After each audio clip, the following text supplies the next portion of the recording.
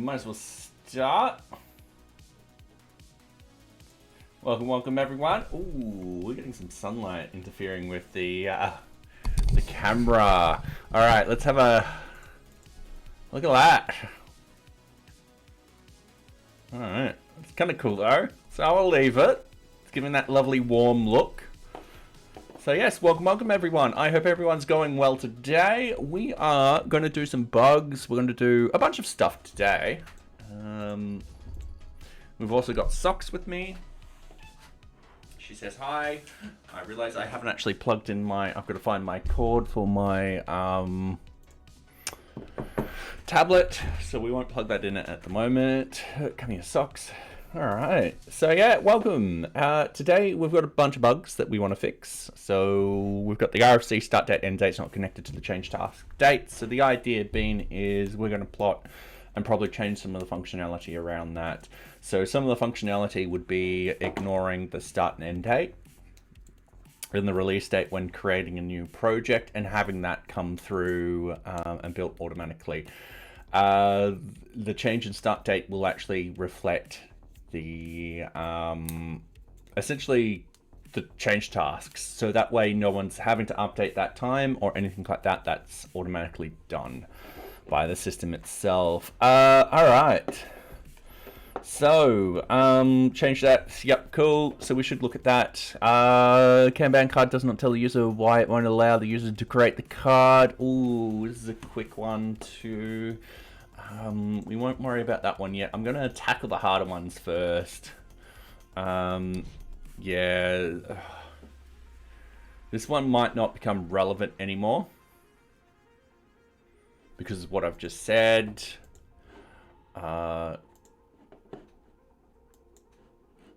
Change lead, group permission should switch positions. Oh, yep, but that's an easy one, which we can tackle very, very quickly. And yeah, and we've got an ad straight off the bat. So yeah, how's everyone going? I don't like it ads starting within like the first 5 minutes. I think that's a bit dodgy, considering they're forcing us. Yeah, I don't want the pre-rolls running. So anyway, welcome. Hopefully those who are here and don't see the ad, how are you going? Hopefully you're going well. Yeah. Whoop, Socks. And we've got Socks here today. Oh, come here. Hey, no. There we go. Say hi. Yes. Good girl. She's like, no, I want treats. She always wants treats. So, yeah. Stream by typing in Python and Twitch will work for now. Well, thank you very much. Blazed Labs, welcome. Yeah, we are using Django, the web framework, which is built off Python. At the moment, I'm running this just because Twitch is telling me that there's ads running, and I don't want anyone missing out on anything that I'm currently doing. So yeah, welcome. So yeah, we're about 20 seconds off. Usually I do something else, I just don't have anything planned at the moment. Yeah, it's the start of the stream. I just don't like this ad at the start of the stream. I find it very annoying. And everyone should be back in about 2 seconds. So yep, there we go. Welcome back everyone. So we're just gonna close all these tabs. We're just gonna go over to the bugs. So we've got a few bugs. We can quickly do this particular one. This is just us changing that. But I feel like at the moment, let's tackle the import date. So we'll do a bit of VueJS and we'll do a bit of Django for this particular one.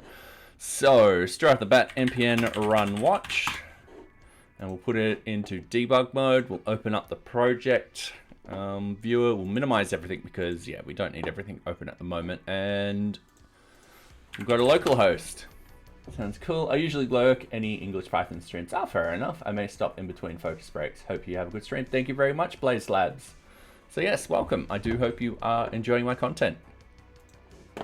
All right, the first thing which I want to do is, now this might have happened because we've got cache. There we go. We get rid of the cache. Everything works perfectly fine. Is under the request for change. We've got the implementation start, implementation end, and release date. Now we're getting the user to put this information here. However, this information, sorry for clapping really loudly, is very volatile in the sense that it gets changed constantly. Because if all of a sudden people are like, no, I need to put a change task in here because we need to notify the users of this half an hour before this, and it blocks that and all that kind of stuff, we need to essentially make sure that those important dates change and stuff like that. It's actually a useless bit of information here, and this should actually be automated off the implementations. Sorry, it should be automated off the change task start and end dates. So yes, Socks, will you stop playing with my paperwork? No. Stop it. No. Yes. As you can tell, I get told off quite a lot by Socks. So we're going to actually remove this, and in the back end, what we're actually going to do is we're actually going to put these dates 2 weeks ahead of time. The idea being is automatically a request for change will happen in the future. Not necessarily always 2 weeks away or something like that, but we're just putting 2 weeks as a safe sort of measure. And then when someone changes when someone enters a change task, it will look at that and determine whether or not it should actually update or change these dates and contact the backend and all that kind of fun stuff. So what we want to do is we want to edit the VueJS first. So we want to go to VueJS. We want to go to the components. We want to go to the request for change, and we want to go new request for change. So in here, you will see that we've got RFC detail. So we need to go to RFC details. So that's under the tab. So RFC details. And then under here, you've got the request for change type. So type and version, important dates is what we're after. Is this details? Yeah, details.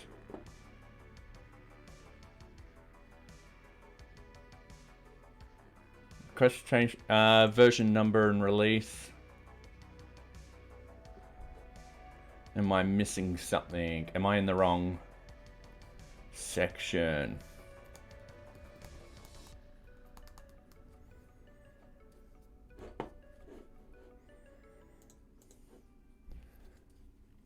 Because there should be 4 things in here, unless new request for change. RFC description is the first one. RFC details. Yeah, we're going to that one.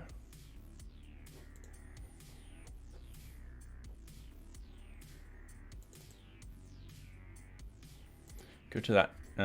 Oops. RFC details, tabs, yep. RFC details, yep.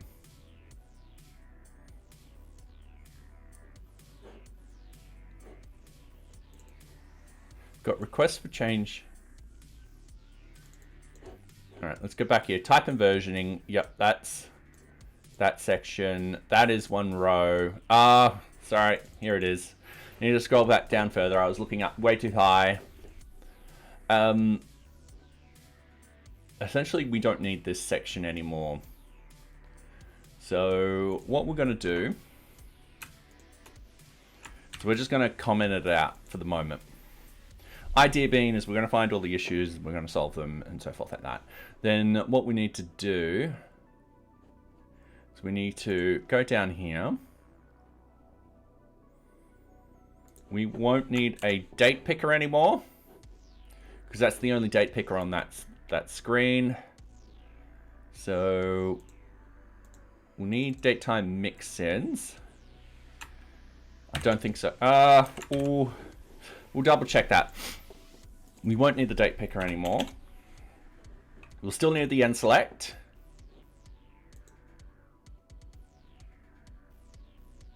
I'm just going to get rid of the date time picker. And the mix-ins, get rid of that. All right.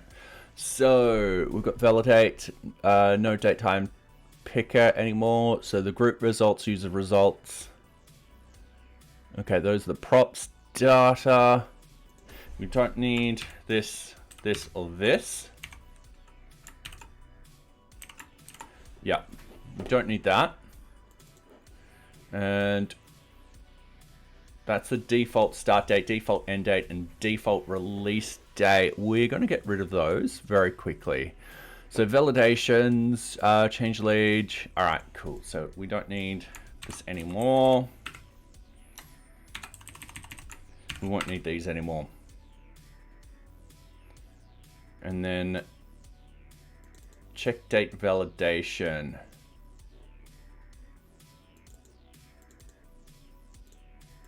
Oh, hang on a minute. The one problem with getting rid of it here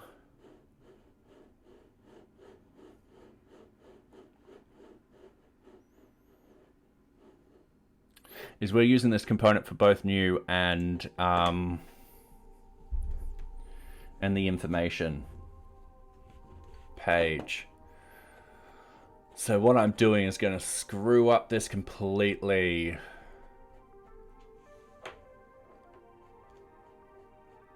Okay. So what I want to do, git reset hard. We've done no work. That's fine. We're going to jump into this, and then what we could do is we can hide it.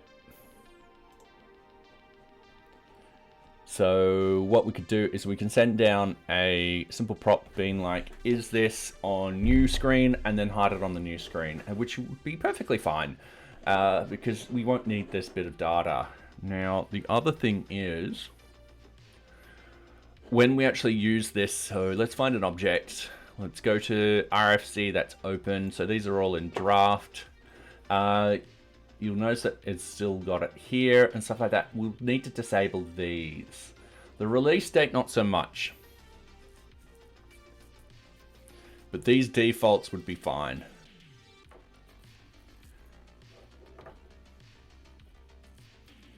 And then the change lead. How are we doing the change lead? Because the change lead in here is this, where it's a solid state in here. So new request for change.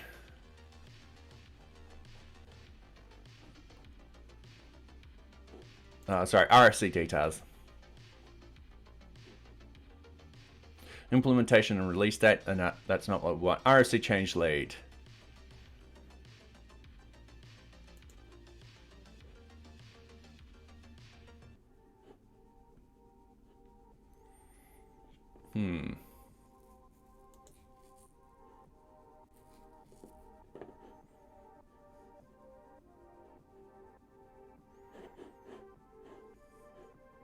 It doesn't have group permissions either. All right. I am just going to see my view console for a moment. We are going to go to the components. We're going to have a look. So under RFC information on this page, looks like I was wrong. Looks like RFC information has this page, and that this RFC details is, we can edit it. All right, not a problem. So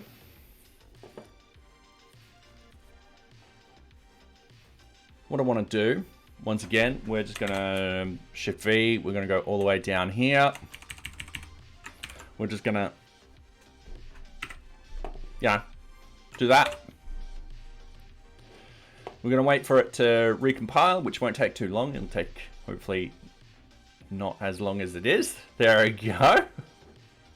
We're going to refresh the details page. Details page, not a problem. Refresh the new page. New page, we're just going to key in some information. We're going to go next, and presto, we no longer have that piece of information, which is great news for us because it's less information that the user will key in. Considering we're just going to fall back on default information anyway. So, sweet. Some users are going to be happy. So, now that we've done that, I'm actually going to delete all of that. And then we're going to go through and we're going to remove certain things. So we don't need the date picker because that is definitely not needed. Group permissions is needed. The date-time mix-in, I'm pretty sure is not needed. So date-time mix-in, definitely not needed. Yeah, sucks. So what we want to do, so we're going top down here now. So the props group results and the user group results and the UUID, we need that information. So the UUID, that's passed down into everything. That's for uploading stuff. Display group permissions, group model, lead fix. Now we need these default start dates. So that just goes down into here. We can just get rid of them because they're not needed. Check date validation.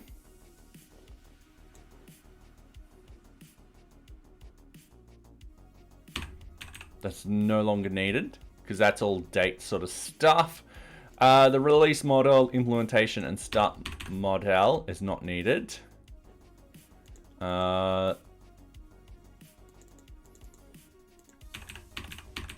Those aren't needed.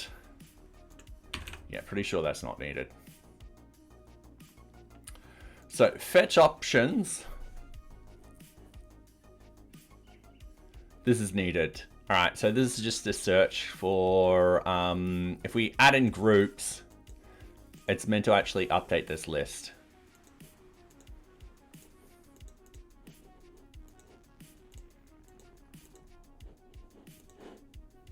Pretty sure. We can have a quick look. Yeah. Okay, upgrade group model. Yep. Use update validation. Yep, that's perfectly fine. Update values. Yep, so we're watching the RFC change lead model. That will do that. RFC implementation, start model, end model, and release model. No longer needed. RFC status, update values. All right, yep. Cool. A lot of this is just sending data upstream. So the update values, if we actually have a look at that, update values, this emit, update values, and then, yeah, just sends data upstream. Mount, get change lead, yep. Update values, implement. Update values. All right, we don't need to do the default values anymore. Once again, we're going to get Django to do this. We don't need JavaScript to figure all this out. It's easier if we just remove it, have this actually simplified code, and then do that in Python, Django. Very easy to do. So what we now need to do is in the new request for change, we need to actually find that information and actually update it here. So going down, we're all happy with that. The mix-ins, we've got the RFC implementation and plan, end model, start model, and release model. We'll just remove those. We've got the tabs, cool. Display tab, next tab, we don't need to touch. Previous tab, submit RFC. So down in here, we should see something break.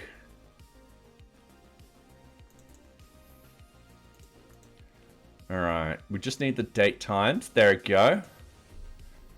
Start date, so 1, 2, 3, 4, and date, and release date. All right.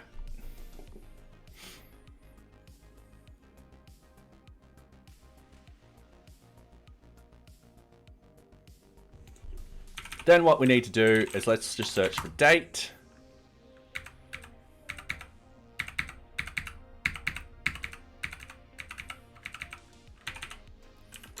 Maybe with a capital D. There's no dates. All right, sweet.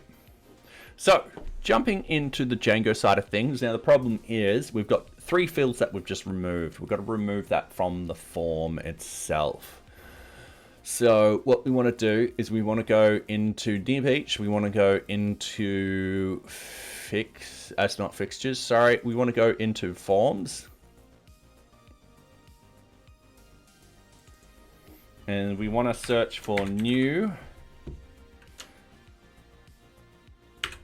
request for change form.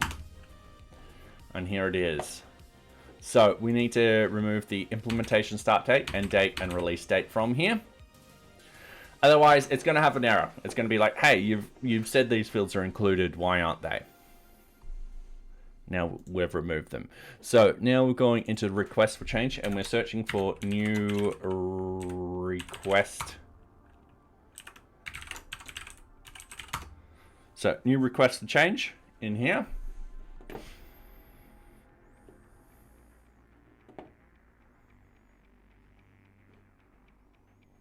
Okay, so we've got new request for change.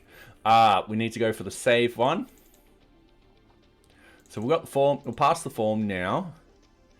Now the start date, end date, and release date are going to be different.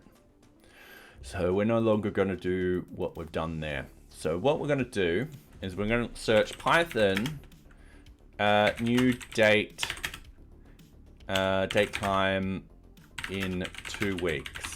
All right, we're going to look this up. Adding 3 weeks to any date. Perfect. We'll just modify this. So down here, they got import date time, u equals date time, string date time, which is just that. Yep. Okay, cool. Date time delta. All right, cool. U plus D, print T. Okay.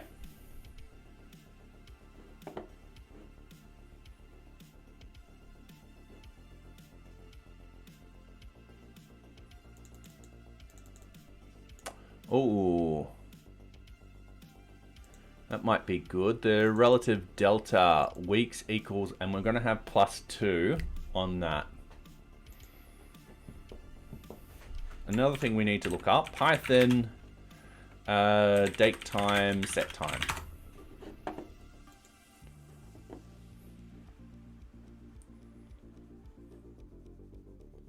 Okay, we use the replace. Yep, sweet. Cool. I don't get to use Python's datetime functionality as much as I do.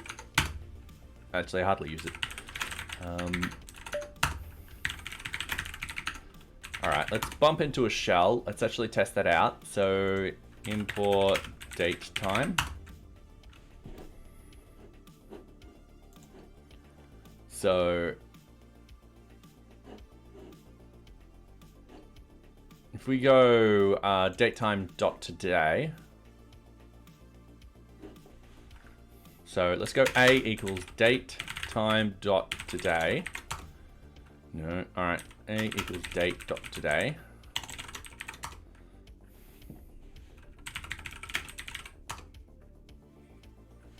All right, that person is crazy. That doesn't work.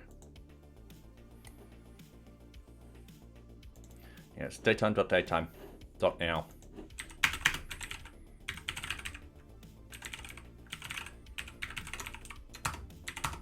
And there's our date time. And then we just go a.replace.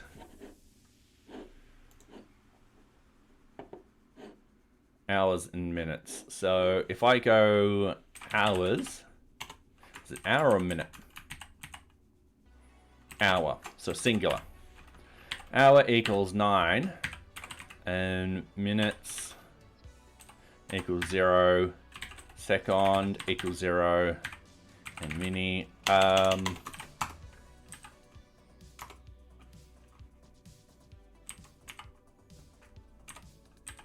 So I was meant to go a equals a dot replace, and then I just got to get that millisecond.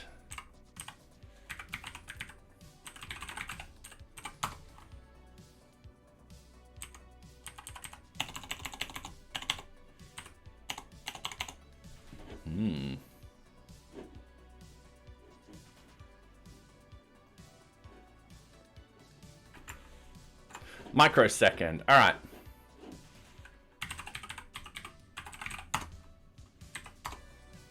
Sweet. That's what we want. So, and then we just add in 2 weeks.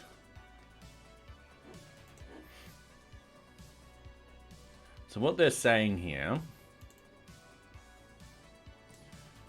is they've got something like that. If I just paste something,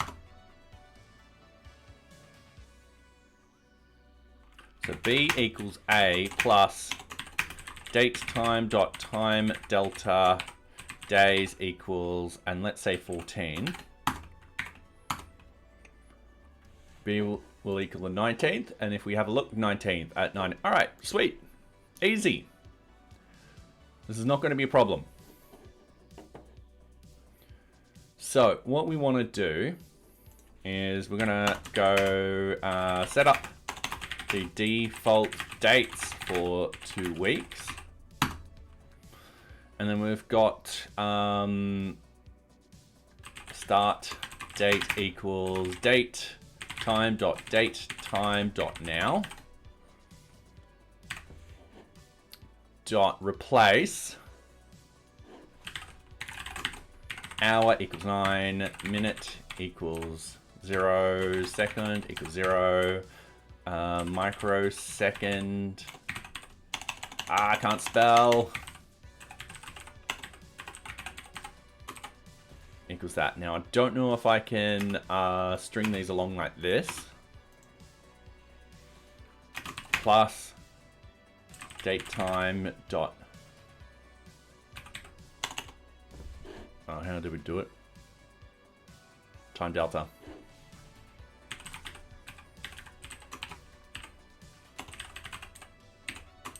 Ooh.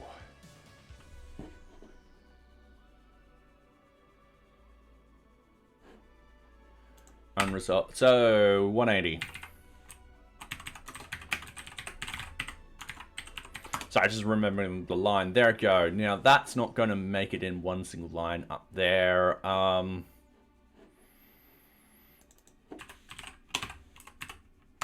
Start date, end date equals the same thing. Actually, end date will equal the same thing.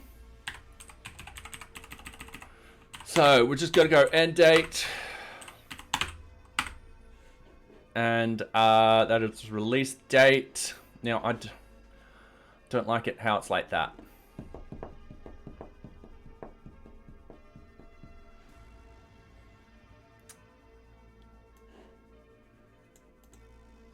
In reality, start date. I prefer it like this.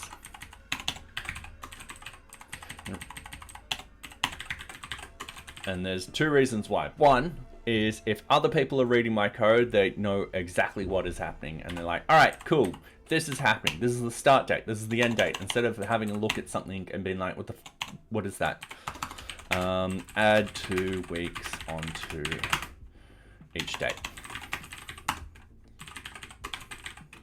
The second one is I forget, and I hate acronyms because I'm terrible with acronyms. This date time dot time delta, and that will be weeks equals 2, and yeah, that's pretty much it.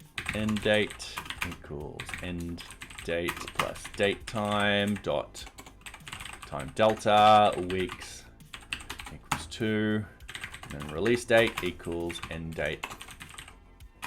Oh no, just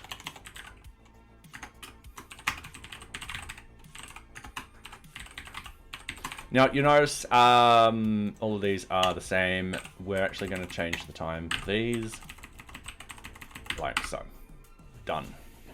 All right, down in here, what we're going to do is we're just going to go start date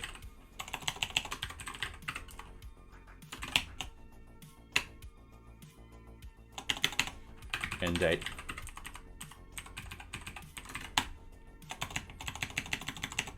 release date, and it's just as simple as that. Cool. Done. Sweet. So we've got the start date, end date, release date all done now in Django. Essentially, yeah, we've split that over for 2 lines, but that's fine. It's readable code, which is what we're going for. We don't need it to make it as condensed as possible. So yeah, that should now, in theory, just work. So let's figure that out. Let's see if it works. So if we go into a new RFC, we'll go request for change title, request for change summary,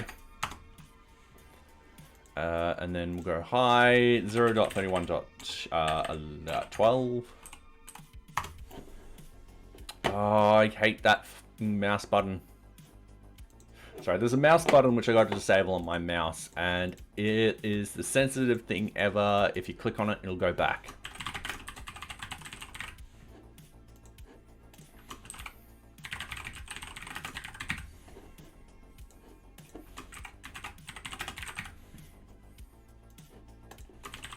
Let's hope this works. And it worked. Perfectly fine. So in 2 weeks, ooh. Now, if you have a look carefully, you'll notice these are changed. Yeah, all right.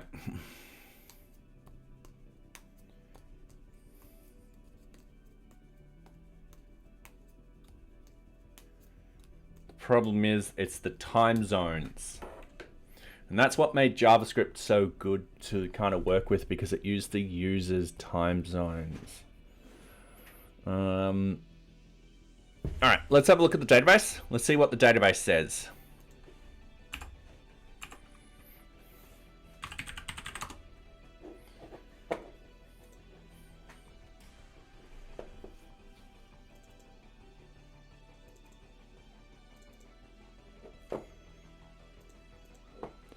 All right, NearBeach.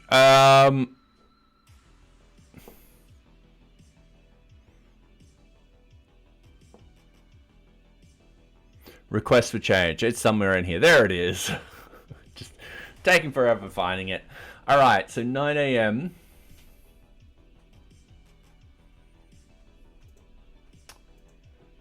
Yeah, all right.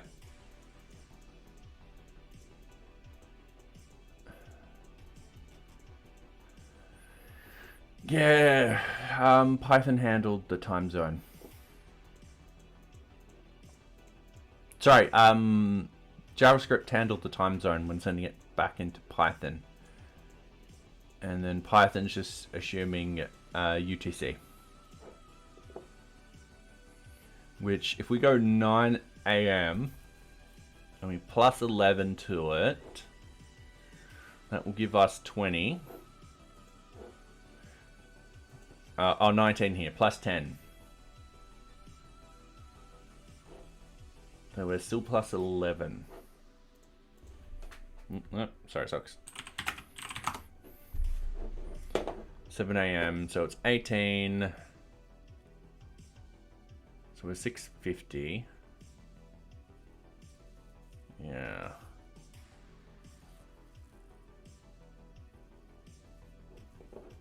One will make that 8, and then, yeah, 11 hours behind.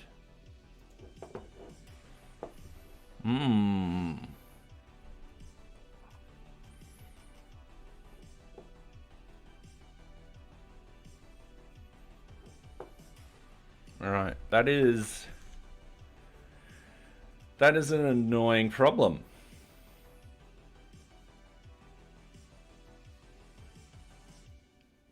Yeah, I didn't think of that. I did not think of that at all. Worst case scenario, we can potentially just get the JavaScript to default a couple of values. No problem whatsoever.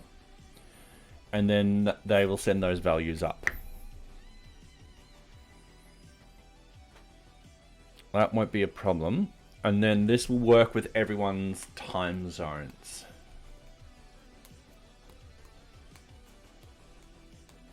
The other alternative is, let's not worry about the minutes and hours and so forth like that. Let's just flag in a full UTC day. So it defaults to UTC day. And then, once again, this doesn't matter. This and this, the implementation start and implementation end date, will zero out. So you won't be able to change these at all. Not zero out's the wrong word. Will be disabled. So these will essentially won't be able to change those, but a user will be able to change that. And we'll probably have that release date updated automatically. Oh no, we'll flag to the user that they need to update the request for change to update the release date.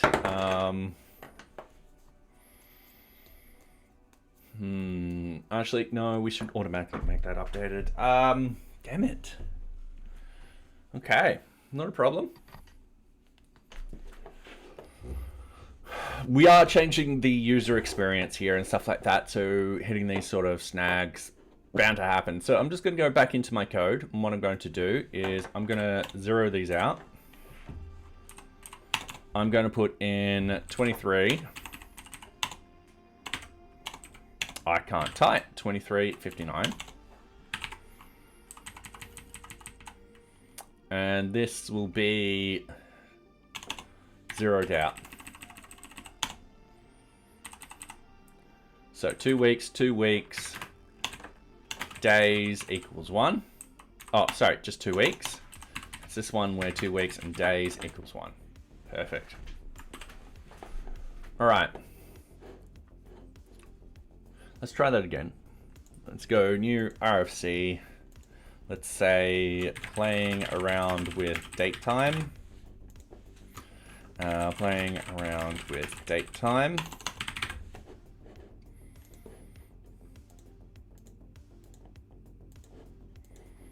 Let's go 0.31.12.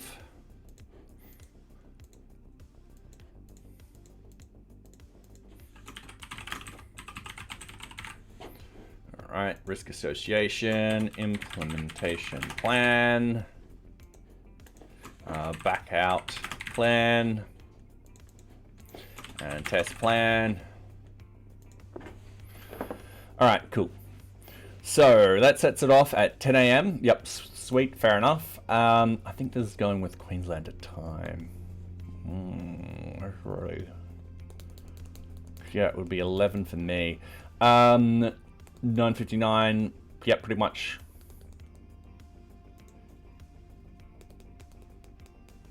The next day.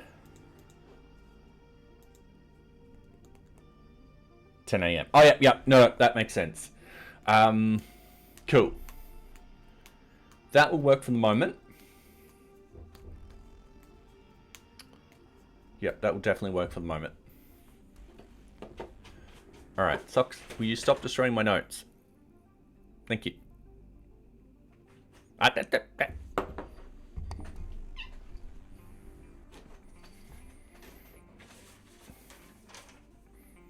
Poor notes. All right, so the idea is when we key in a change task, if we put in something like, let's say, like this will pop up. Socks, stop it. You have been very naughty.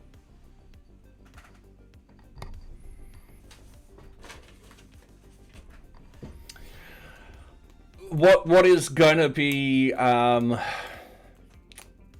what's going to actually change is we're going to edit this note here. This note's no longer going to be a threat or anything like that. It is going to be like, hey, listen, we're going to update the start date automatically.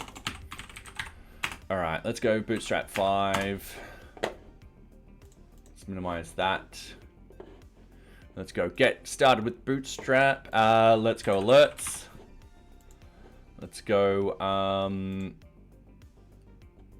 link color. Live accept. live examples. So we've got a bunch of live ones here. I think the info alert will be best in this sort of case. So this is part of the VueJS. So this will be part of the change task. So new change task. So the logic will be the same.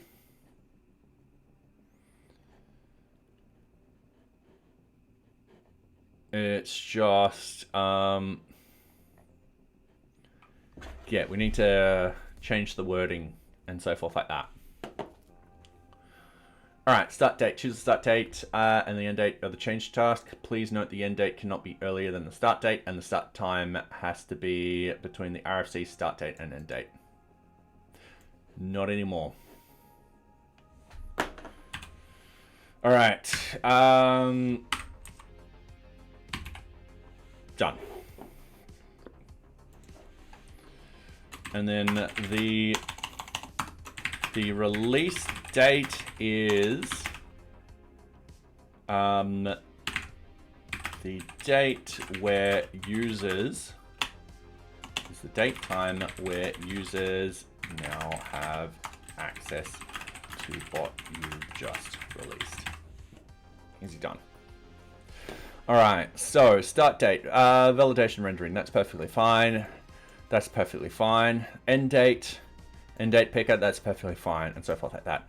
So if the change start date model is less than the RFC start model, we are changing this from alert danger to alert info. And we're gonna write a little thing.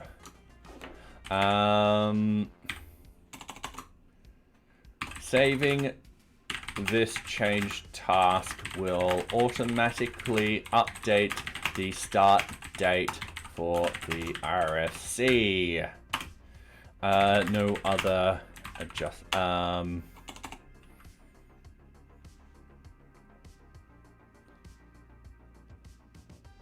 then what I want to do is I like the. Let's have a look at that date. Let's go back in here.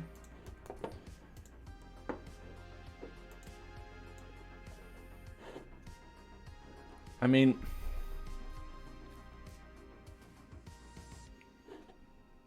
yeah, let's get rid of the format date. All right, saving this, get out of the way. Saving this change task will automatically update the start date for the RFC. Cool, yep. RFC, the RFC's new date will reflect this current date time. Sweet.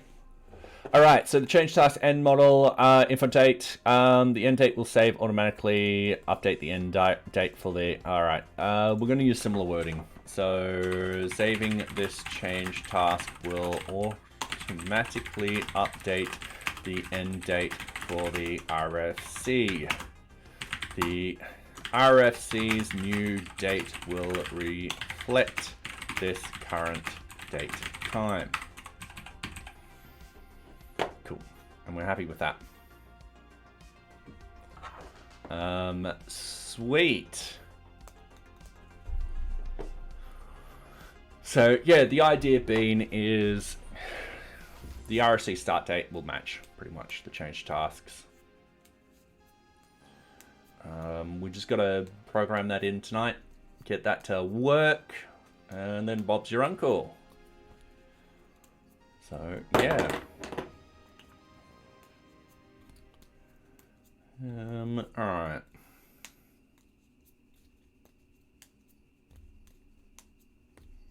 So I'm just having a quick think about other things too. So, yeah, if we ever put this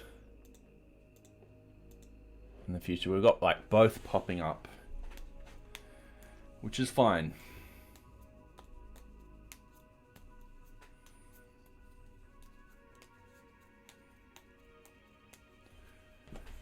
Okay, I'm just gonna close that.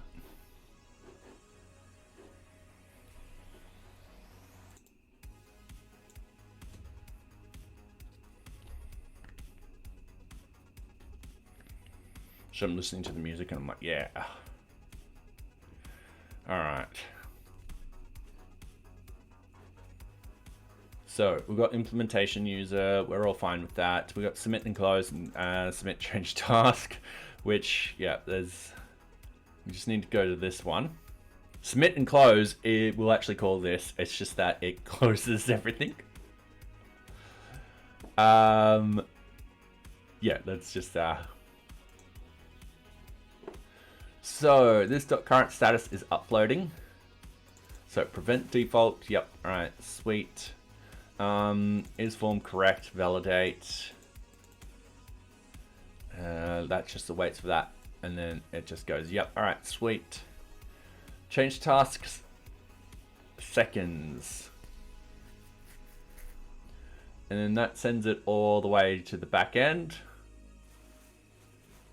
And then it emits that data and sends that back up. All right, sweet. And then that will actually happen. All right, the user list I'm not worried about.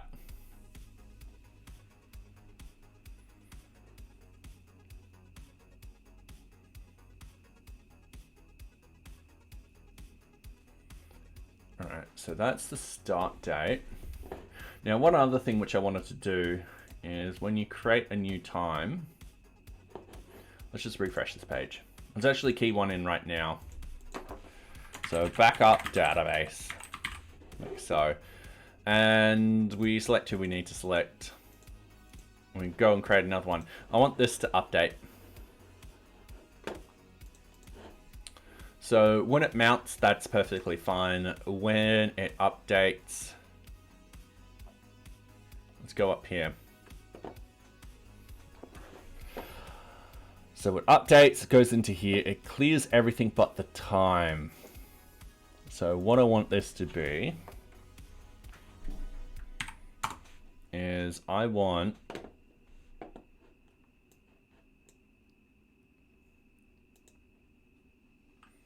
I'm gonna copy this. Just gonna paste that in. Got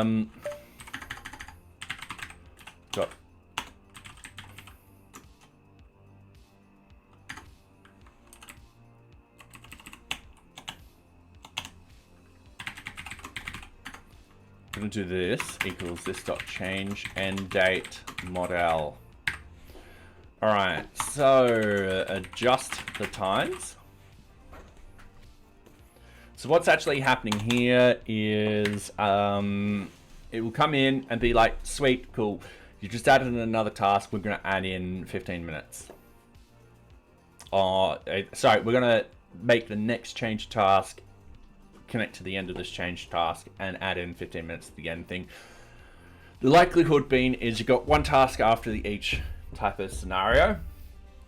And there are parallel tasks that do happen, but they happen a lot less than sequential tasks. So I'm turning this into a sequential thing now, mainly because it has been annoying me for a while. So if I go into here, ooh, now this, when it boots up, it should automatically go to here. Yeah,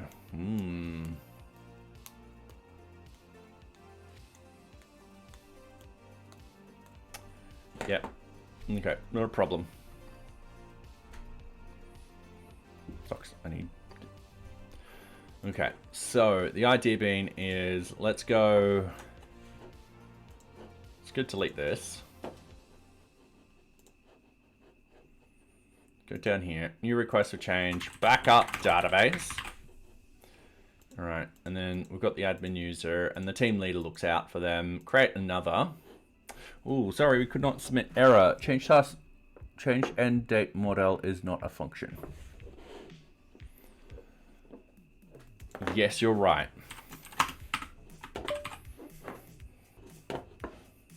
Okay. So, just waiting a few seconds. We'll just hit refresh. All right, sweet. We're going to re-delete this one. All right, not a problem. Now, that should be a bug in itself. We shouldn't be able to delete something that quickly. So backup database. Let's say admin user does it, team leader does that. They close, and there you go, 15 minutes added onto that already, and so forth. So if I change this, let's say this takes half an hour. So I'm going to go 45 minutes, and I'm going to go validate backup, and team leader will do this with the team member verifying. Still, it'll jump to 45 here. Perfect. So these become sequential. And then the idea being is we can be like, all right, cool, create a link, is blocked by, and we can go, it's blocked by that. So we can't start this task until this works. And then we go, ooh, go back.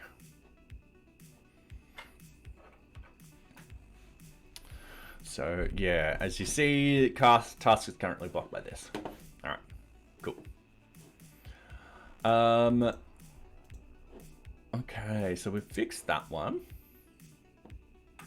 Done that. So it's going to get dark very soon.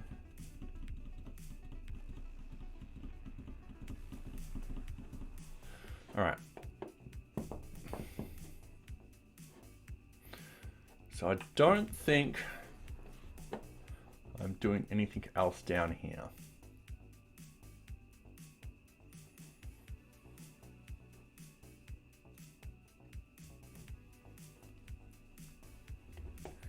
Now, the RFC start date, we're getting the start date from Vuex and all that kind of stuff, which is fine. That's how we want it.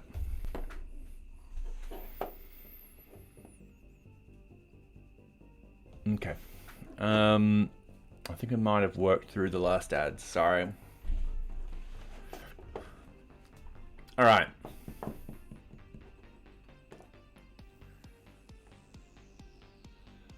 So there's a couple of potential solutions. Let's talk about this. So up here, we want this date to be changed, this date to be changing, and so forth like that. When we boot up, we're always going to look at that implementation start date.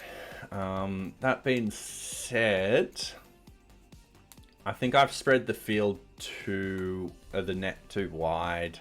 What I need to do is zero out all of these to 0 day. And then have this automatically update as we go along. Yeah. Otherwise, there could be a case where someone just fits it in between these start dates and end dates and it doesn't match up correctly. Or what I could potentially do is every single time someone submits a change task, it checks the range and then it'll update accordingly, and it will check the delta between implementation end and release date so that we can change that release date in a delta. All right, I like this. So going back to the Python, we are going to actually change all of this. We just need to put in what I'm going to call default date. And then I'm going to see if it fits on one line. Plus date time delta weeks equals 2. No.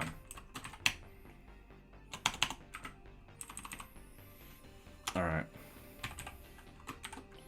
Default date equals default date plus date time dot delta, time delta, and then weeks equals 2.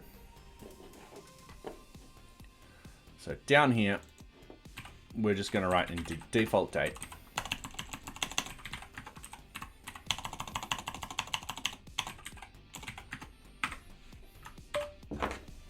Easy done. Another thing I'm going to also do is when we've got the new change task list, we're actually going to go, ooh, we're going to use the start date for this. I'm going to go, no. I'm going to use the end date. And the reason being is the end date itself. If we start a new project, it'll be like this. They're all the same. And then we add time on. I should be going the other way. Add time on. Then if we got a new change task, let's say we refresh, and we want to add a new change task, we want to add it to most likely the end of the change task. So I'm going to change that. I'm still going to have the info because I think that's useful, especially for first time users and so forth like that. So if we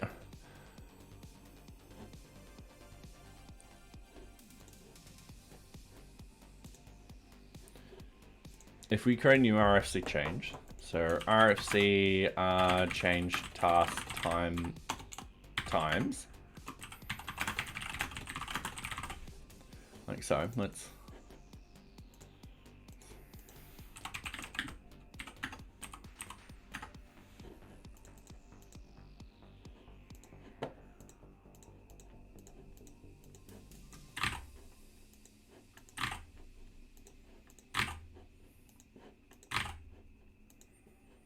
all right, cool.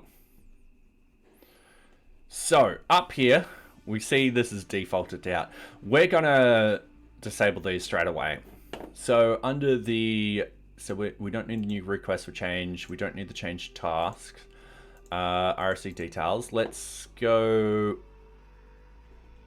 Actually, we need the new change task. Sorry. Let's go RFC information.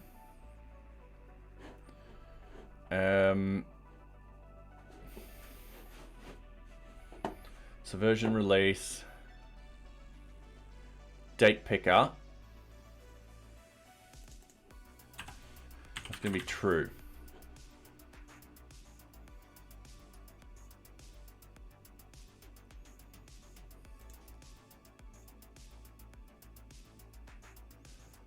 Hold on a moment. Why type boolean is not assigned to is date table. Type boolean is not assignable type.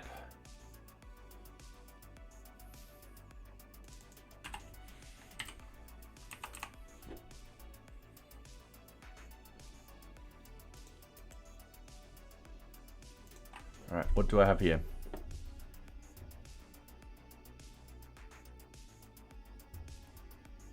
All right. Oops. Let's check disable date. Sorry, that's something else. There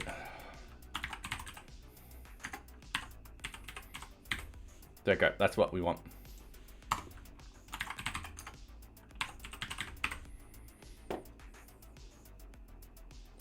And in reality,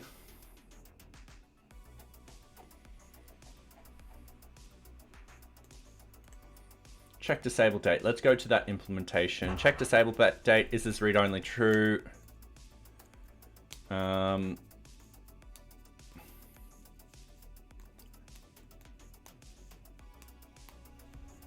have a feeling this is going to balk something. So I'm just going to refresh.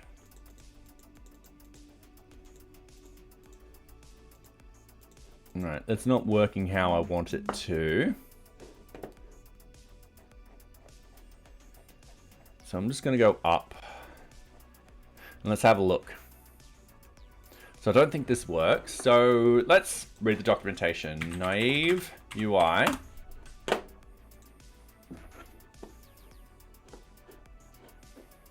Let's go to the components.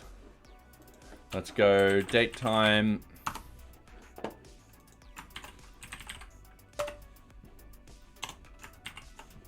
Date picker.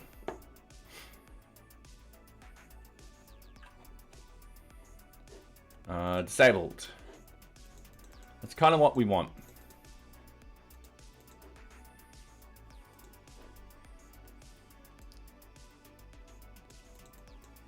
Ah, all right.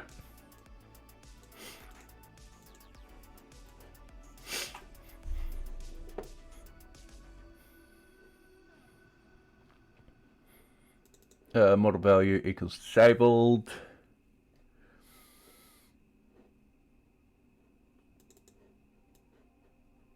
Rel all true.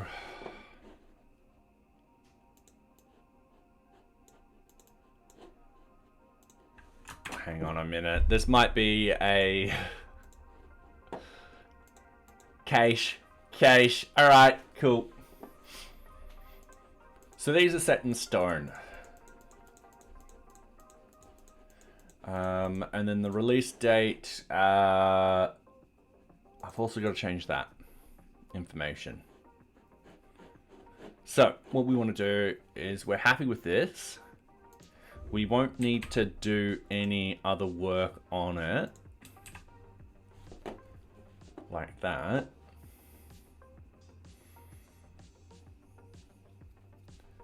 Okay.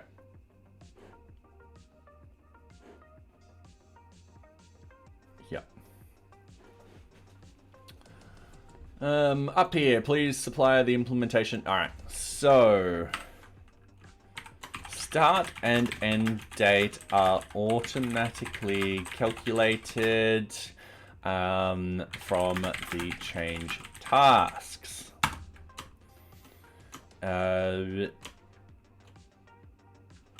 Cool. Yep. And then we're going to add in another thing, text instructions. By default, the release date will equal the end date. Adjusting the time will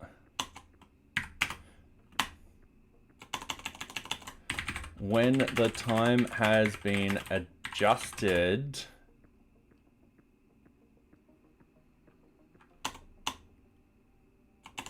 I'm trying to think of good wording for this. So what I'm trying to say is, hey, if you change the release time to someone in the future, and the end changes, it'll automatically update.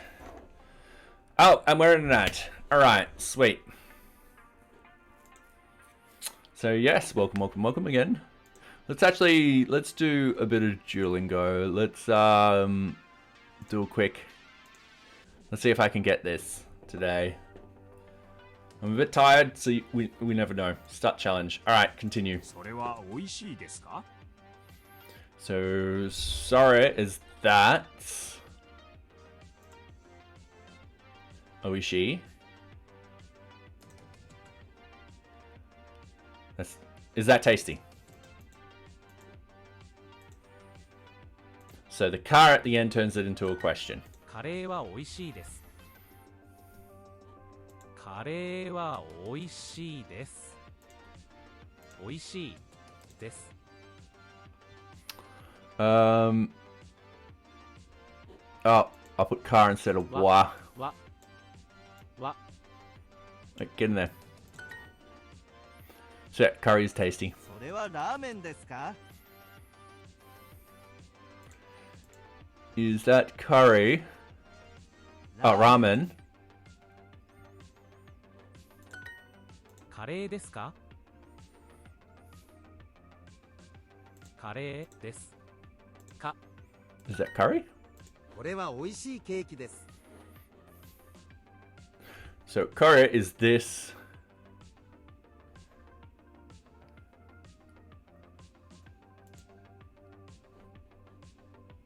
Is tasty cake. これは美味しいラーメンです。これは So this これは美味しいラーメンです。 This is tasty ramen. です。ケーキは美味しいです。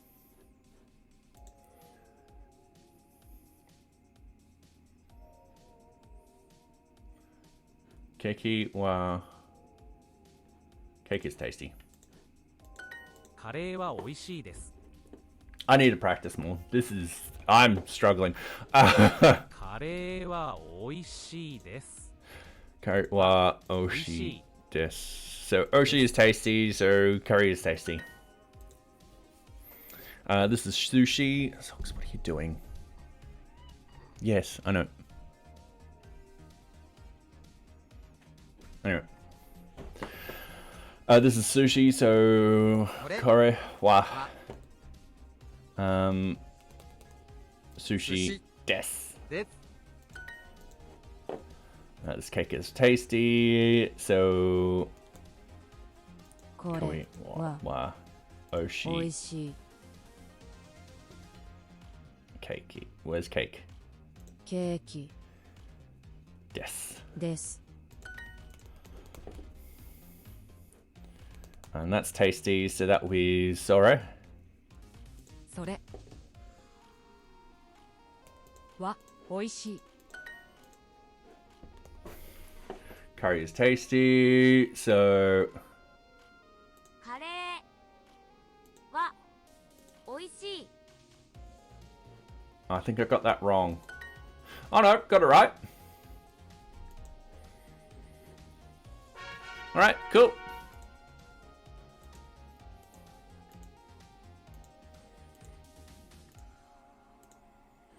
Sweet. Anyway, going back to this, we're just disabled it. Alright, we're happy with that. In the future, I might change how this looks. Oh, I just realized how dark it is. The reason being is if we're not interacting with these, why do we have drop-down pickers and so forth like that? So by default, the release date will equal the end date. The release date can only... Okay, let's put in the release date can only be equal or greater than the end date. There we go. By default, it will equal the end date. Changing the release date will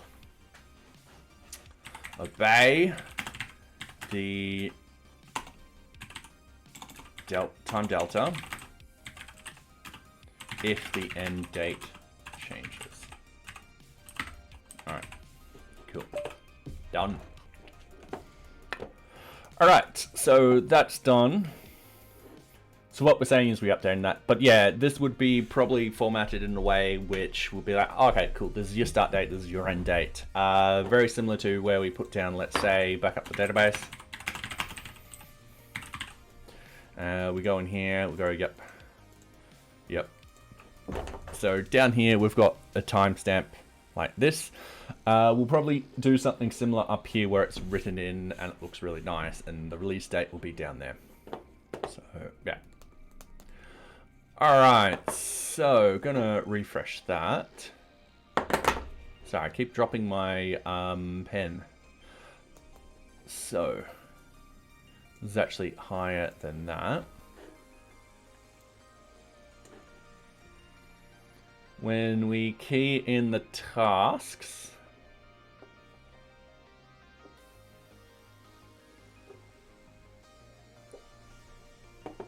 okay, methods. Okay, sorry, I'm just getting distracted at the moment.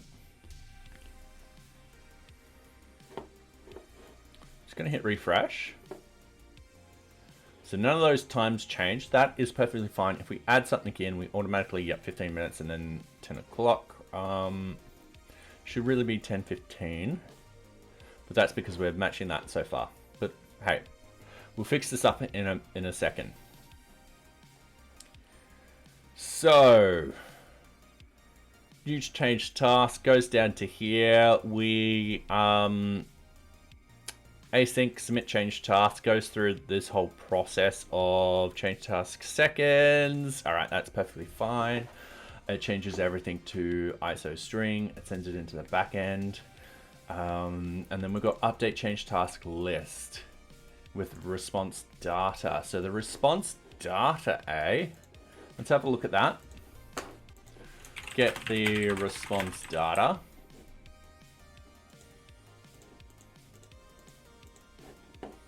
All right, so if we have a look at the response data, we've got response, we've got all the change tasks in there and so forth like that. So we're quite happy with that.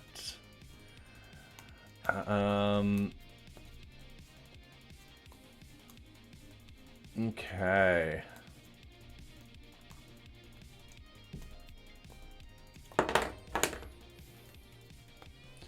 So my next question is, do I want to automatically update in both the backend and front end when I do a change task? Oh, I've got to get my code. All right. Sorry, give me a minute. What I'm going to do is I'm going to quickly close my blinds. I am going to quickly grab a cord from somewhere in the house so I can get the drawing tablet to work. So I'll be right back. It won't take long. But first, I've got to close the blinds. I also need a drink, water.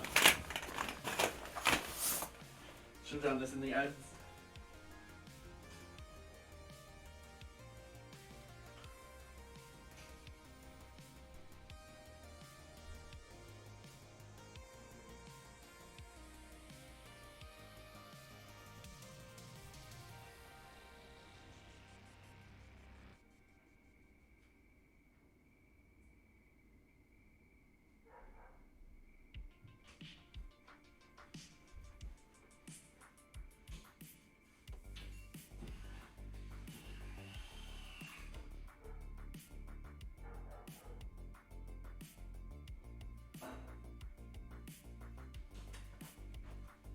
All right, I am back. Let's just change this to the workstation. All right. Let's plug in my tablet. I think the money I spent on it has definitely paid back. Okay, cool. So reset the canvas. Do I need? Yeah, I can reset this. So the problem. And Socks has moved. She wants treats. Okay, cool. Problem. Let's do this. Let's do this. Where do we update the data?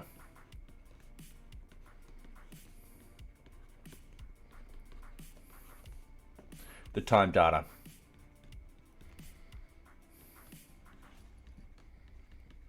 All right, so we've got two options. We've got the front end and we've got the back end. All right, so with the front end, we have the power of JSON to do all this. So when card updates and so forth like that, essentially power of JSON.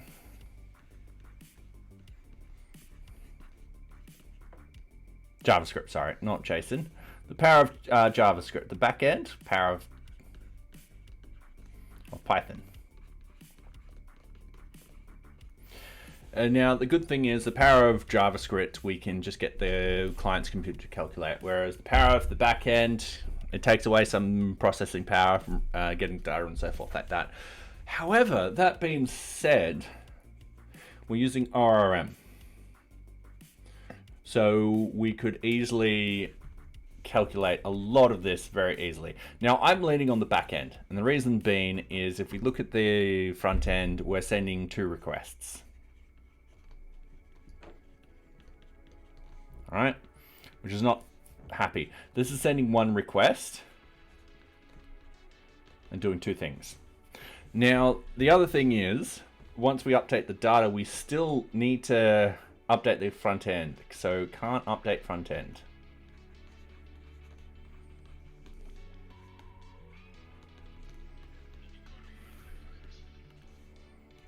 So 2 requests, can update front end. I'm still leaning on the back end because what we can do is run simple calc on front end anyway.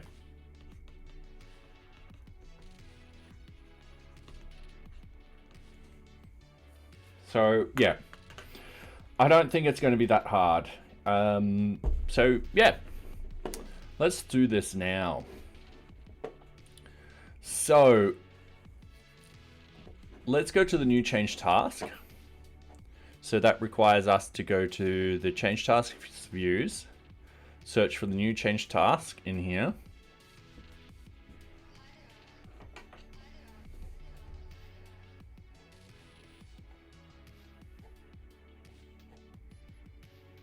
Which I think is this. All right, let's double check.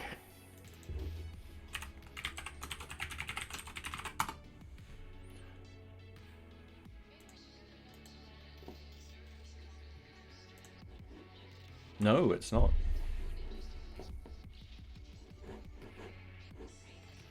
I'm just going to double change RFC information. RFC information 8, new change task. Oh, okay, cool. No, it goes to here. Add in user permissions. We've added in user permissions. That's fine. All right, sweet. So it goes through here. We check the form. It's happy with the form. It goes through here. It gets the data and so forth like that. It saves, and then it gets the RFC change task data and sends it back. Now that data is in this JSON format. All right. And this is probably used in multiple places. So if we go get RFC change task, so it's used in 2 different places. So it's used for the RFC change task list. All right, sweet, and so forth like that. And if we actually go to it itself, it's all in JSON format, which is what we don't kind of want. All right. So what we want to do here is we want to update the RFC's start and end date based off the change tasks. And we're going to have to make this into a function because when people delete a change task, we're going to have to update it too.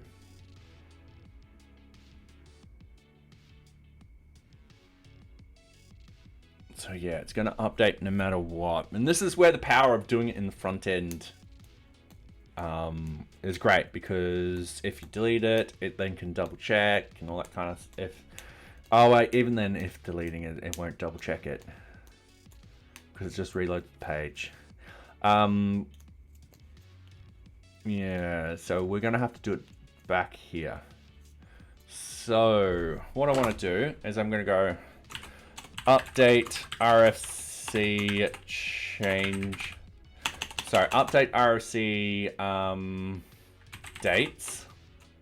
And pass them through the RFC ID. We don't need to do anything else here. This is fine. Okay, so I want to scroll down.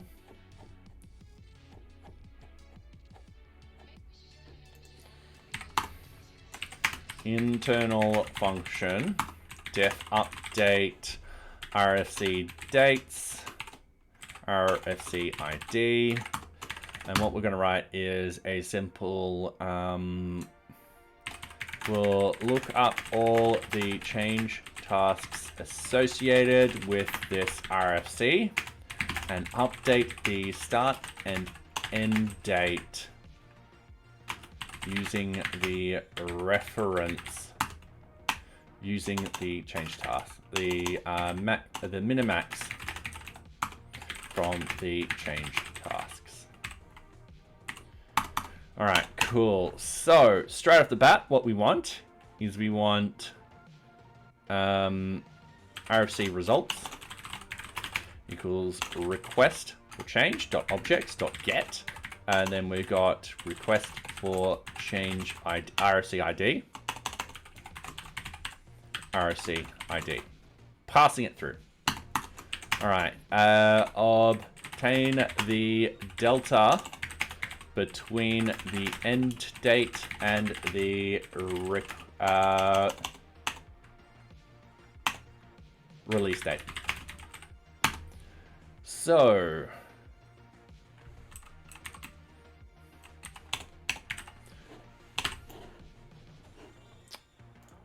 I'm starting to hate those mouse buttons. I'm not even touching it properly. All right, so Python get delta between dates. I think it's just one minus the other. Oh yes, yeah. So import date time. All right, cool.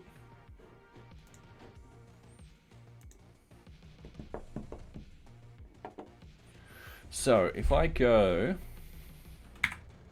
b equals datetime dot datetime dot now, c equals datetime dot datetime dot now, plus datetime dot time delta days equals 1. Days equals 1. All right, cool. So c will equal that. B will equal that. If I go B minus C, ABS, B minus C,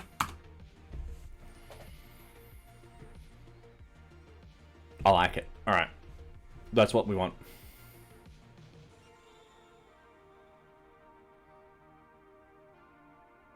Because then we'll add that on. All right. So delta equals ABS RFC results minus implementation end date RFC results dot RFC release implementation release date minus RFC results. All right, cool. So that gets the delta. So we can obey the delta now. Obtain all the change tasks and find the min and max date of all. All right, so what we want is change task results equals change task dot objects dot filter where is deleted equals false. We don't want to bother with any deleted stuff. RFC ID equals RFC ID, easy done. And then what we need from here is we need the start date equals change task results dot annotate, and then we need the start RFC. Oh, this is where I need the models. All right.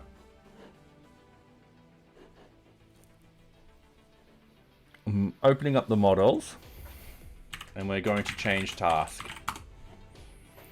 So we've got the request for change, we've got the change task title, description, we've got the change task start date.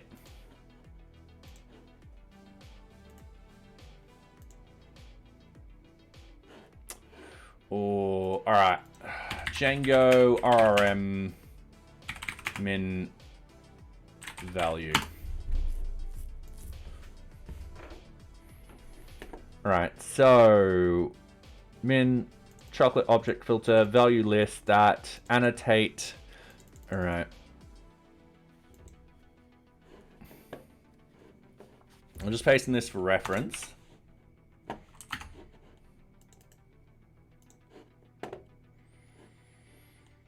Okay, so we've got the change tasks up here. We've just selected all of that. We're happy with that. So chocolate filter, yep, all right. Dot values, dot name. So annotate the min of the change task start date. And we'll need to, and then what we need is the value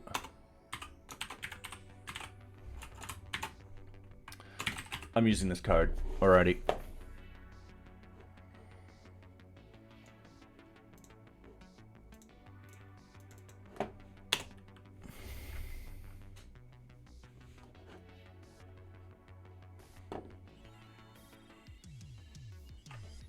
I know I'm using this. I'm using it in the decorators.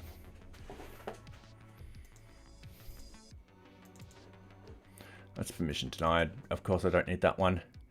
Object permission.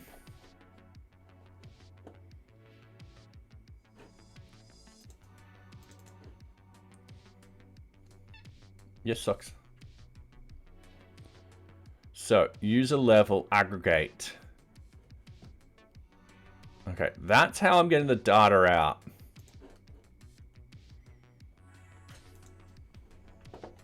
Okay, here's sweetie. Yes, you. Okay. So I'm just gonna paste those in. So we're gonna do the same thing. We're just gonna delete that. We're gonna go, all right, cool. We've got the change task results dot aggregate, and what we're aggregating is the min of the change task start date, and then we're just pulling out the change task start date. And then we've got the end date equals the change task results dot aggregate the max of the change task end date, change task end date. All right. So that should be fine. And then what I want to do is I want to search max. So DB models.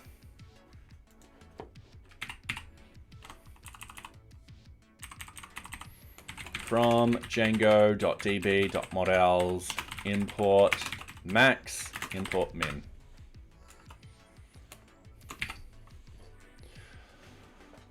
So I can remove those lines now.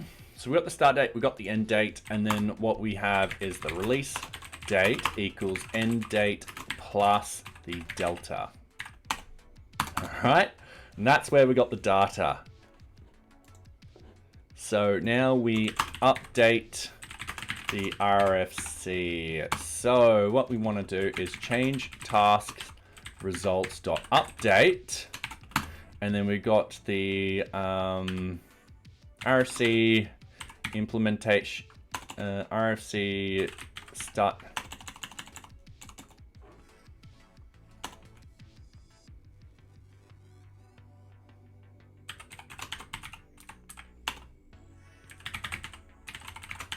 Implementation start date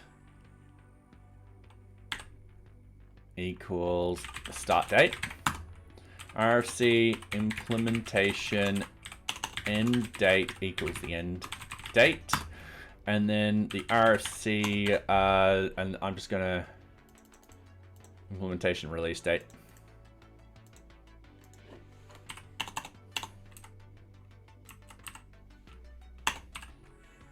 Equals release date dot save. No, we don't need to save. And then we just return. We're returning nothing. All right. What we need is a space behind. All right, sweet. So what this does is it just, first off the bat, it gets the object. We then define the delta. We then get all the change tasks. From the change tasks, we get all the new dates that we need. So the min, the max, and the delta. And then presto, Bob's your uncle.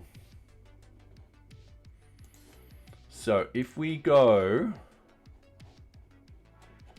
and go to RFs, it's just quicker if I do this. RFC new change tasks. It'll go through, we'll hit this, and it'll update the dates. And then it'll send that information back. And then we just do the same thing on the front end. We just look at that data and we can quickly do it on the front end without having to get that object and send it back and go fussing around like that. So in that sort of case, we've got update RFC dates. Now with the delete functionality, so if we go into here, let's say, oops, we've meant to actually delete this thing. So we hit delete, it will actually take us to change task, delete information, 18 delete.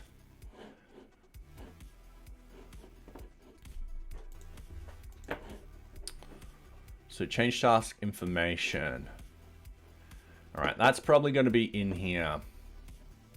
So we've got change task save, change task delete. So we need to actually import that that functionality into here. So we need to go from NearBeach.views. This will be request for change views, import, update RFC dates. And that should be like that. So what we need to do, update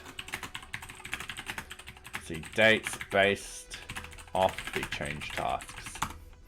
So our update RFC dates, and then this will be the, ooh, this is the change task ID.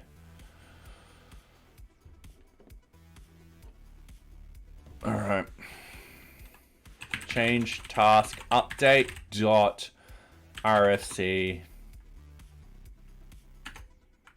request for change ID. Really? All right. Yep. All right. No, I see it.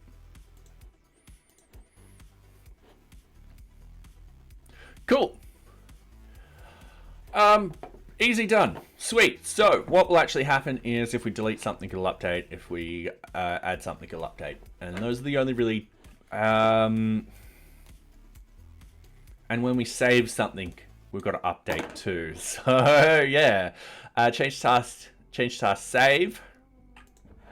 So, so that will be update the RFC start and end dates based off the change tasks, and that will be update RFC dates, and then we've got change task update dot request for change ID. That's perfectly fine. Everyone was happy. So yes, let's go back into here. Let's go save. Let's go refresh, sorry. Let's actually add in a new change item. Let's test this date theory. So it says 10:15. I'm gonna save and realize that we've hit this breakpoint.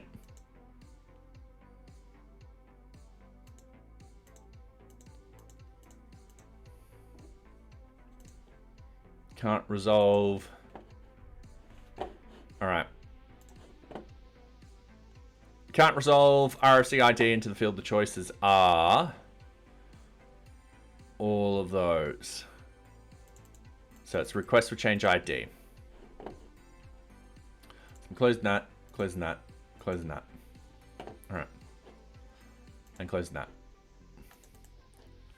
And we can go to that implementation. Socks. That's my paperwork you're playing with.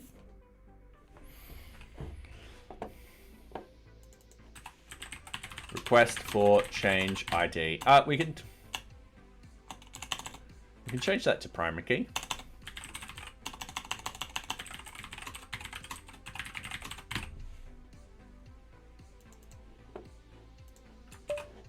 All right, let's test that again. We're just going to resend.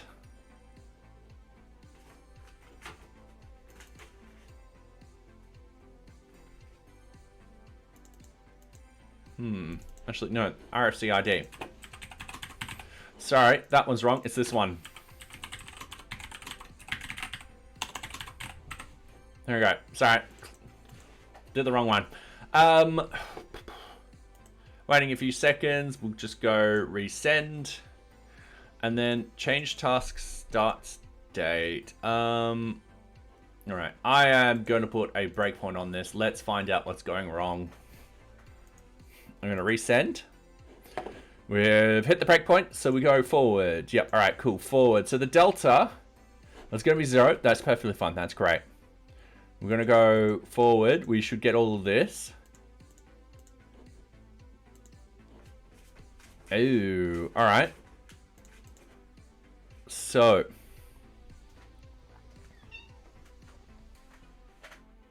sweetie. Come on. Thank you. Leave my paperwork alone.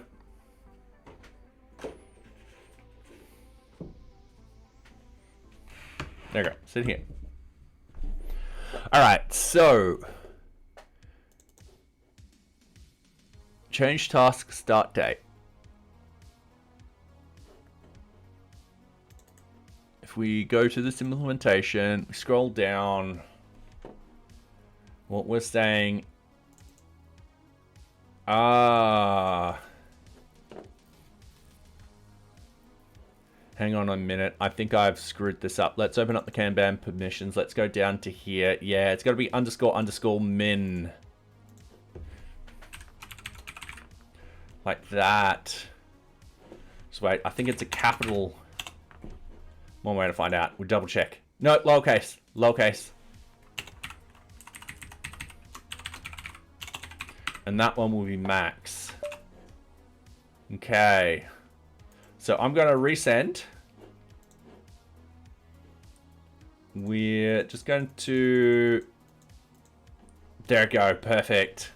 And I'm just going to hit play.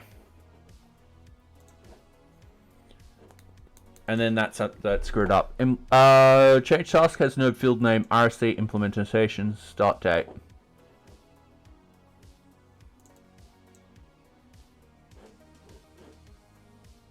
Yeah, because I'm using change tasks. That's meant to be RFC results dot update.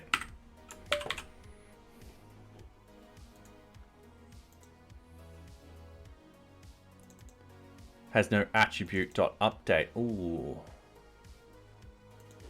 All right, RFC results dot up.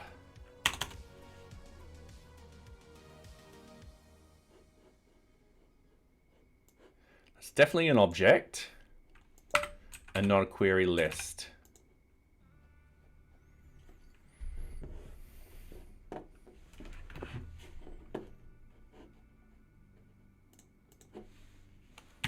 Hang on a minute. RFC results dot RFC implementation start date equals start date. RFC results dot RFC implementation end date equals end date. RFC results dot RFC implementation release date equals release date. RFC results dot save.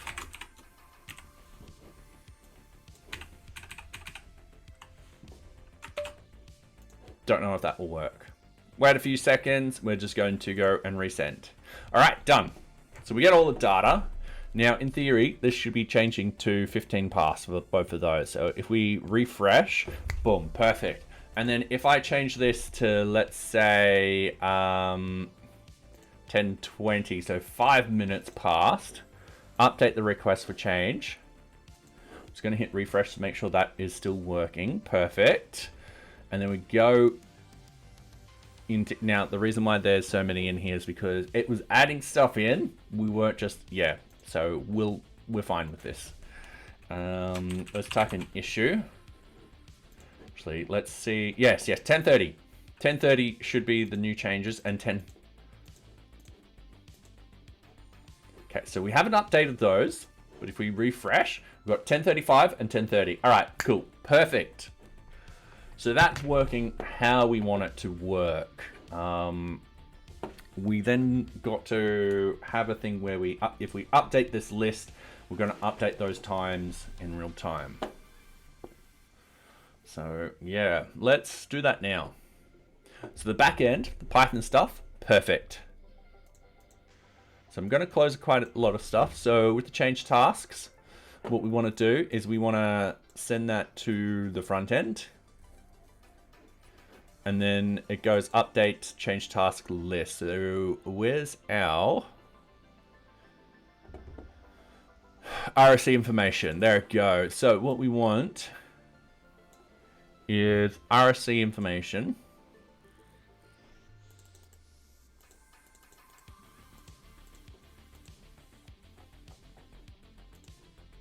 And we want update change task list.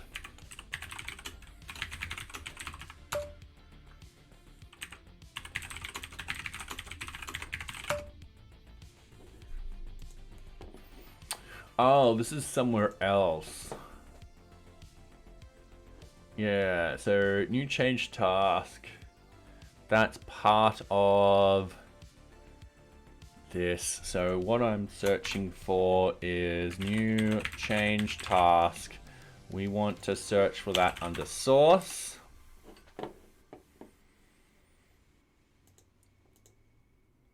And it's going to be this. So we've got the new change task modal. Yep, perfect. So I'm just going to take off my jumper. It is actually warmish in here. It's lovely 23.9 degrees Celsius for those that that don't use Celsius. 75 dead on the dot Fahrenheit.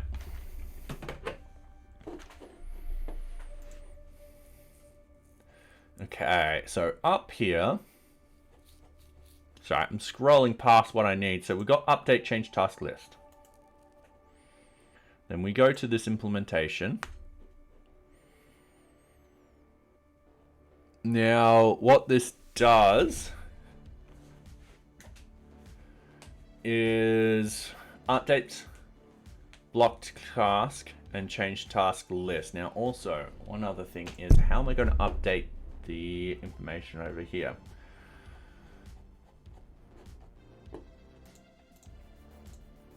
All right.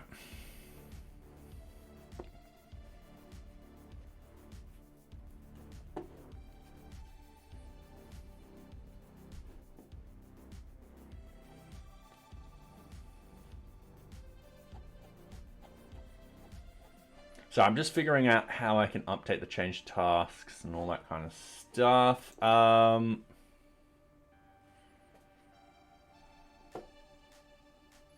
Where's our start date and all that kind of stuff? Sorry, dates row. Okay, so we got local end date, local release date. Let's have a look at our Vuex. Once again, we can't get to our Vuex. We've got to refresh.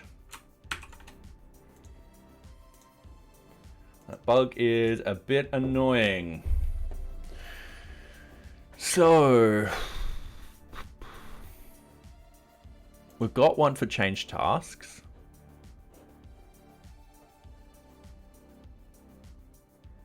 Well, that's the current sort of thing. We don't have one for request for change.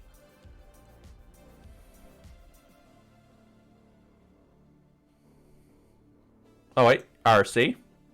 We've got the change task count, we've got the end date model, we've got the start date model, and so forth like that. Where are we getting these local release dates? So one way to check is if I go in here and I say we're releasing tomorrow and we're going to go confirm, that automatically releases upstairs. So that implies that we have data up there. So local release, local start date.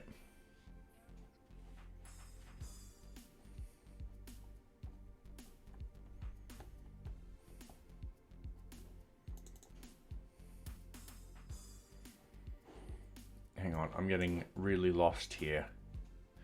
And why I'm looking at this is because I want to see how I set it up to make sure I'm not breaking anything. So local start date.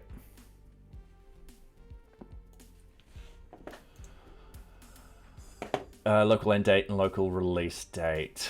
All right.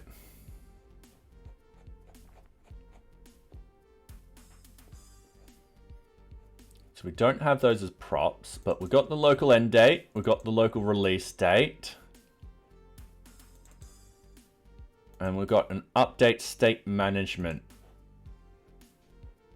And that updates the state management. All right.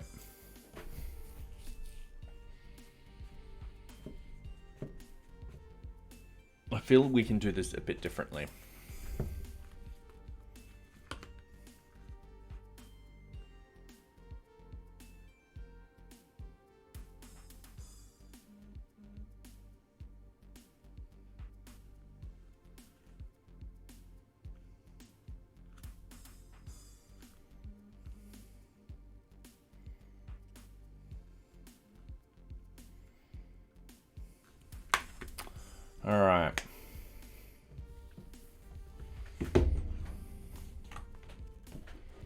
Let's go to the drawing board. Let's draw this out.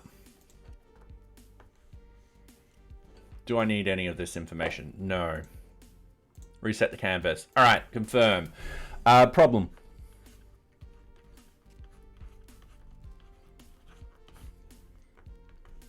All right, cool. So, problem. How are we managing? How are we going to manage the dates? So, at the moment, we've got prop dates and local dates. And VueJS dates. So likelihood, when it's mounted, the prop dates will go into the local dates and into the view dates on mount. On update, the local dates will go into the view dates.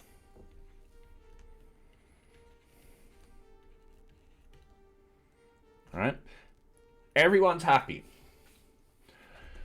This worked. There's no problem with this at all. Now, the difference why we're using local dates and prop dates is because the prop dates we can't mutate. So, can't mutate. Whereas the local and the VueJS dates we can mutate. Now, the local dates, it's kind of hard setting up with the store and all that kind of stuff. So I've got the local dates. When it changes, it just updates the view dates. Everyone's perfectly fine. So what I'm proposing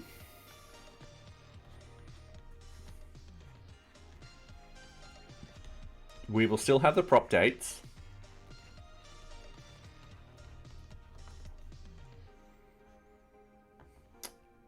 We will have the local release date.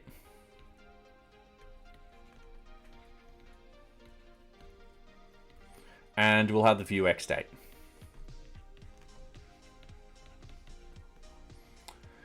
And what I propose is on mount,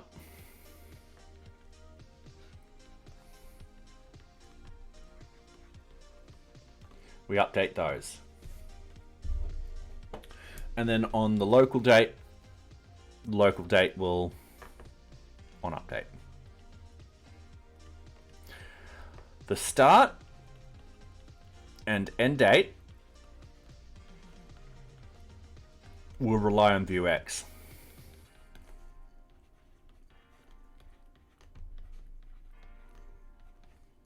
And everyone will be happy.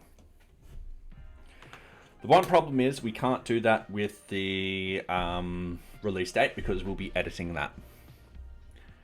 And I think this will simplify that process quite a lot. So the first thing is let's handle the on mount. So on mount, we update, set the type model. Yep, cool, that's fine. Send the root and static URLs up. Yep, that's fine. Send levels up. Yep, that's fine. Send release dates up. So we're sending the release date up. And hey, happy Friday, the Bob that I know. Welcome, welcome. How are you going? How has your week been? Hopefully it's been well. So, the end dates we still want to send up. The release date we still want to send up. And the start date we want to send up. However, we no longer need... Oops. No, we need the local release. We don't need the local end date and local start date.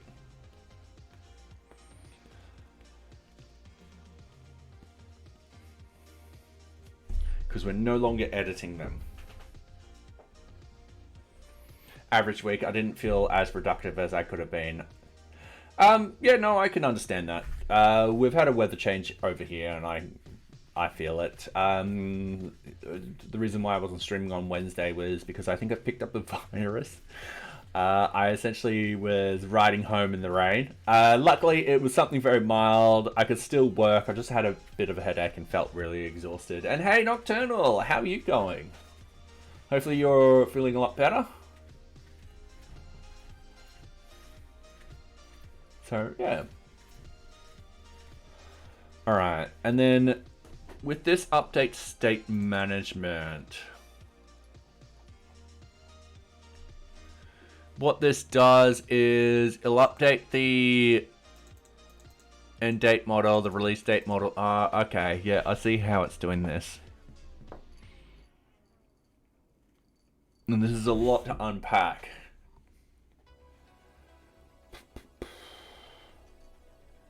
But we definitely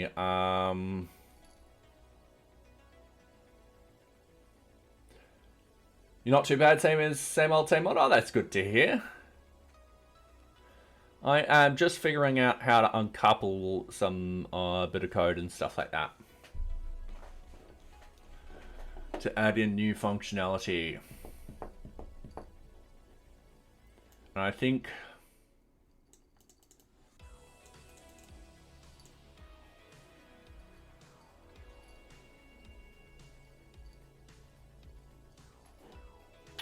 yeah, give me a couple of minutes. Vuex. Let's read the docs. So there's getters, there's mutations,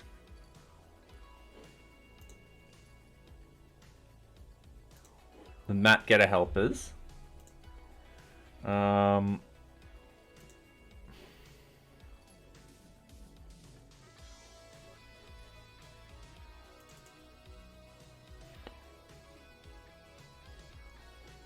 map this increment or this store.commit increment.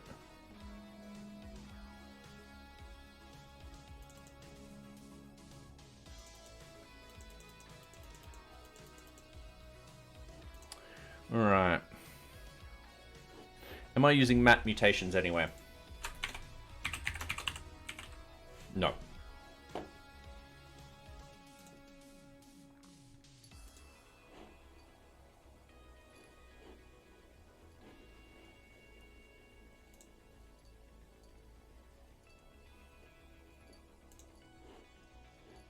Okay, so I'm definitely using map getters.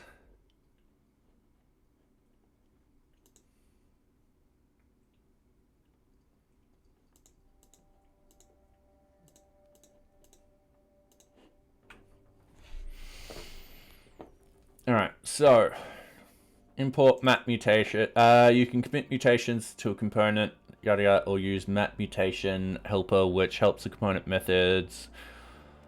All right.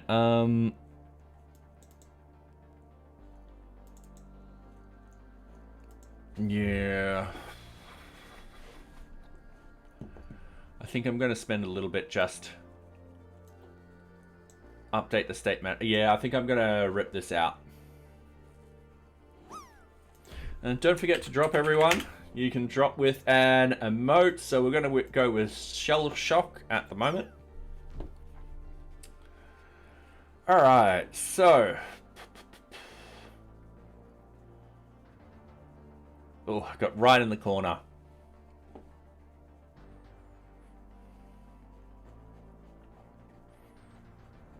Yeah, this particular component is really I like that one, the Pip Angry. Yeah, this one's a bit complicated, especially now considering we're disabling these. There's some functionality we can get rid of. So let's just go through it from the top down.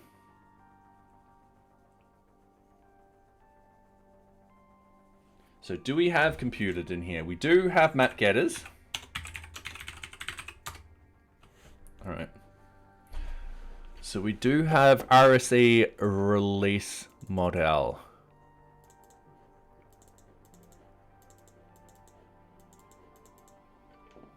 And we do have the RFC get date and end date. All right, okay. So what I'm going to do is I'm going to...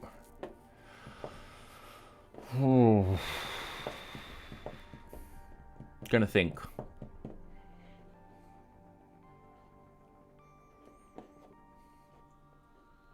We definitely want to put these We don't want the local ones anymore.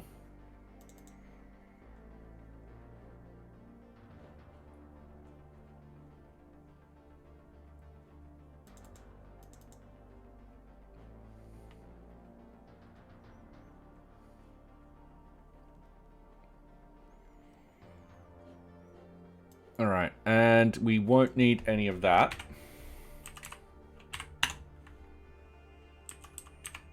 Still need it in that format.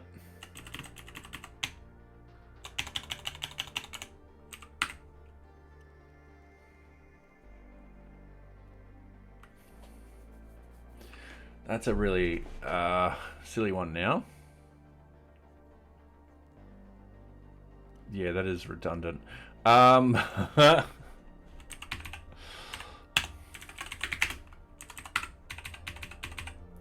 So yeah, that gets shortened down to that. So what we want is we want to check out our local. So local end date, that's going. Local release date, we're keeping that because that can be modified. Local start date, we're getting rid of. In fact, let's get rid of those. Let's scroll up to where that is affected.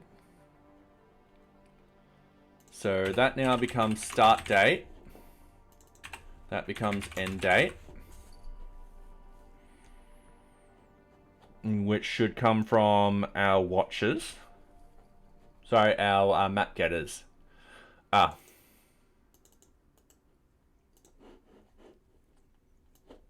Let's key this in properly.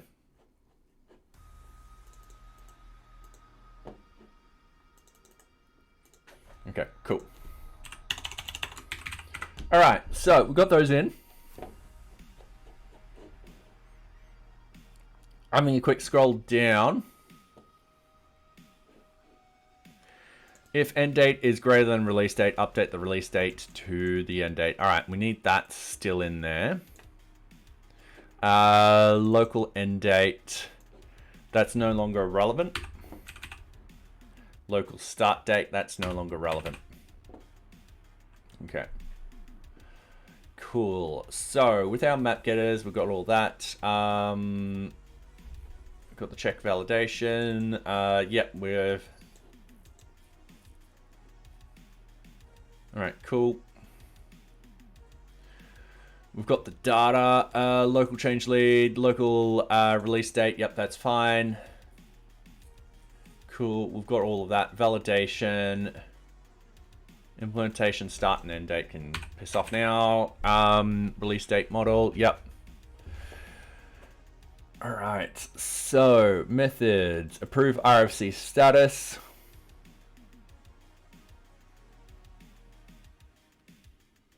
Get profile picture, get status, open change lead, pause. Profile picture, reject. There's a lot of statuses in this, and that's why there's so many things. All right, update RFC. Yep, that's perfectly fine. Actually, just wait. What we need to do.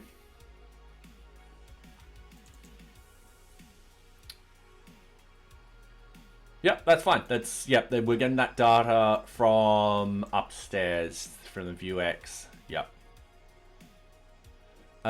Then we've got update RFC status, update state management. So this one will probably change. So we'll keep an eye on this one. So this will be most likely to change. Update values. Yep, that's fine. Before mount. Yep, that's just processing the theme. Mounted. So that sends up the URLs.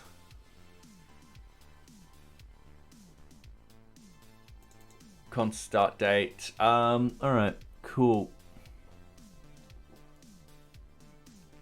Set up the release date. So the release date is fine.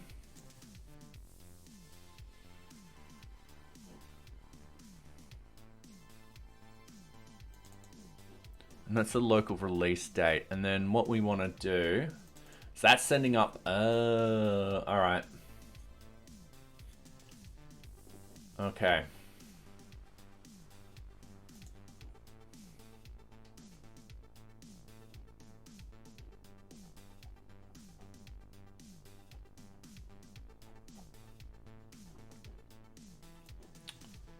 So I'm going to copy this. I'm going to paste it in.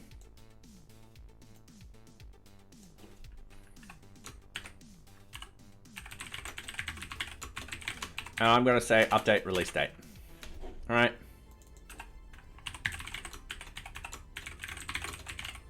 Like so. And it's just going to do one date. Then I'm going to look for that update state management.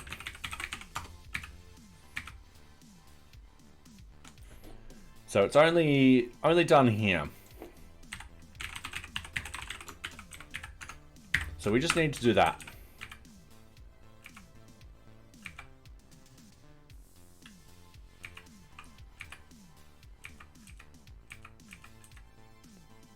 All right. And then what I can do is I'm just going to copy this. Just going to remove that. Then what I'm going to do is I'm going to paste it down here where this is. And we're going to edit all of this. So straight off the bat, we kind of need sort of this still. The end date, release date, and start date. We kind of still need that information. And the reason being is we're going to send it upstream. So I'm going to undo this. And what I'm going to do is this $store.commit. And then it'll be type update RFC. I'm going to keep the RFC dates, because that implies all of them. And then we're going to have end date model. In fact, I'm just going to do it like that. And then what we've got is we've got the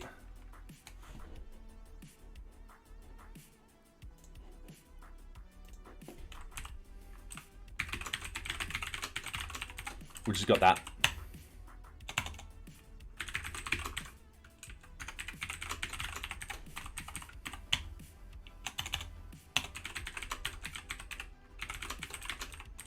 Like so.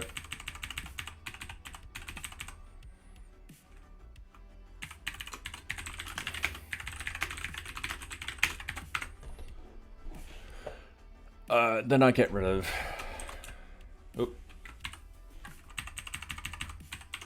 Then I get rid of that. All right. So. I am so sorry. I didn't see that there was an add-on. I'm terribly sorry for those who just missed out. That is not my intention. All right, let me just rephrase everything that I was doing. So I'm still getting this information because I need this information in a certain format. So what I'll do is I'll do that. I'm just sending the store information in here because we no longer need the state management stuff. Update the state management stuff. We do need to set the local release. However, that being said, that will cover updating the local release and all that kind of stuff. All right, cool. Yeah, that's all I needed to do. Update the VueJS date times. Cool. So everything else should now be working off Vuex apart from the release date.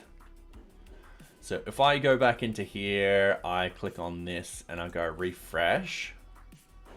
And what I want to do is I want to bring in the console, unknown mutation type, update. Yes, we don't actually have that set yet. So I'm going to copy that mess. I'm going to actually do that right now. Otherwise, we're going to throw a spanner in our work. So RFC. In RFC, what we want to do is under mutations, we've got RFC release date. So update RFC release date, the state and the payload. Now we're only updating one particular field here, and what we're doing is we're just yanking this and we're just pasting in here. It is as simple as that.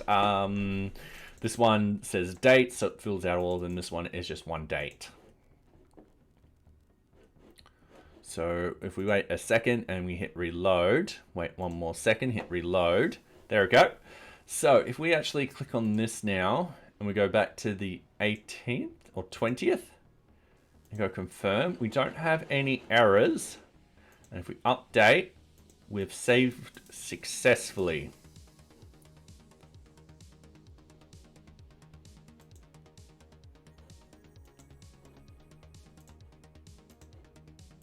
All right, I'm happy. Let's just double check that. Let's go into the view. Let's go into the RFC. We're looking at the release date, which is this number right here. And it updates. Perfect. Cool. That's what I want.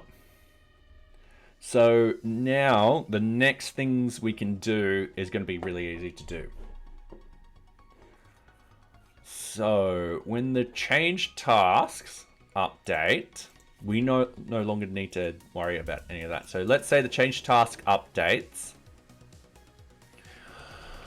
Update change task list. So the block task, data block list, data. So that updates that, and then it sends the new count upstream. And then what we want to do is update the start and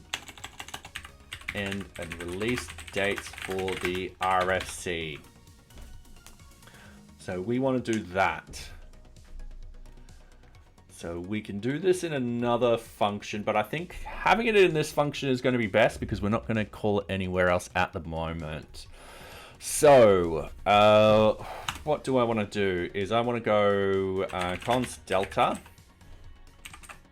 I want to say get the difference between the end date and start date, end date and release date. Equals, ooh, do we have under change task?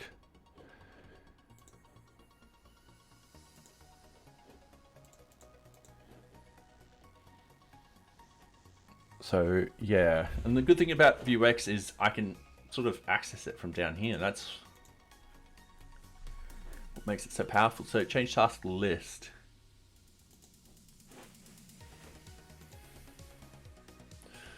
So we should, because I'm not pulling it down at this level.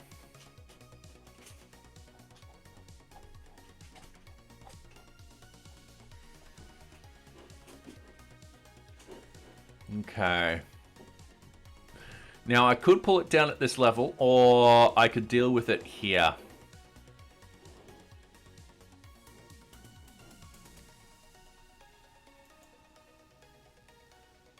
I feel like this is appropriate right near here.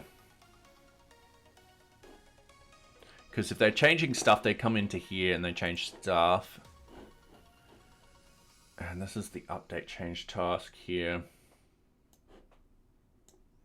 Actually,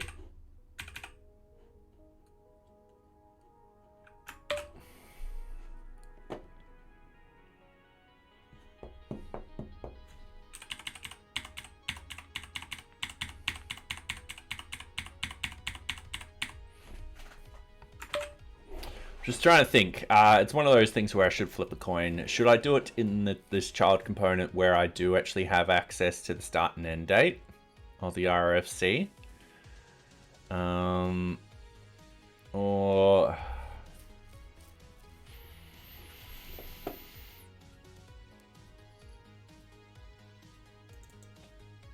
no, I don't have access to the release date here. It does kind of make sense having it here because we're dealing with the update change task list. Yeah, let's do it here.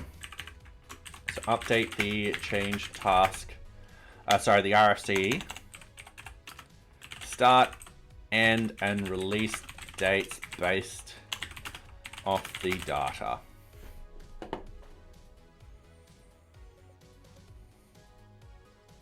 So we could potentially do update RFC dates here and have it as its own function, which I think will be better.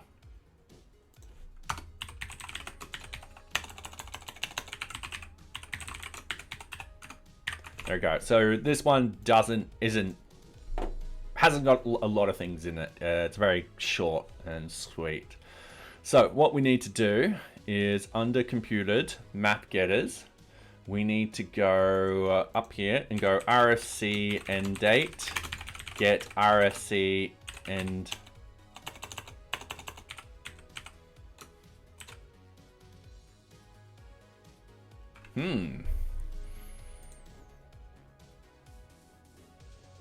Oh, do we have it just as end date and start date? That's silly of me.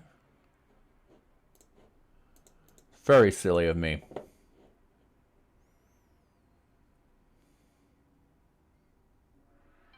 End date, release date. All right, cool. I'm pretty sure we won't need the start date, so I'm just going to paste that in.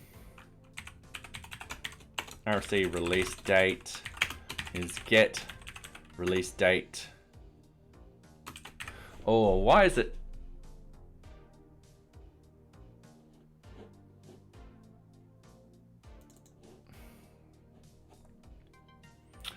Get end date, get release date model. Get end date. All right, just.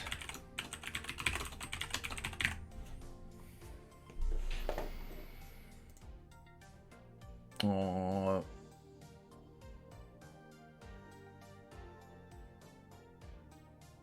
I don't like that. I don't like that at all. All right.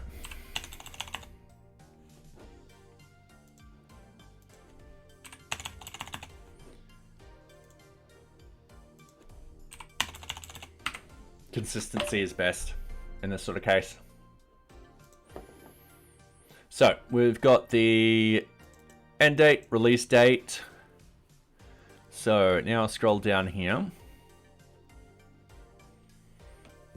And I'm like, get the delta between the end and release date. So const delta equals this dot release, RFC release date minus this dot RFC end date. Cool. We're happy with that. That should be in, yeah, that's just in numbers. So the next thing we got to do after that is we've got to figure out the start date and the end date. So get the minimum start date from the change task list. Ooh, we need data passed through.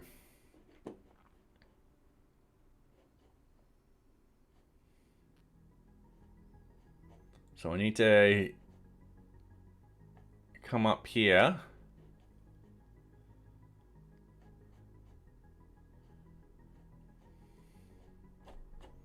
Last.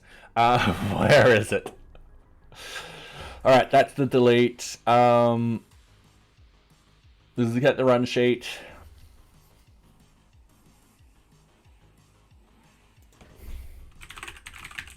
There it is. Response.data.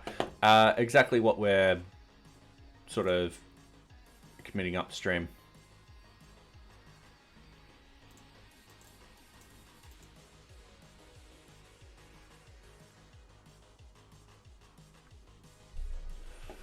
Hang on a minute. What am I doing?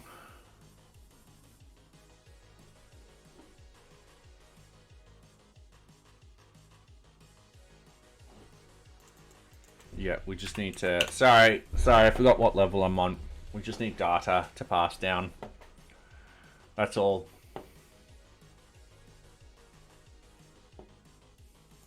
No, we got the change task lists. What am I doing? Alright, no. Alright. So... because we... should have updated it by this point. No, alright, this is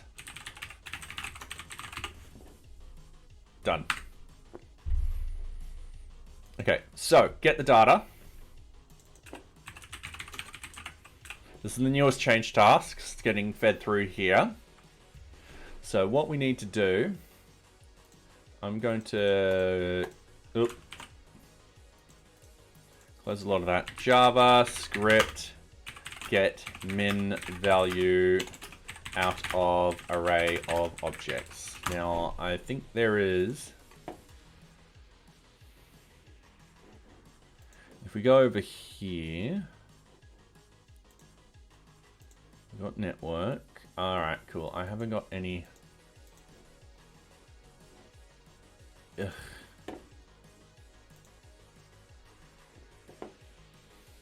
Perfect. All right. Array prototype dot reduce is good stuff for this to perform aggregate options like min, max, average on an array and return a single result. So my array reduce function previous versus current costs. All right. Or you can define the inner with the. All right.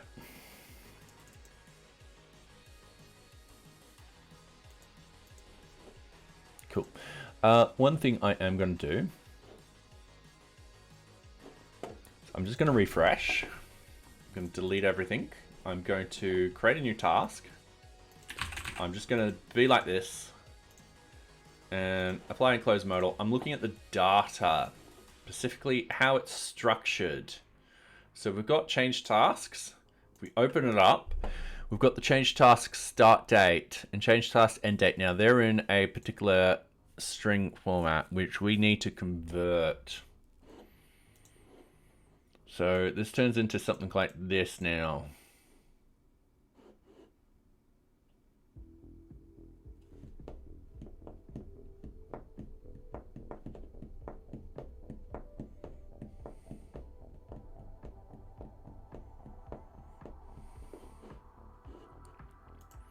So I'm just going to paste this in for reference. And I am just going to do that.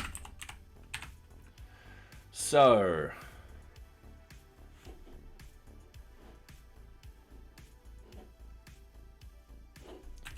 const min date or start date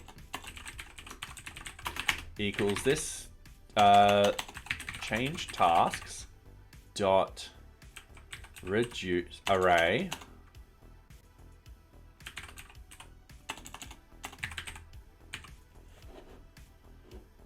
How is this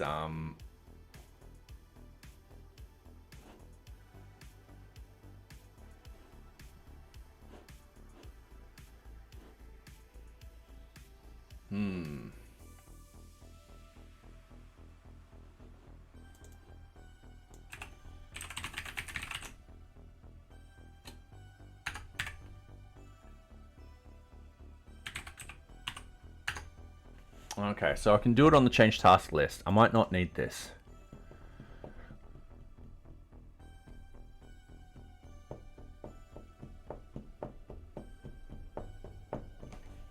So yeah, it should be updating that right away.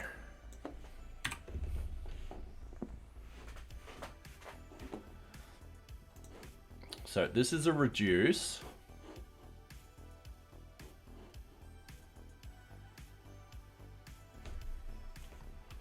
So this will be a prev, it'll be A and B. So let's open up JavaScript. Let's go to our console. Let's clear. Let's go A equals new date time. Oh, new date. B equals new date. So A is less than B. A is less than or equal to B. B is less than to A. Okay. C equals new date. Let's go 2001-01. C is less than B. Should be true. C is greater than A. Should be false. All right. I think I know how to do this. So const A date equals new date A, const B date equals new date B, and then we want to return where A date is less than B date, such that it'll be A or B.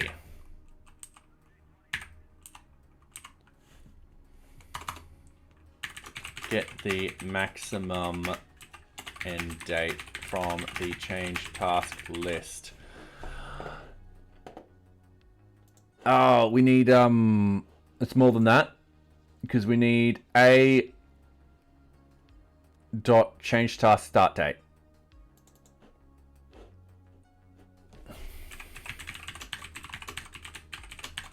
Yeah, like that. So we need to compare those dates. And then similar sort of thing, const end date will equal this dot change task list dot reduce. We've got our A's and our B's. And then we've got const a date equals new date a dot change task end date. Const b date equals new date b dot change task end date. And then that should be return a date where it's greater than b date, and then return a or b. So if b date is less than that, then yeah, we want return a.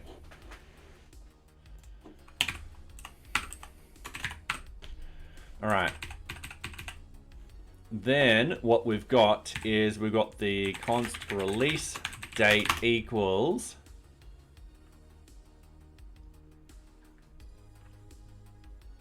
the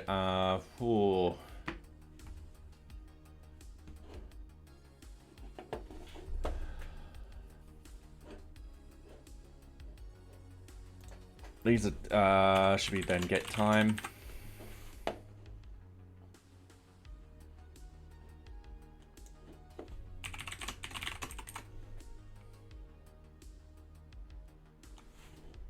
Because then that will then equal that, and then that will equal end date plus delta. Then we've just got to do this $store dot commit. Then what we're committing is type update RFC dates. We've got the start date, and so forth like that. So we've done this before. They'll be inside this, so it'll be all the get times. So we've got the end date model equals the end date. Release date model is going to be the release date, and then the start date model is going to be the start date. Okay, so that's a bit confusing. I fully understand, but we should be able to update the dates. So if we stop for a minute and then we refresh, so it's at 10:50. Oh, we've broken something.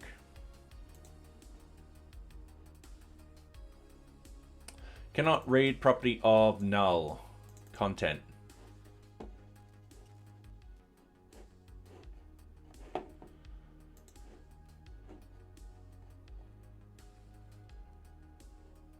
All right, where have we hit null?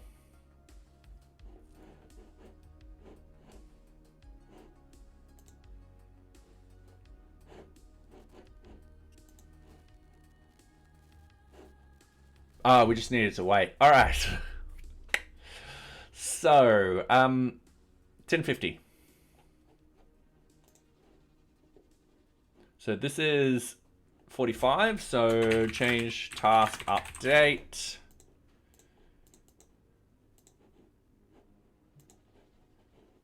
Ooh, all right.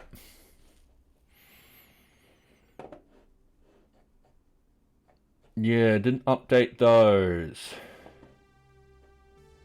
Unhandled error during execution, change task, yada, yada, yada. So something went wrong in here. So what I'm going to do is I am going to go console log delta. Console log start date. I'm going to go that far. I'm not going to do anything else. Going to take a couple of seconds for it to recompile.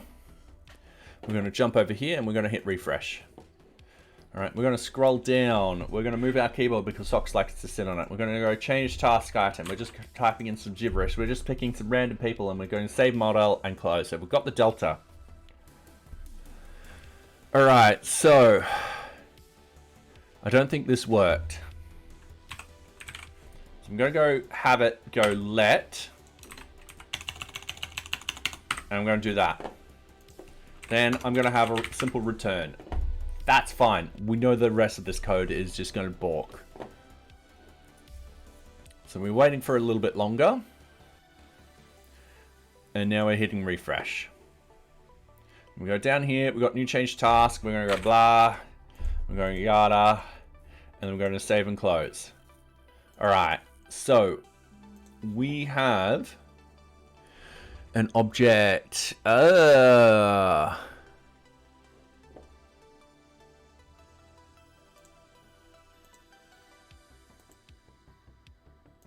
Okay, cool. I know what to do now.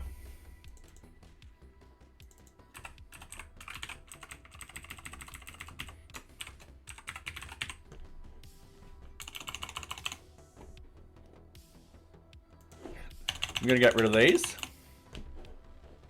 I'm going to get rid of this.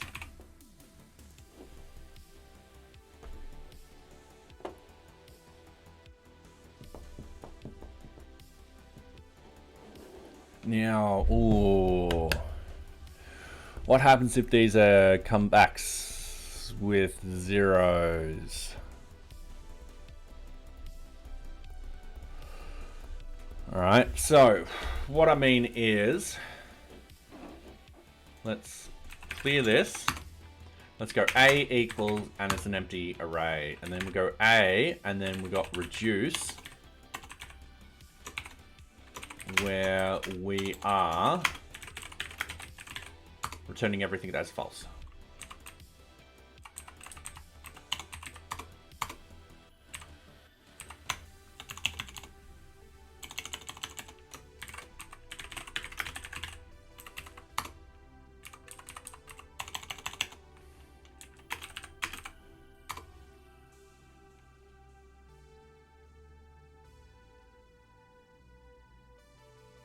All right, A equals 1.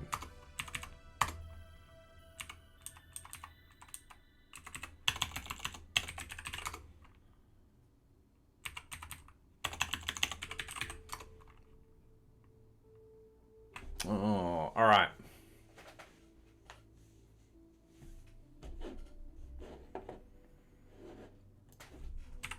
If there is no data, do nothing. So if this dot change task list dot length equals 0, return. All right, so that means there's going to be one row, no matter what. One row, guaranteed from these two. So what we've got is the end date.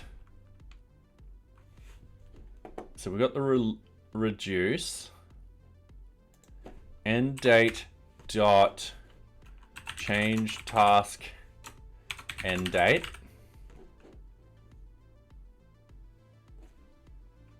Hang on.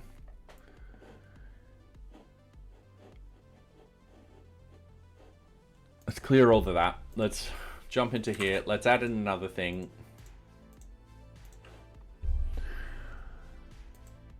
So we've got proxy, we've got target.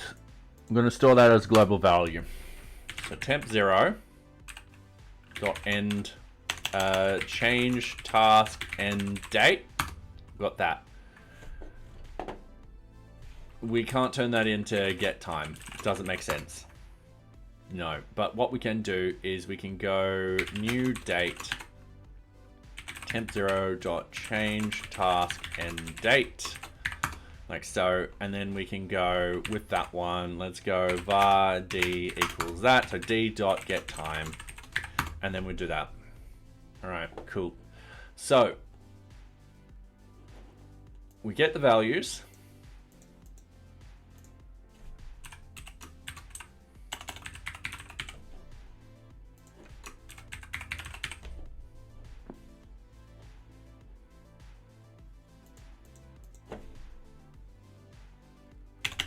I'm just going to go start object, end object, then const start date equals new date start object dot change task start date.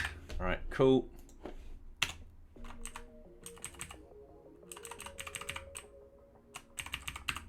And then this will be const end date equals new date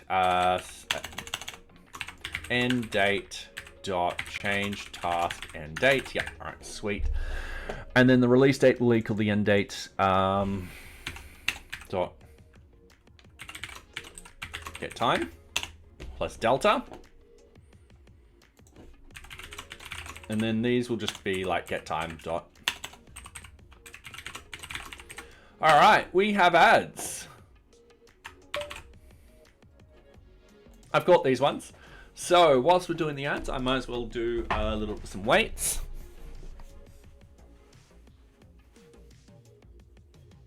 All right. Okay, let's see how I go. A minute of these. So yeah, once we've done that, we've then updated the dates.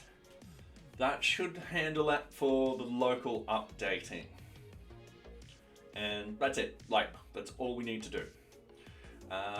With the deleting of the dates, it'll happen in the back end, and that passes all the way to the front end. With changing of the dates, that happens in the back end, and then you go to that front page and it'll pass it all the way through, and so forth like that.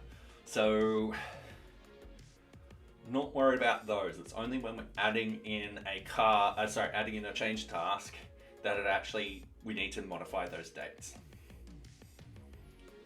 All right. 20 seconds left.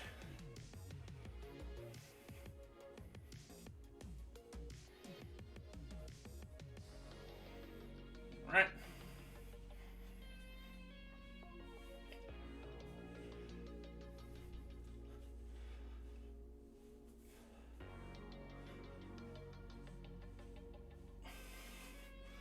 All right, welcome back, everyone.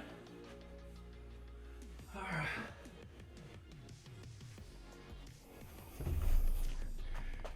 Okay. We'll go back to the workstation. So this should work. Famous last words, of course. So it should be 12 o'clock.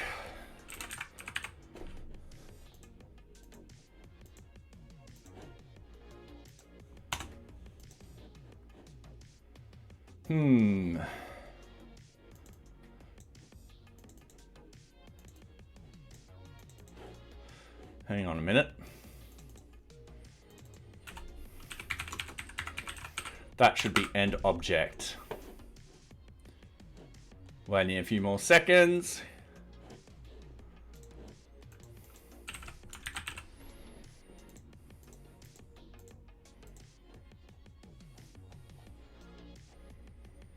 All right, we've got 12:15 and now we've got 12:05. That is working perfectly. So, what if I do a change task that happens a week before? Confirm early task happens a week before. We've got this happening. And then let's say, yeah, that ends there. And this is the admin and admin. So this will happen on the 18th. So there's our new task, 18th at 12:15. Yep. All right, perfect. All right. I'm happy with that now. And then if we go into here and we're like, whoops, this is actually meant to happen at 17:15.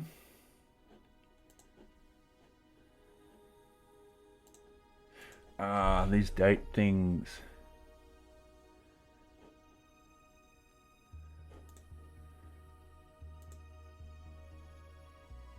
Because, yeah, it wants me to move the end date first, and then...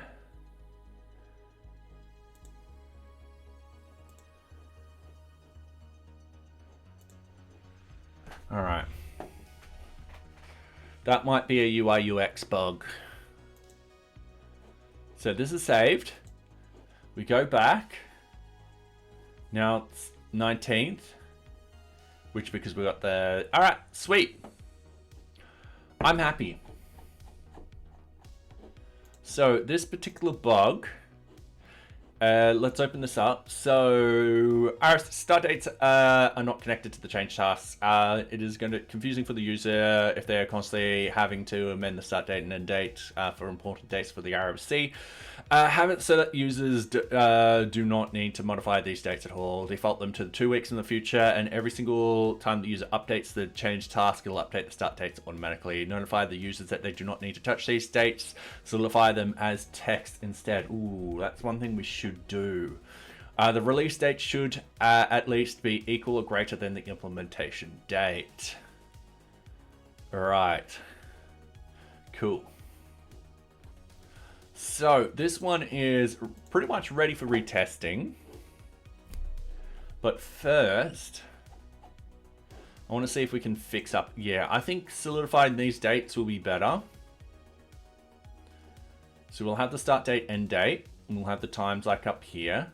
And then we'll have a release date.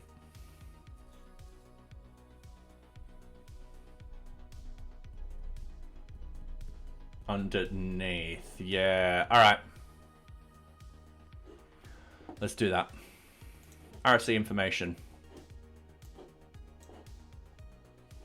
Oh, we also got change task. The reason why I'm looking at the change task list is I want to have them in this format.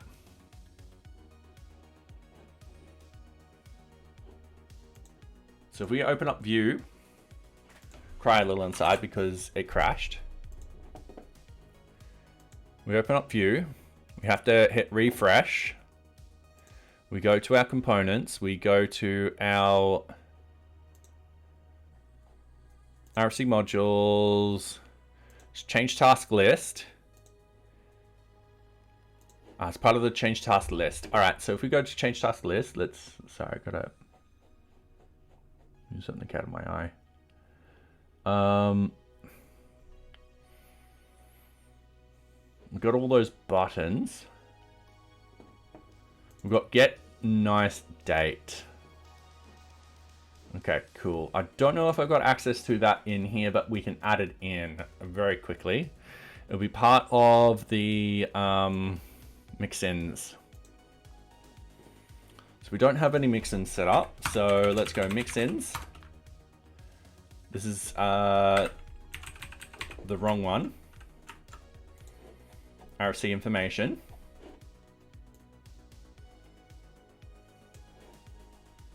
Daytime mix-in, we do. Okay, scrolling up. There we go. So we have this all in one row. We're not going to do that at the moment.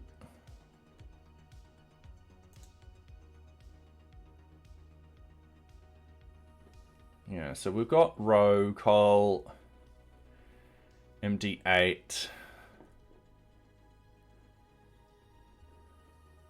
And we've just got a div row with the error, so check dates. All right, cool. So what I want to do, start and end date row, easy, done. Let's just go into here. Let's go into div class equals col MD12. We're happy with that.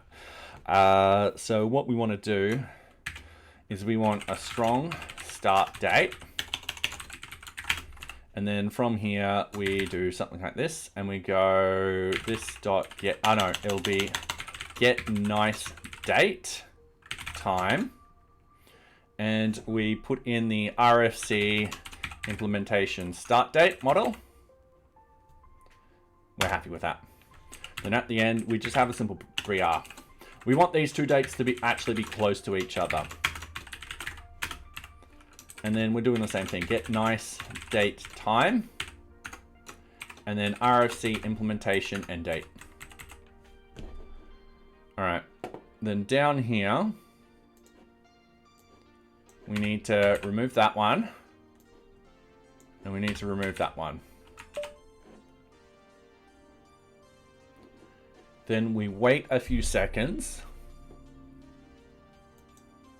We hit reload. And we got invalidate time. Yay! All right, no problem. Let's have a look at what it's expecting and what we're giving it. So let's have a look at the Vuex. So we're giving it something like this. If we go into nice date time.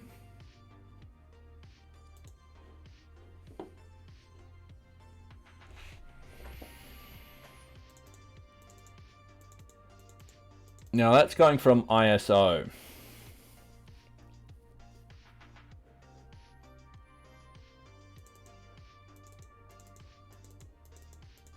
Date time from ISO. All right, let's jump into JavaScript.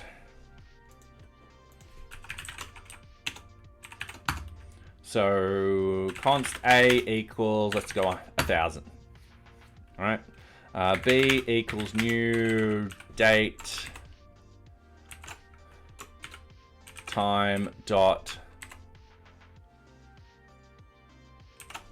from ISO A. I don't think.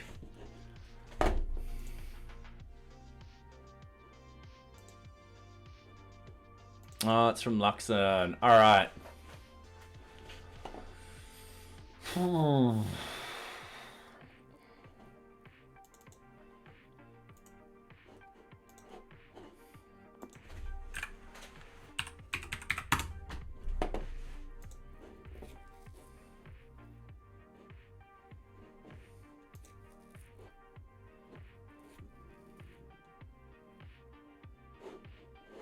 Sorry, this is in light mode. From ISO.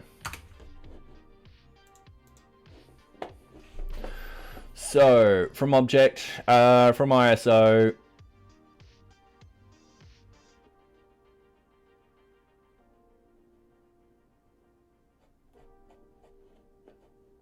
All right, where is it on the page?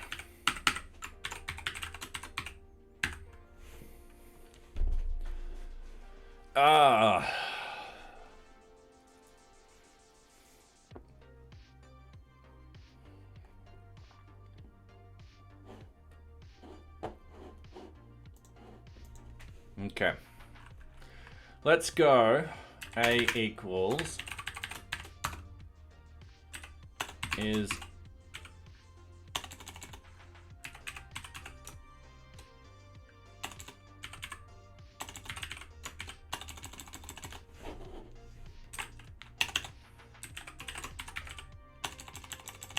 all right, JavaScript is int.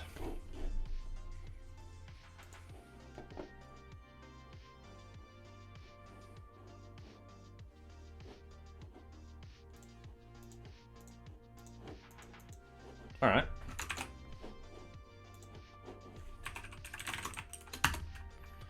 All right. Number dot is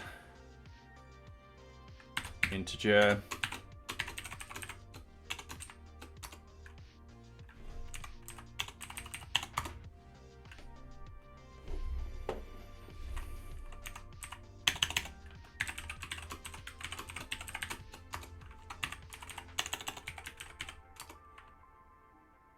Oh, whoops.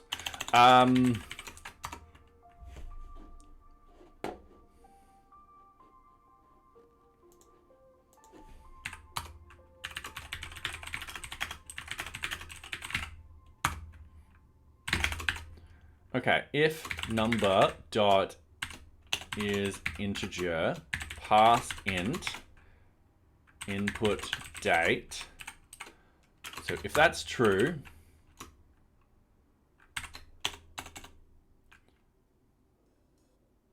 const new date equals date time dot from seconds input date. All right. Else, we're just going to paste that in. All right. And then it just returns it back. So fingers crossed that works. And yes, we are still here. There you go. We've got a little bit of jazz. We've passed the almost up to the 3-hour mark. Kind of cool. Kind of cool. So we've got that done. All right. Now we're jumping back here. We're going to hit refresh.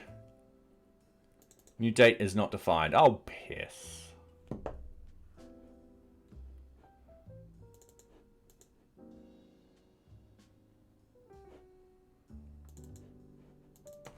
All right. We're using the oldest, dirtiest trick in the book. Let new date equals new date. All right, cool. Everyone's happy. I'm happy. We've got to type, put it there, and all that kind of stuff. Then we just wait a little bit. We hit refresh. We cry a little because from seconds requires a numerical input. Okay. We just pass our int back in. Wait a couple of seconds, hit reload. This is the joy about JavaScript sometimes. Whenever you pass something into a function, it makes assumptions and all that kind of stuff. So we have the date time working down here and the date time working up here. Perfectly fine. I am actually happy with that. And then that will update no matter what. And then downstairs will update too. We've got something starting in...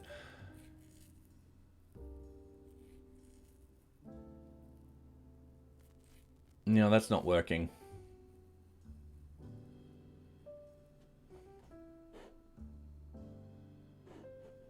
All right.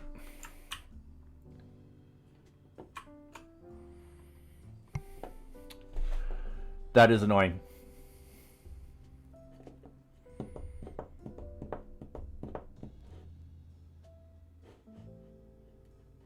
All right.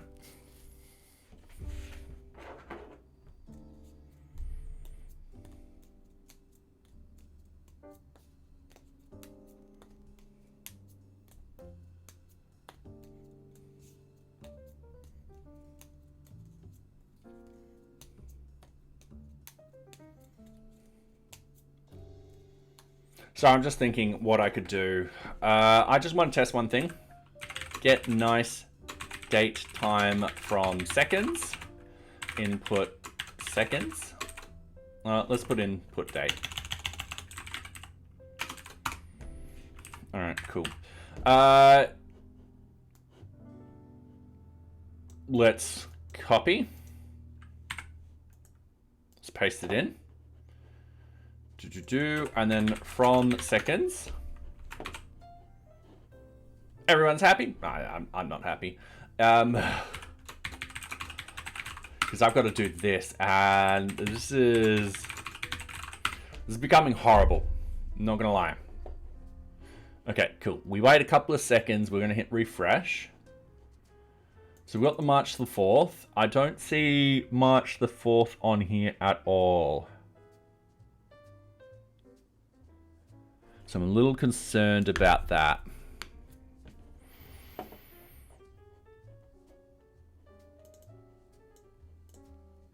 And it's got some random date times and all that kind of stuff in here. March the 4th, that particular time. All right.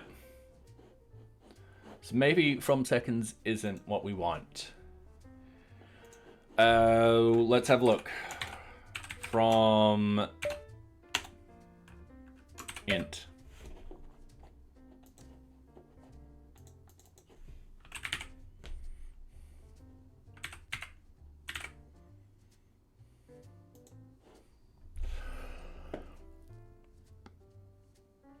All right.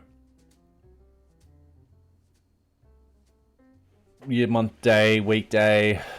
Blob.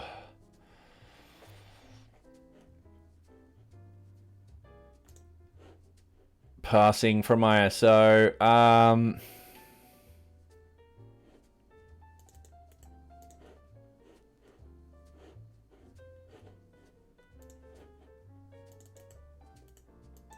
Oh, yeah.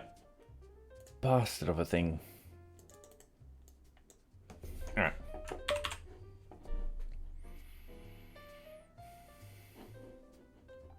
That's probably what was wrong. If we hit refresh.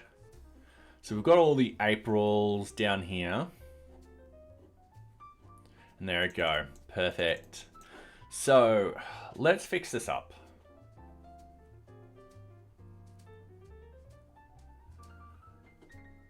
I'm just going to go console log input date. And we're just going to go input date. Right there. We're going to wait a few seconds. We're going to hit compile. We're going to realize that, oh, yep, here we go. So input date is a string. So if we go copy and then let's go a equals, and we just realize that we used the wrong copy. So we're just going to do that again and hope no one noticed. Shh, quiet. All right. So if we go number is integer, pass int for a, that becomes true. So pass int for a. That's why it didn't work. So what I want to do,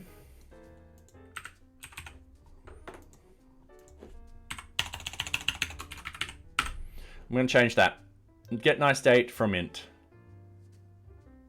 It's horrible. Absolutely, I just...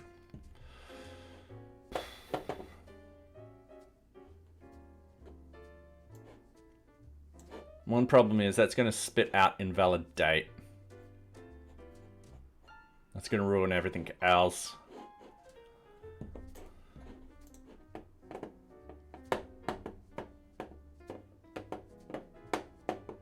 Yeah, I don't like it. But, you know, from int, a lot better from seconds.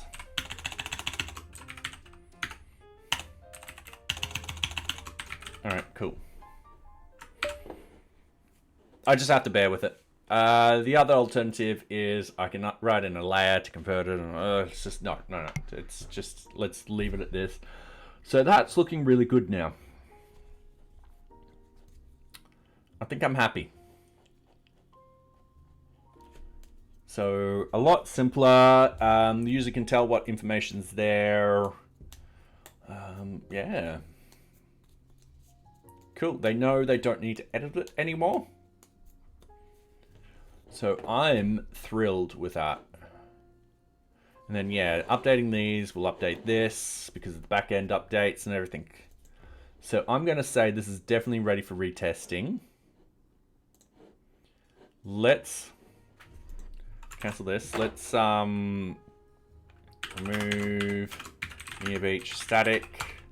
Get checkout NearBeach static. Get status. All right, so we've got a number of changes, not too many. Bug fix. All right.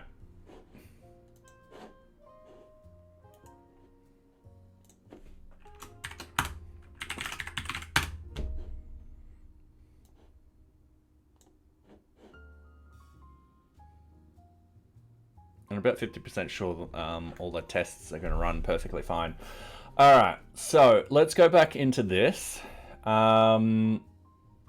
We've got the create a new change task and date can be earlier than the start date.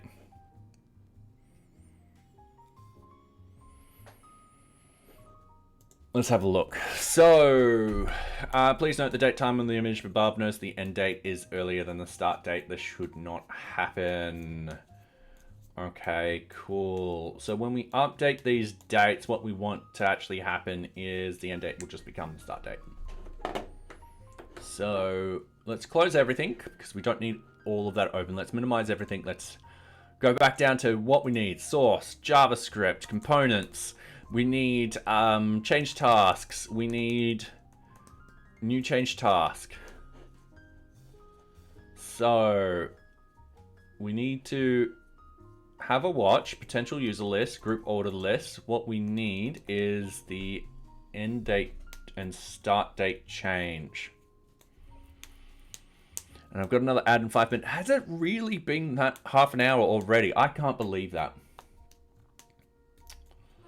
So, and it's not actually popping up over here, which is really annoying. I'm going to restart my chat.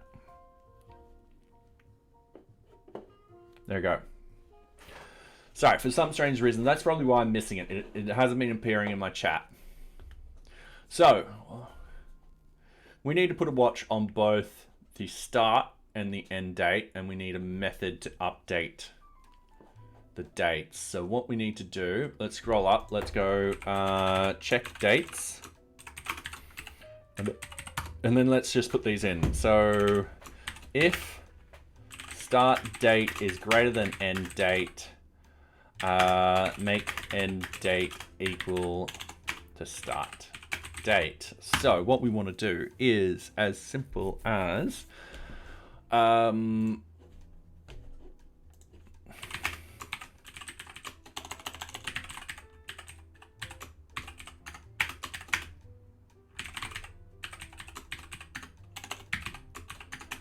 end date, and then it's just this dot RFC end date equals this dot RFC start date.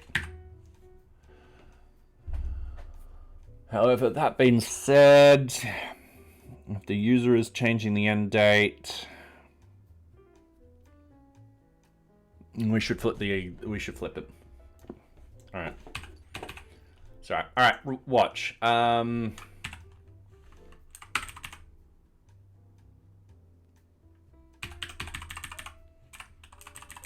Getting everything in alphabetical order. L M N O P Q R S. All right. Cool. RFC end date. Okay, if this dot RFC end date is greater, if the RFC end date, all right, is less than this dot RFC start date, then this dot RFC start date equals this dot RFC end date.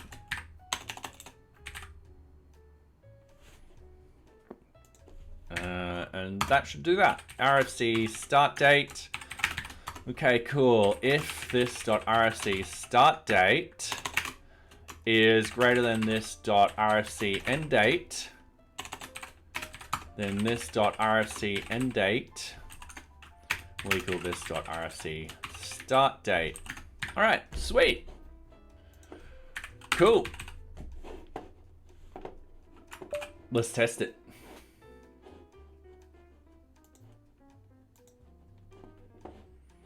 All right, so what I want to do is I want to test it both ways. So I want to put this on the 20th and I want to confirm. Nothing happened because I am not compiling.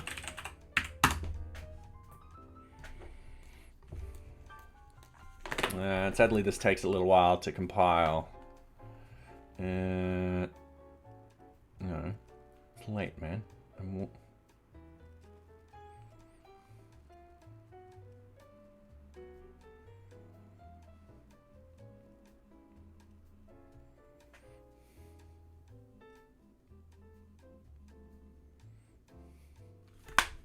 All right.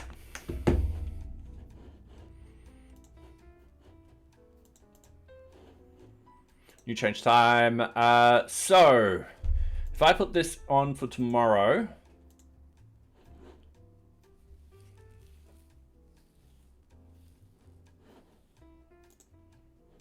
let's go into view. Let's go into components. So this is the test RC modules. Change task list. Uh-oh. Oh, don't break. No.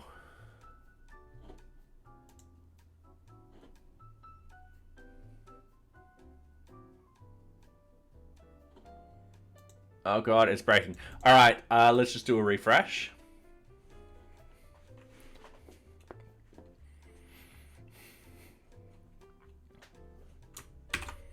And any minute now, the ad's meant to start. Okay, so new change task.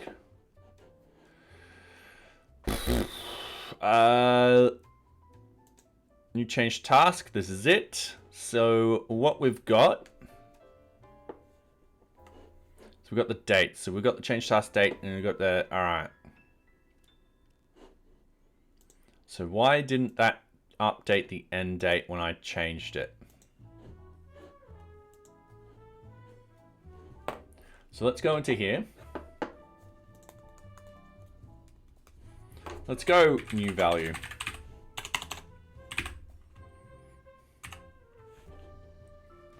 And then what we want is if new value is less than that.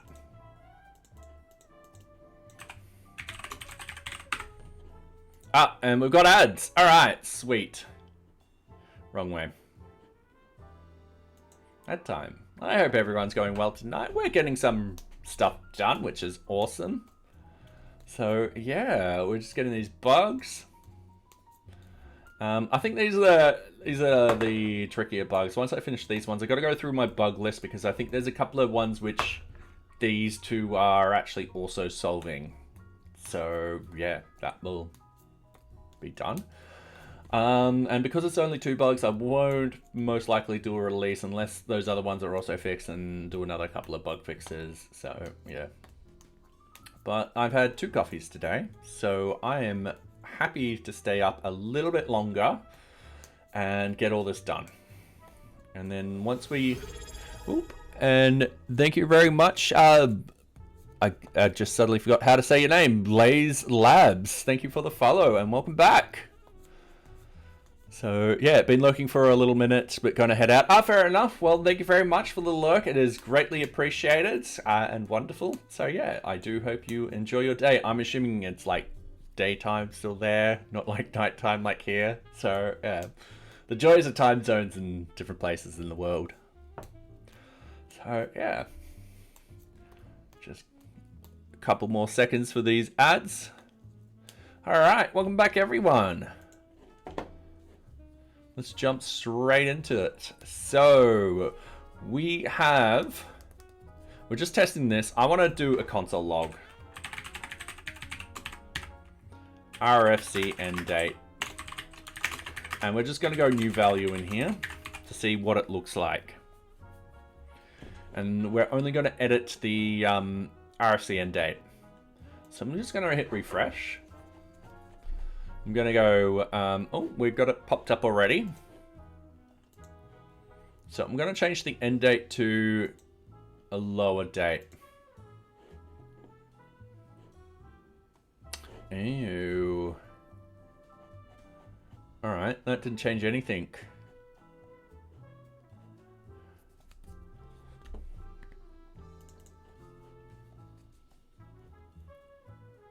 You know why? Because I'm looking at the wrong fields. That's why.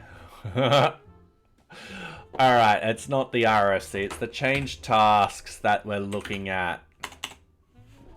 So if we have a look up here, we've got change task end date, change task start date.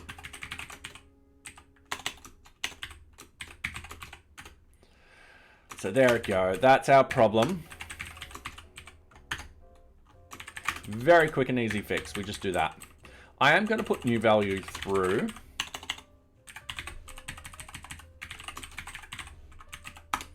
And then if new value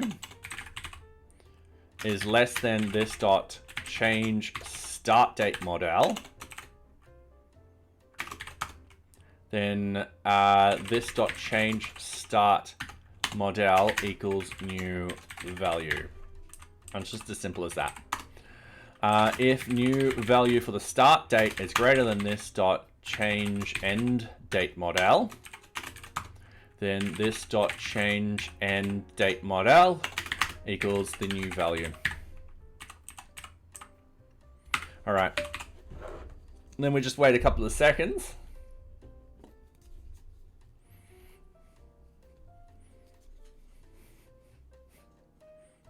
I think that's enough seconds.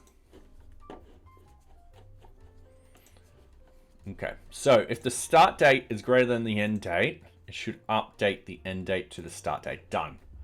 And then if this is set back to the 17th, done. Perfect. I'm happy with that.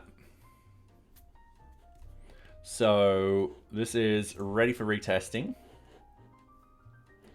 And then all we need to do is, I'm just going to go over here. I'm going to exit this. I'm going to go git add source, git commit bug fix, and then we're going to fix this bug very quickly. Just going to copy this. I'm going to paste it in. I'm just going to git push. Okay. So going back up here. So we've done those two. So change lead and group permission should swap positions. And these two particular fields should be swapped. The reason being, depending on the group assigned to the RFC depends on the team lead. At least one of the team lead groups should be included. All right, sweet. So yeah, this is just in new. So if we go to RFCs, we go into the tabs and we go into the details. So we're here earlier today. And all we need to do, I'm 2% sure this is on the details tab. So change leader and group permission.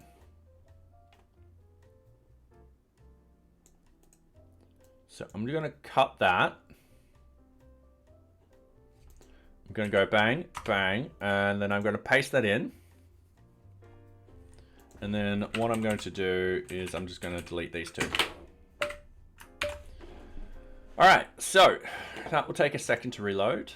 In the meantime, I'm going to go to new request for change. I'm just going to type in a few things. We're going to go next. We've got the group permissions, and then we've got the change lead. Perfect. So this is going to be ready for retesting. This was a very simple bug, and this relates to change lead should be updated when groups added and removed. So this should be within this particular thing. So when we change the groups, we want that lead to update. Okay, so what I'm going to do is I'm actually going to deploy this fix very quickly because I want a small commit statements. Oh, sorry, small commits. The reason being is if I fix both of them in one thing, it becomes very hard to detach them from both. So yeah, anyway, that's all done. I can close that now.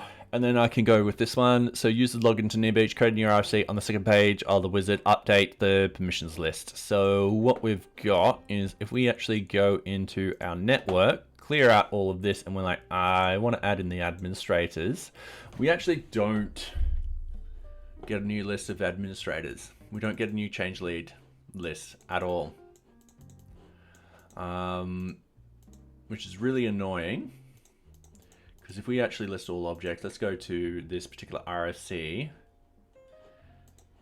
We have to do it in here, and then we have to update it like this, and it's really, yeah, not fun. So, new RFC.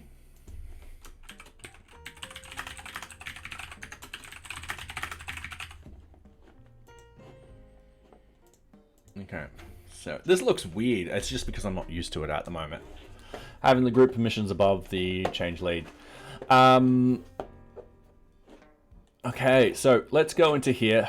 Let's go up here. So group permissions. So we do actually have an update group model. And we do go into here.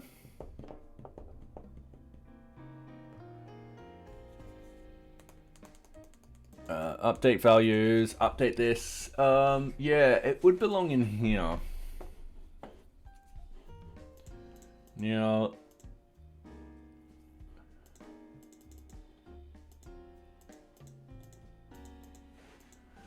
Okay.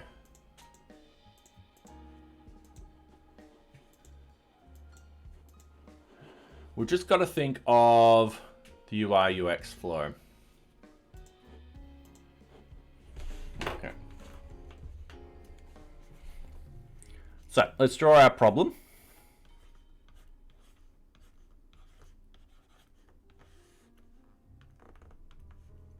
Okay. So RFC users can update groups. All right. 1. Clear a lead user. Because that makes sense, that lead user might no longer exist. 2. Tell user of updating.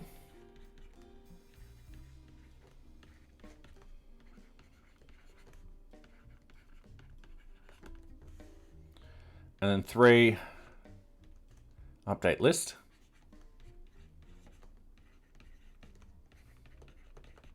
Then 4, when receive data,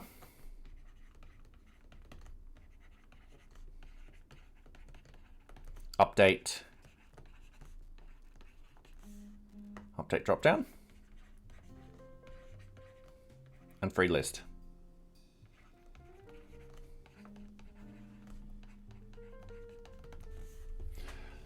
We might need to disable that button too.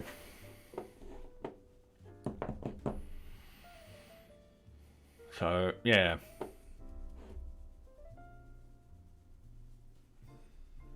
Okay.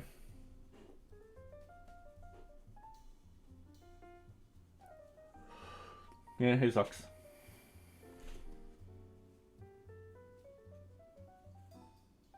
Sorry, sucks is give me a quick little bath. There you go. You just want scratches. Okay.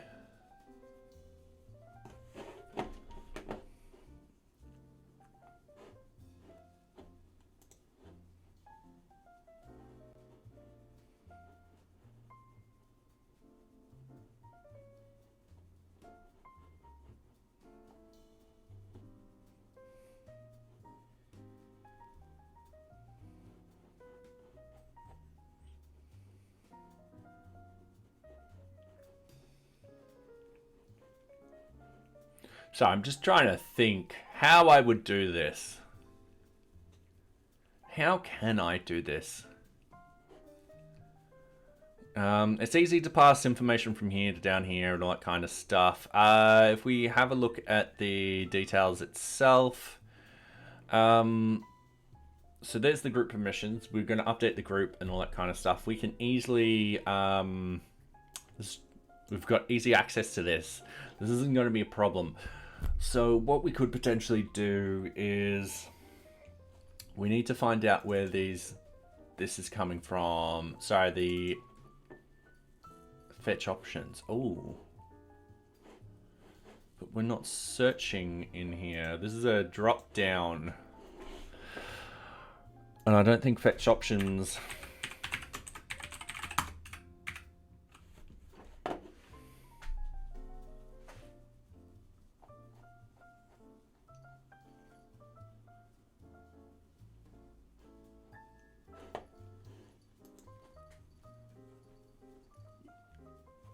Yeah, no, these are set. There's no search. So I'm going to clean up some code.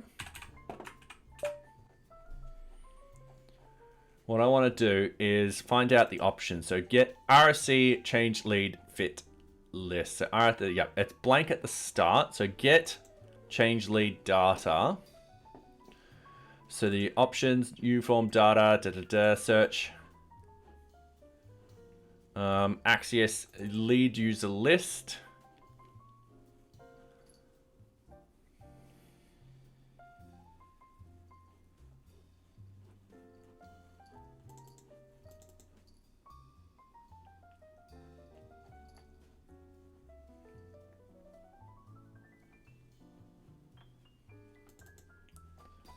All All right. When's that activated?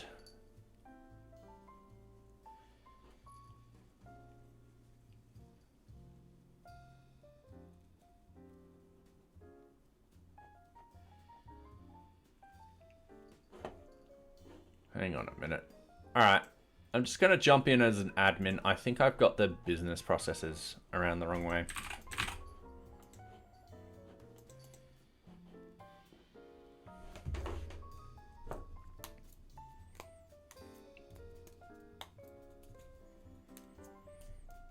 Okay. I do. I think I've got something wrong. I think I've just set it to get all users, and then we're gonna, you know, find that user. All right. So let's look at object data, this lead user list. Let's see what that is. Let's get rid of, there we go. So object data, this, so we're gonna go to this implementation. I'm gonna read it.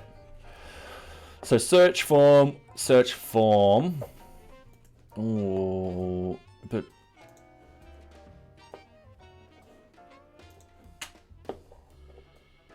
lead user list. Why are we using a search form? Why have I done that?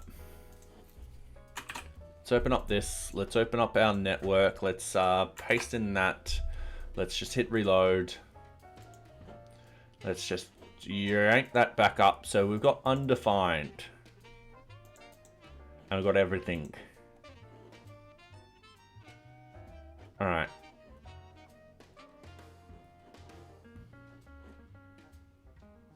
Oh.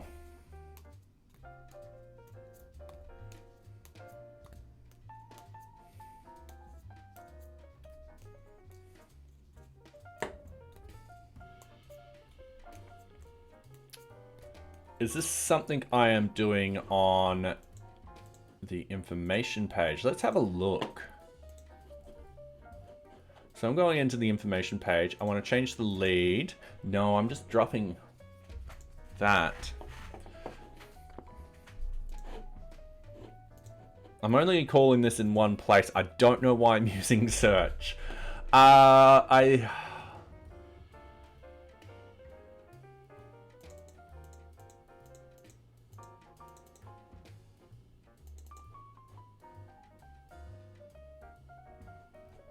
All right, mounted, get the data. All right, that's fine. And there's no data in there. So I'm going to search for get change lead data. All right. Let's get rid of that. Let's simplify this. Let's get rid of that.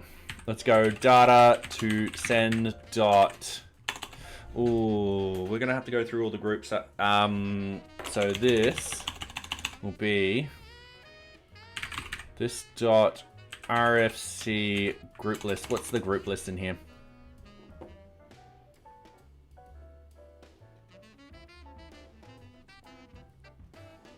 Update group model. All right. Data group model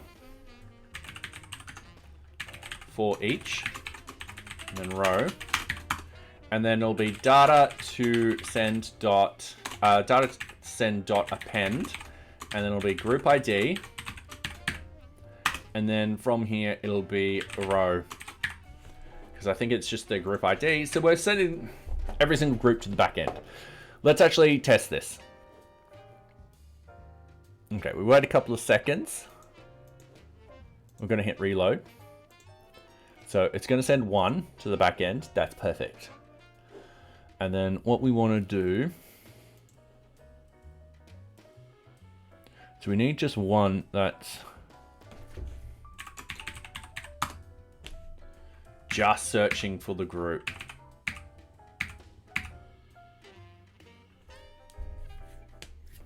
We've got add group form.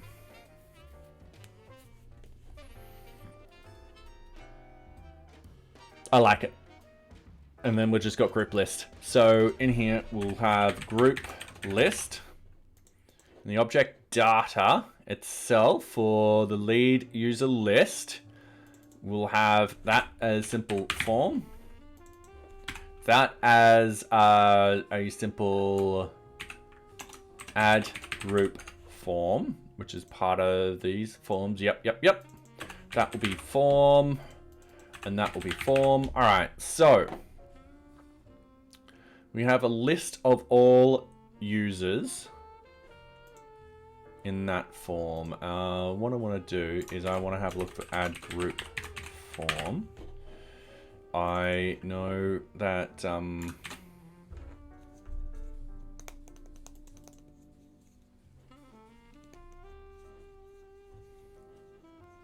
we want to get it from the group list. What will that be equal to?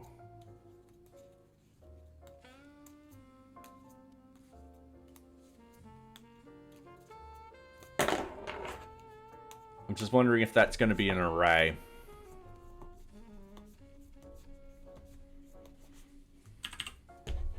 Well, only one way to find out. Nope. So, what we want to do, paste that in, get the group list results. Easy done. Then, down here,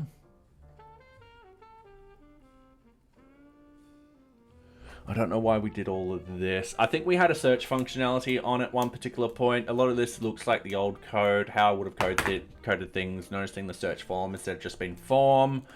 All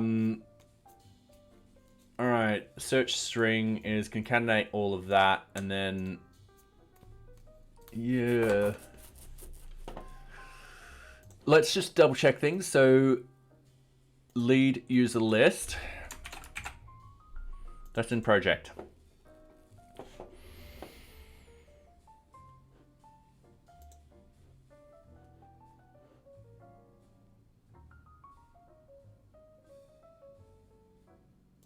That's just tests.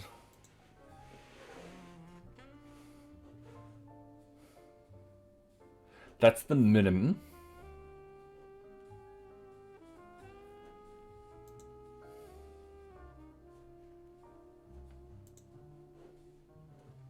Yeah, that's just the min.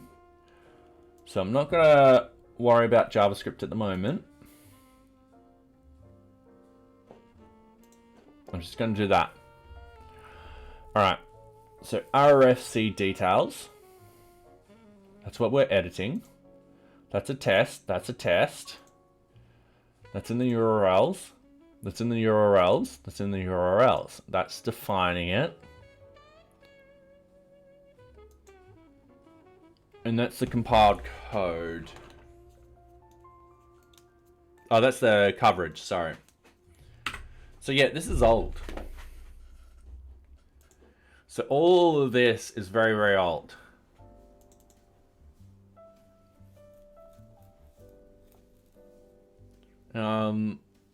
Quite easy to tell what it's doing, but essentially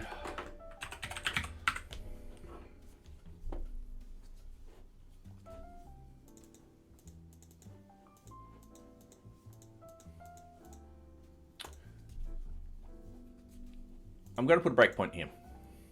All of this is probably going to be deleted. It's pretty easy. Yeah, I think this is a holdover from an old code base. So I'm just going to hit refresh on new RFC. We should hit that breakpoint. I'm going to step over. I'm going to see that's an array. All right, sweet. I'm happy with that. I'm going to hit play. Then what I want to do is get the list of users within that groups array. So what we're going to do is we're going to have user results equals user.objects.filter. And we are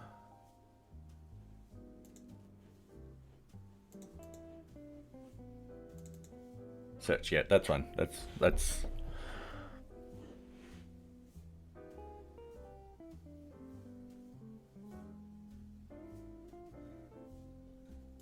that's fine.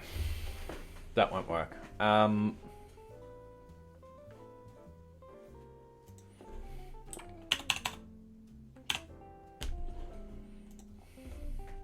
We're getting rid of all of this. So, users results is deleted. Oh, there is no is deleted. So we want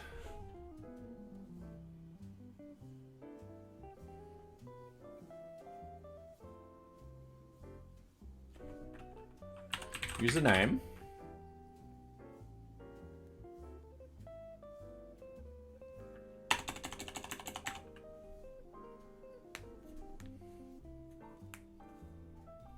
Hang on, I am trying to think how I want to do this. All right, grab a list of all users. Hang on, no. Username.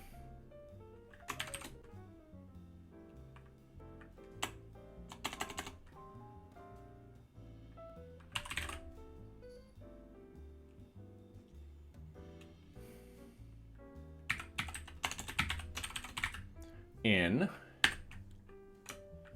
object assignment dot objects dot filter is deleted equals false, and group ID in equals the group list results. All right, and then the user name, actually no, it will be user groups. User group dot objects dot filter, group ID in, and then we've got group list results, and then user name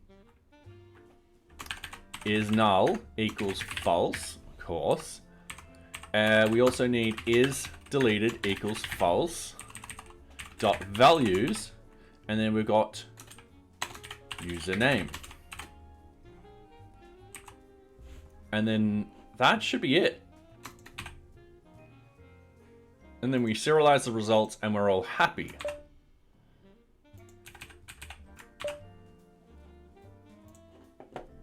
Fingers crossed.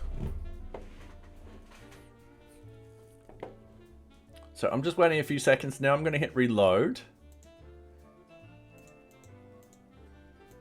That gives me back nothing, which is incorrect.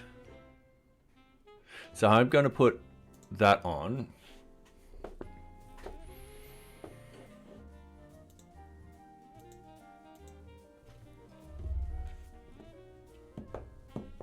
And what I'm going to do is I'm going to pull this out. I'm going to cut this out. I'm going to go test equals, and then I'm going to paste it in, and then I'm just going to go test there. All right, so we're waiting a few seconds. We're going to hit reload. We then hit this and we're like, ah, sweet. We're going to step over. We're doing all of this and we grab the values. So now we've got a query set with a username 1 and 7. And now we've got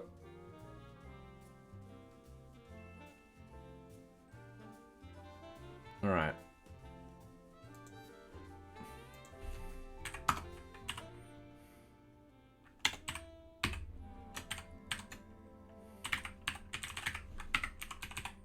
I'm just going to try that.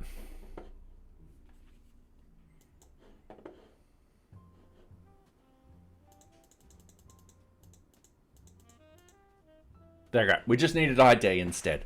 That is fine. I'm just going to hit play. We're just going to undo, because that will be a lot quicker. And then all I need to do is ID under in. And we're happy with this. So if I hit refresh, we should have 2 users. Yeah, which is dark user and admin user.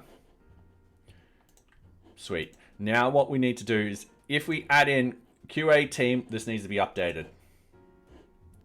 So I'm very happy with this. I'm going to close it. Close that. What I want to do is get that.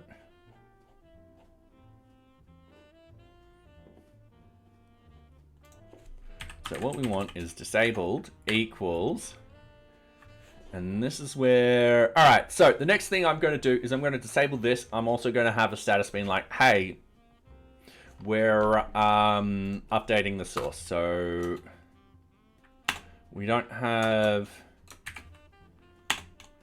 we'll have a span. Span class equals error. And then updating updating list. And we've hit ads. All right, cool.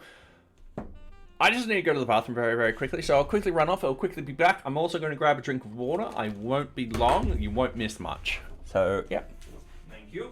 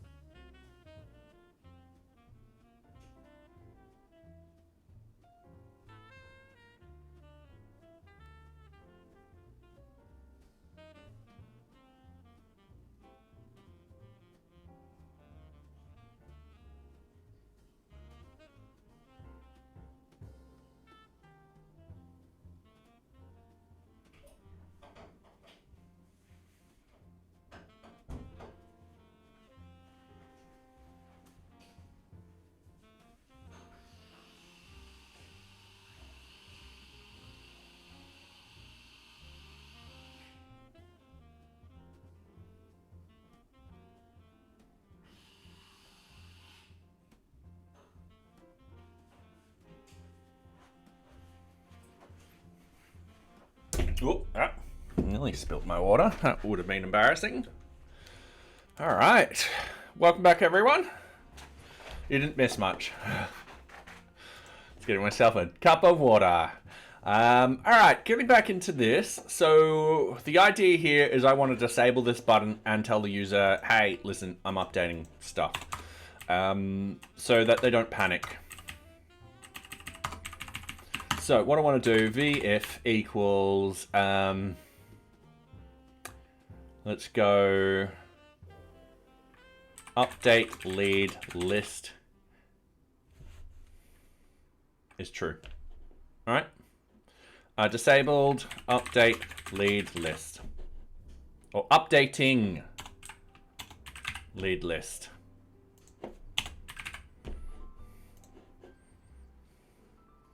So we go down here, we've got data, we go updating lead list, and that's going to be false. Then down here, we go get change lead, and we go tell user we are updating the list. So this dot update lead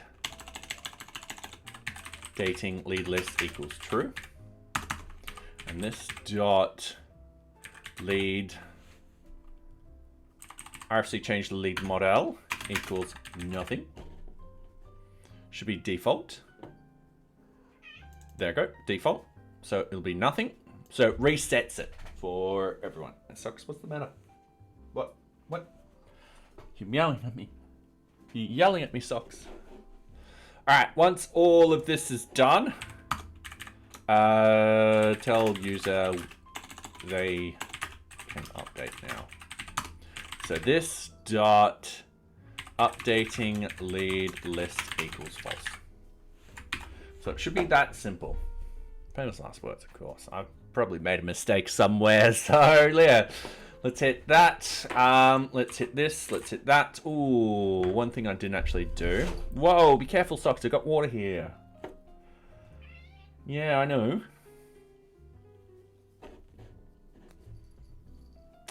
So update group model. We need to update the stream.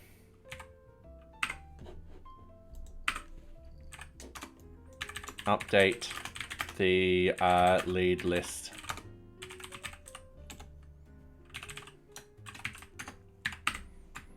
All right, sweet. Waiting a few seconds. I'm gonna hit refresh.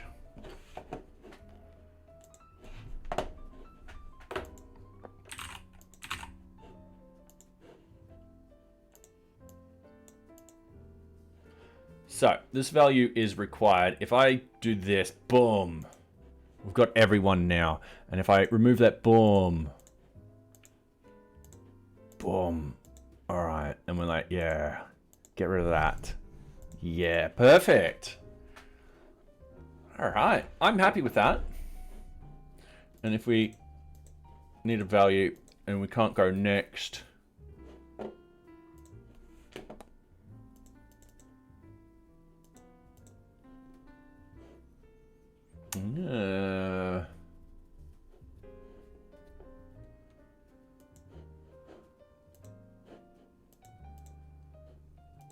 oh, that's interesting.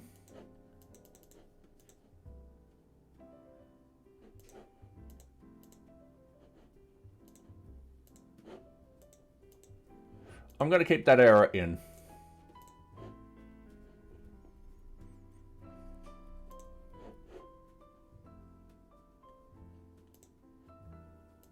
All right, this is ready for retesting.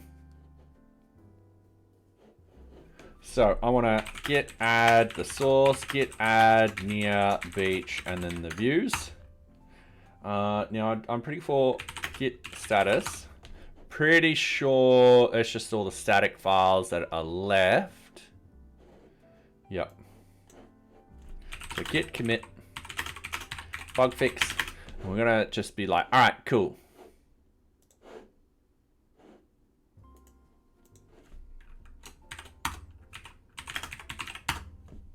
Sweet. And we push all that. So we've actually done 4 bugs. RFC implementation of, all right, this is done. We actually fixed it. Yeah, this is a bug where you fixed at the same time. Kanban new card does not tell us why the new card. All right, change task. So change task, new change task start date should match the highest end date. We've done that today, so that's ready for retest, and that was fixed in another one. Let's have a look at the current issues, because I feel like there might be a couple of issues in here which we could be like, all right, this is done, this is done, this is done. So new card, can't minimize, nope. Search objects, nope. 403, nope. No validation when creating tag, nope. Read only, nope. Change task, delete. No modal to confirm delete request. We haven't done that yet, but I feel like we can do that in the next version. Or we could do that tonight. Socks, do you reckon we can do that tonight? She says maybe.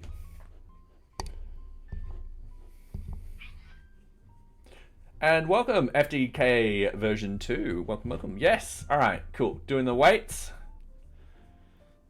Okay, we'll go to this screen. How are you going?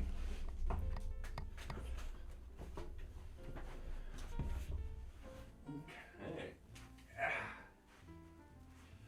So I'm going to try 20 on each side. Damn, wrong one. Oh, well, that's fine. Did you want to give Socks the treats?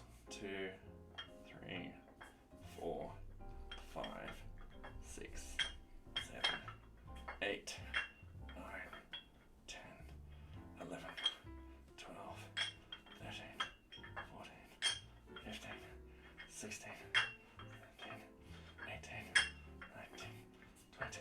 Yeah, I can easily give her treats. 1, 4, 5, 6, 7, 8, 9, 10, 11, 12, 13, 15, 16, 17, 19. Anyway, there we go. 20 on each side. And I'll tell you what, I'll throw the treats in for free. Socks has been begging for treats. I'll just put it on this mode because some people don't like it when I do that. All right. On full screen. All right, socks in your bed. In your bed.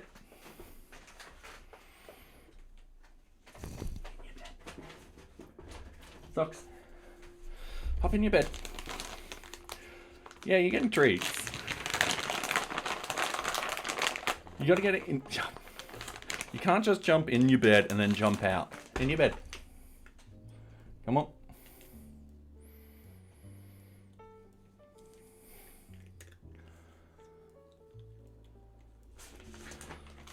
Alright, there you go. It's a good time for a break right now anyway. I'll tell you what, I'll give her even more treats. She's actually been good today.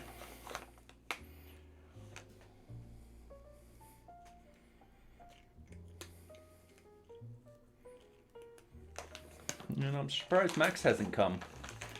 Max!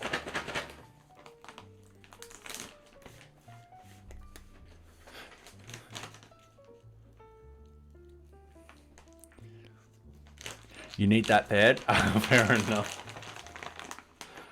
Yeah, I got this free. I had another cat called Amputee Amber. She sadly passed away when I started streaming. Max! Anyway, I got this bed with her. She was an old cat and they were like, we need to get rid of her. Well, not like that. They were really happy that I was adopting her, and I had her for 5.5 years, I think. But yeah, I got her when she was almost about to turn 10. She was 9, almost turning 10, and yeah, she passed away when she was 15. But I kept the bed, and then Socks claimed it. This is her bed. I did actually have another bed. My mother gave another bed, and I had it here, and she refused to sit in it. Absolutely refused to sit in it. So yeah. Yeah, Socks is very cute. She's now 10 years old. I can't believe I've had her that long. She is a cat that I have had the longest. So Amputee Amber was the oldest cat I've ever had, and that's because I got her when she was almost 10. Socks is the cat I've had the longest. So yeah. And she causes a lot of trouble.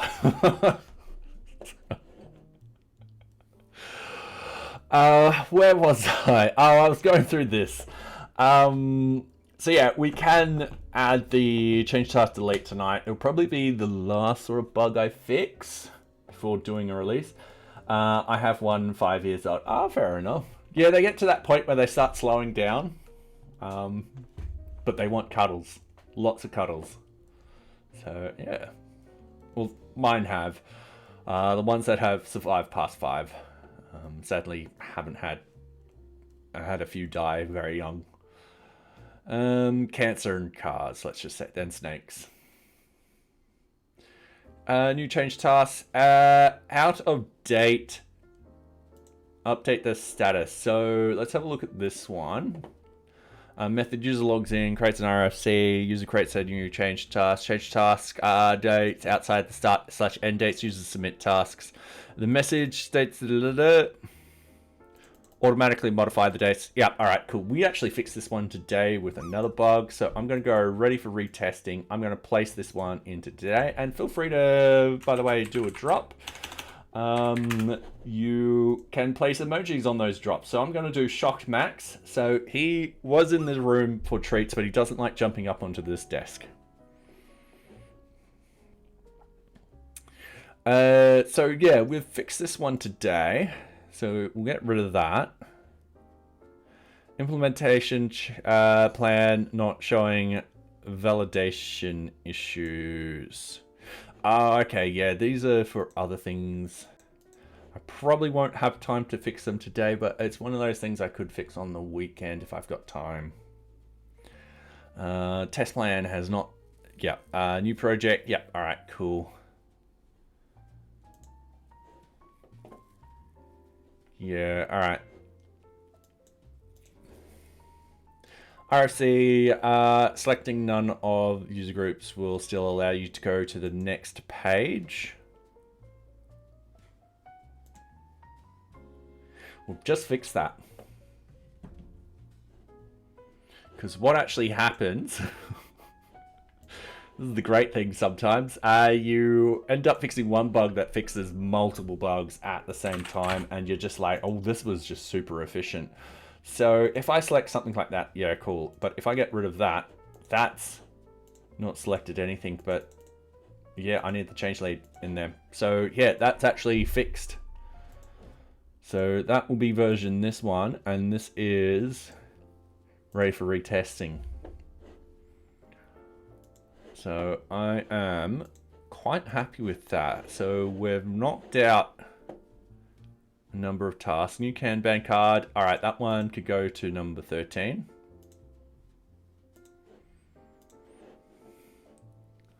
And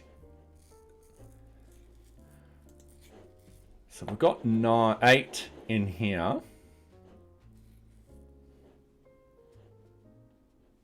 Hang on a minute. Did I just do something silly? Yeah, I just did something silly. Let's put that back to 12. Let's fix this one today. So if I go into an RFC and I'm like, all right, cool. And I hit delete, it just deletes it.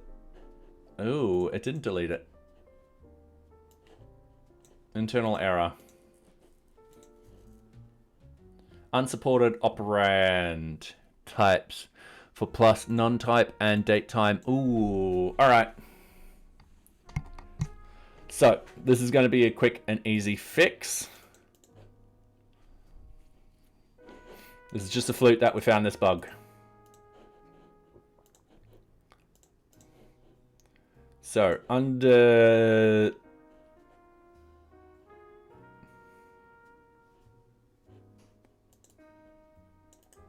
I'm just going to copy this. I'm just going to go bang, bang. And we're under the directory NearBeach. All right, cool. So what's actually happening is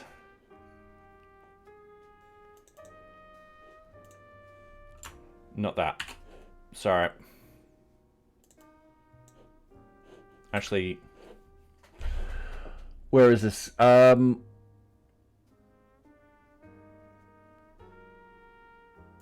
Update RFC dates.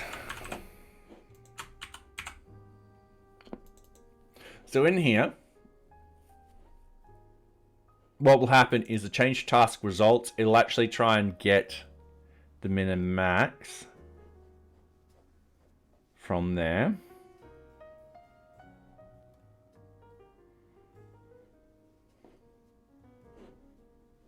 And this line won't work. So what we've got to do, if there are no change tasks associated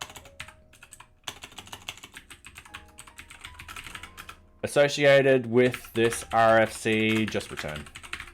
No need to update. So if the length of the change task results equals 0, just return.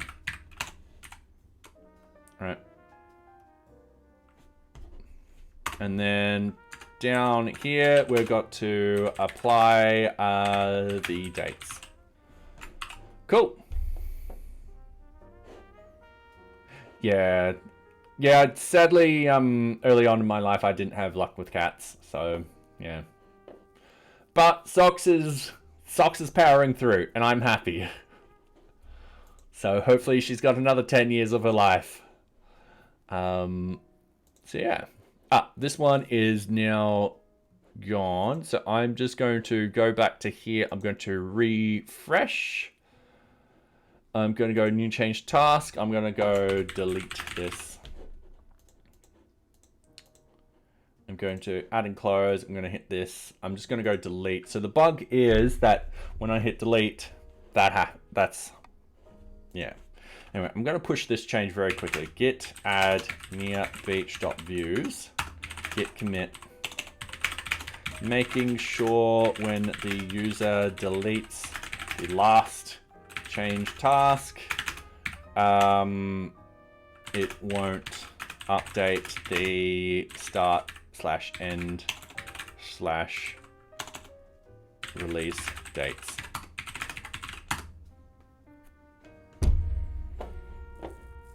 And done. All right, so going back, let's delete all of that. Let's just add one in. Let's close modal. So we need a confirmation modal. So the idea is this delete button opens up the confirmation modal. The confirmation modal will handle everything. And then, yeah, that's all we need to do. So let's close this. Let's minimize everything. Let's open up NearBeach. Let's open up our source. Let's open up our JavaScript components. We got our card information. We're going to open up our card information because I feel like the delete button's on here at this level.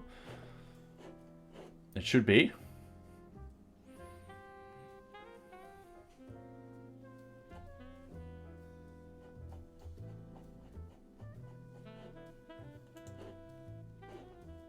I'm looking at card information, not change task.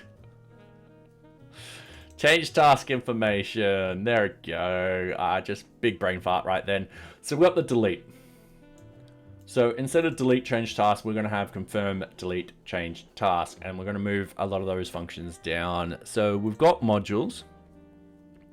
What I'm going to do is I'm going to open up these modules. I'm going to open up the wizard and I'm going to copy this group delete one and I'm going to paste it into here and we're going to confirm change task delete. And we're adding it to that. Now, the next thing I'm going to do is I'm going to find and replace anything that is group delete.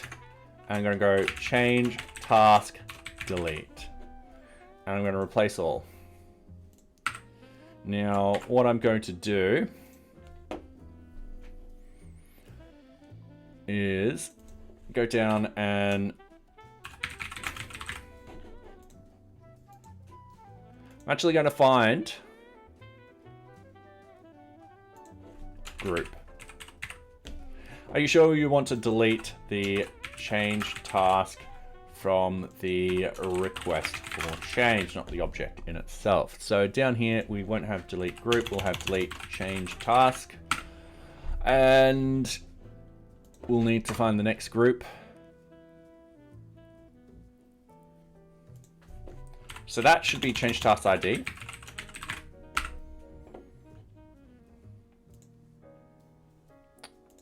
We don't need that. We need the destination, we need the location ID, we need the root URL. So this will be delete change task. I won't need to do that. So this is the data to send. Actually, don't need to do that.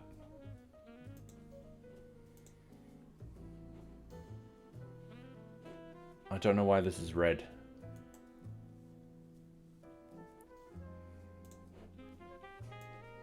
So we're actually going to copy this. We are going to paste it in. So this is the delete try, send the trigger. All right. I'm gonna fix this up for starters. And that's pretty much it. Almost, actually. Famous last words. What we need is confirm delete change task up here.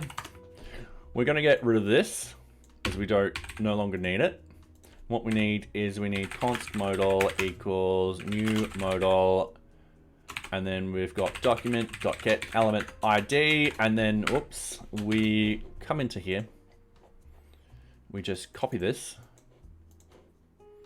We just paste it in. We go, yep, sweet. And then modal.show.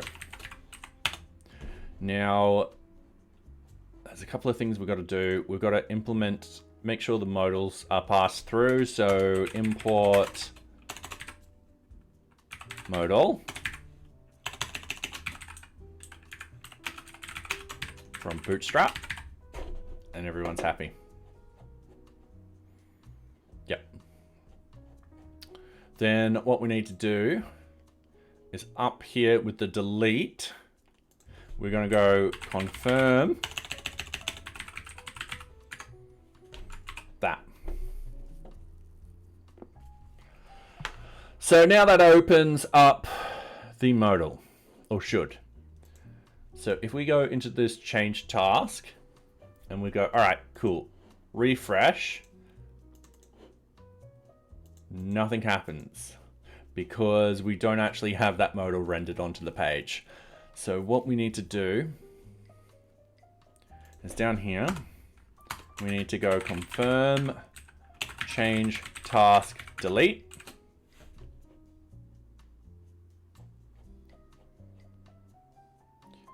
And that, confirm task, change task, delete.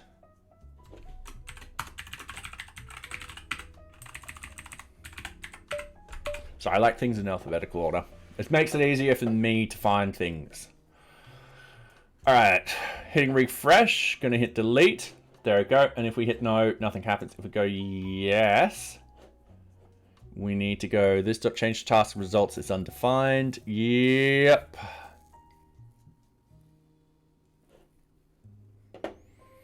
So what we need to do is we need to send down the ID.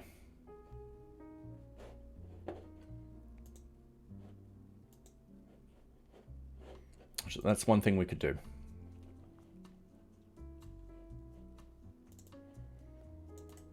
So we can cut this. Go this dot change task ID. Everyone will be happy.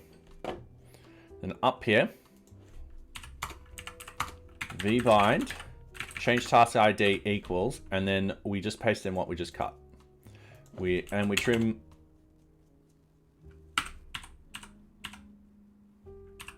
And we trim this.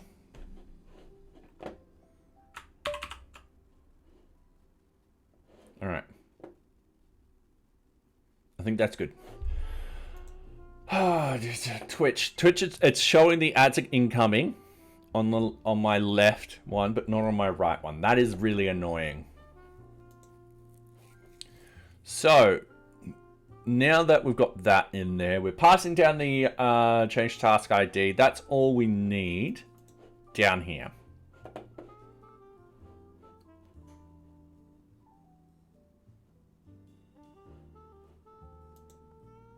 Actually, no.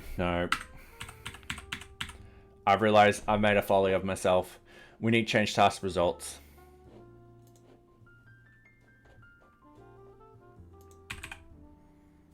Okay. So I'm grabbing this. Actually, 1, 2, 3, 4, 5, 6. So yanking 6 lines. Going up here. We're going to paste those in. We're going to delete those 4 lines. There we go. And then up here, we need vbind change task results equals change task results. All right, cool. The reason being is it's actually using multiple bits of information from it. So we might as well just key that whole entire thing down. All right, ad starts in a minute. All right, cool.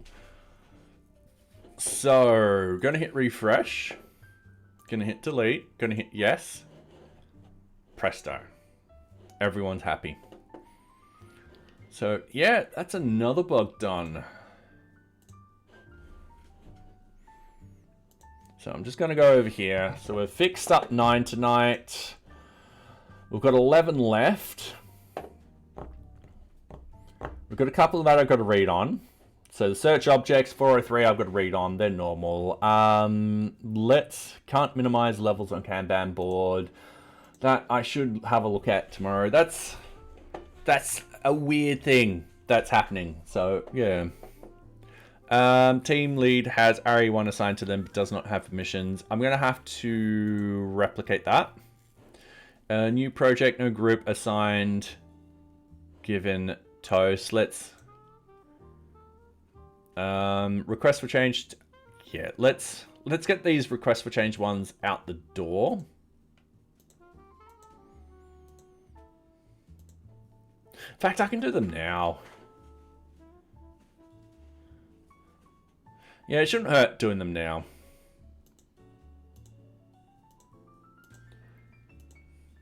That way I can do a big sort of release. Get that out and everyone will be happy. Read-only Kanban has gap at bottom of the page. Yes. Yeah, that's a nitpick one. Okay, let's have a look at 13. That has 4 in it. That's...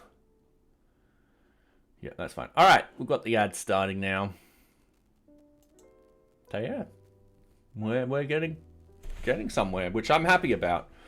Once again, excuse me, I'm just stretching myself. Once again, when we get down to about 10 bugs or something like that, we do a sort of massive sort of check. I will find some more bugs, but a lot of these bugs are becoming easier and easier to fix. So we've fixed up some core issues. Now we're fixing up some UI UX issues, which of course has been that our business logic has changed a bit.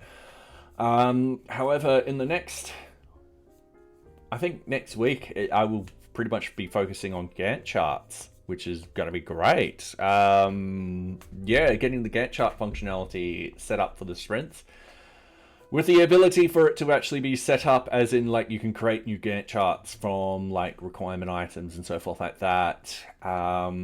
Set up a bunch of sort of things. I've got to think more about the Gantt charts. Like, am I limiting them down to requirement items, or am I just creating, like, hey, listen, let's just shove everything into here and stuff like that? So yeah, just got to think about it. So I also need, I mean, the beard's okay at the moment. I just need to trim it tomorrow. Just trim all this. You know, so yeah. Anyway, welcome back everyone. Let's get back into it. All right, so we've got pre-rolls off for the next 41 minutes, which is nice. I won't last that long. So that was definitely the last ad for the weekend. Sorry, the stream. Okay, cool. So what do I want to do? I want to fix these other bugs. Oh, I haven't pushed this one yet.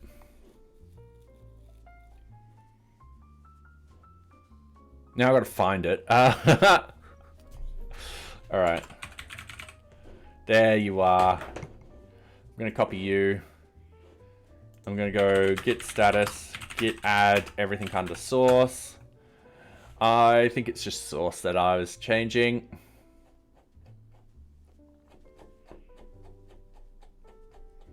All right, so git commit, bug fix.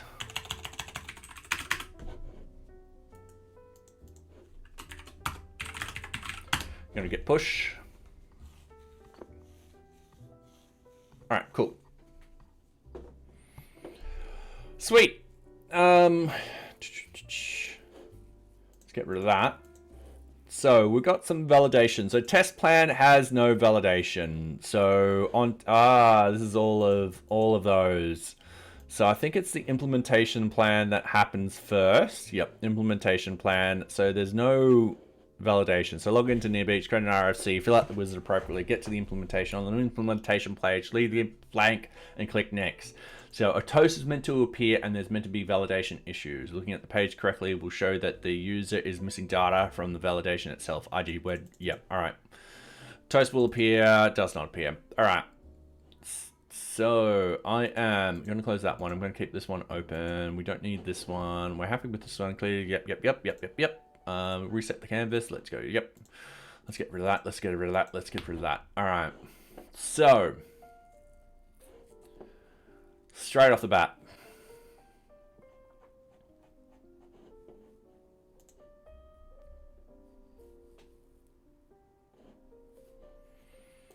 Let's close these tabs.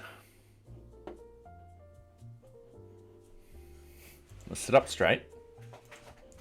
Let's go to source, JavaScript, components. We want the RFC. We want the tabs. We want the implementation plan. So we do have the validation here.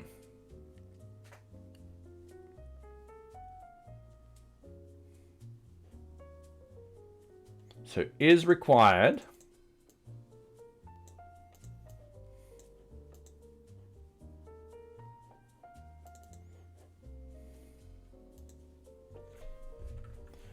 All right, let's have a look at details. I'm going to put details to the right.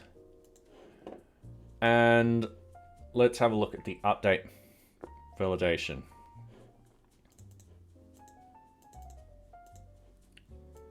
Okay, so that's looking fine. So if we go in here, let's go hi 0.31.12 administration, admin user. Let's go next. Let's go hi. So this one's working. The risk associated. So I'm going to use the risk.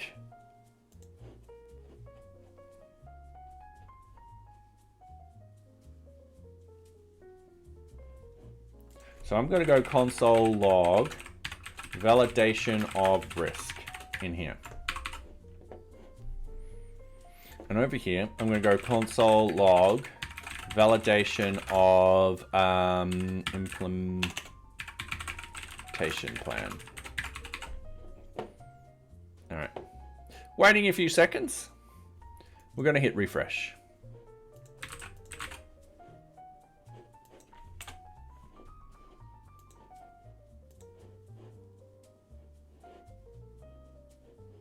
Oh. Yeah, it's not showing the summary either. All right, it looks like we can probably fix all of these all at once. Because, yeah, this is showing the value is required. But, yeah, if we go here, nothing.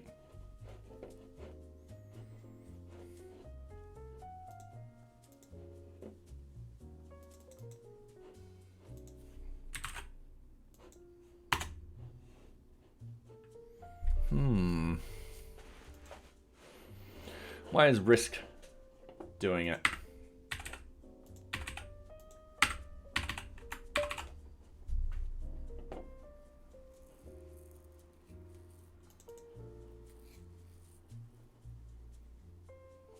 All right, let's have a look at risk.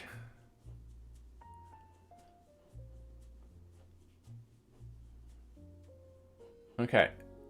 Risk summary model dot errors.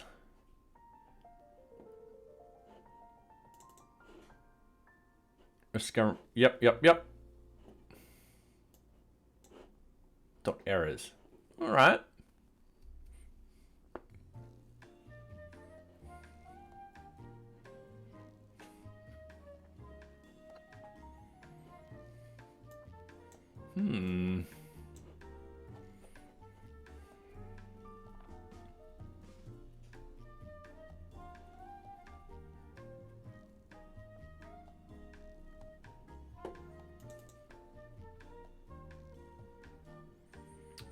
Now, what's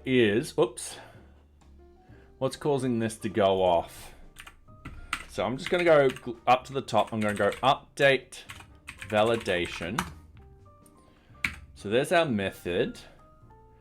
So we've got it on everything. So if we've just got it on that.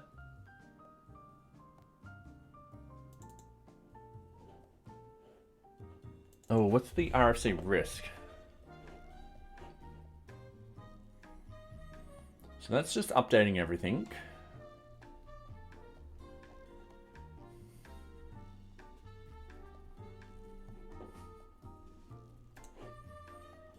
Okay. I'm going to do another thing.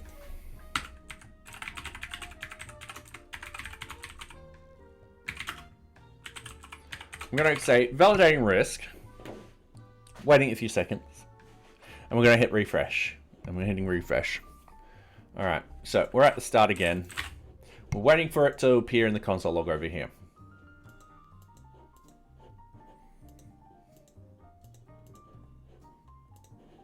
So we've got nothing here. It hasn't validated anything yet. No, it's only when I change something that it validates it here. But why are these all validated at the start?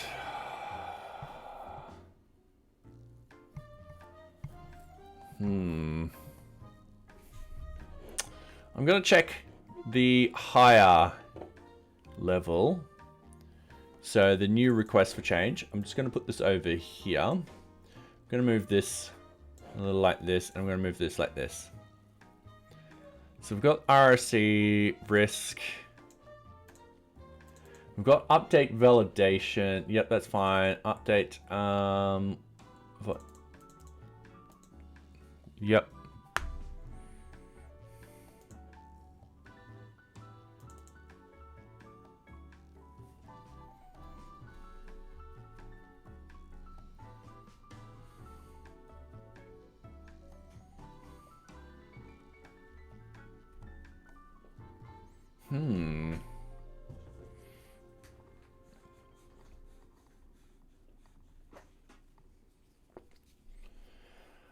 Okay.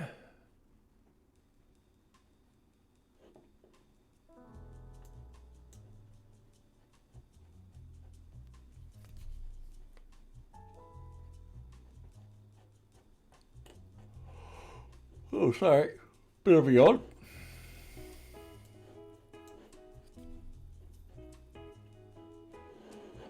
I don't know why that one's validated and the other ones are not. Unless it happens on mount.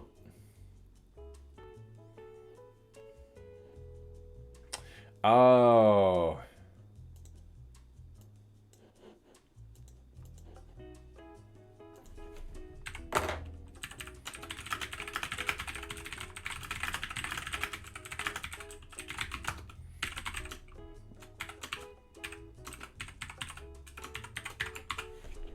All right. Waiting a few seconds. Hitting reload.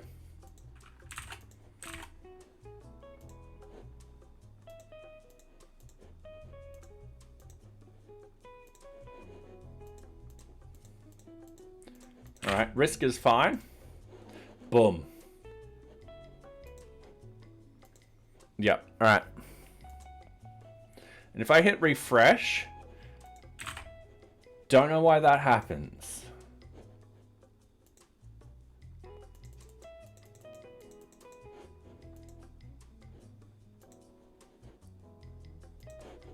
All right, we're gonna fix that. So I'm gonna move the details over. So we do touch it. And then on these validations, we do touch that and emit it up. And then what I want to do is I want to go console log. I just want to do that. All right, we're going to find out why. And this is the RC details. Ah, it's the second one. All right, no, it's not what I want. I want the description.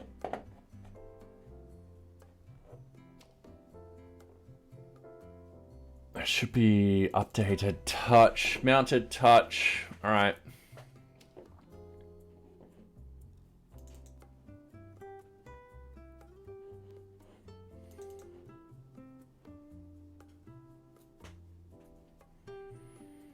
I don't think we need this here. I think I wrote this at a different time. Yeah, it should be update validation.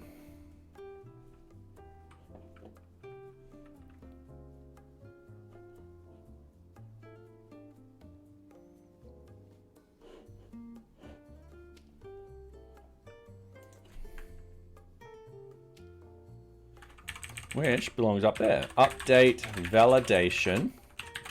All right, cool. Let's just do that. Let's just go cut. Paste.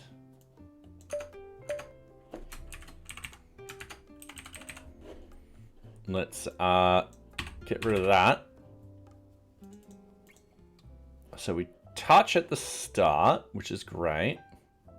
And then what we need to do is this dot update validation.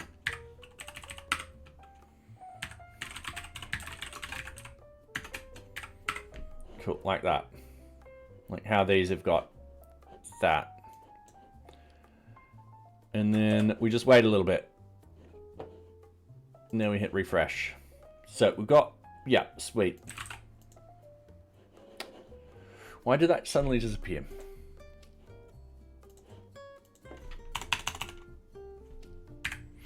Ah. Title. Wrong thing.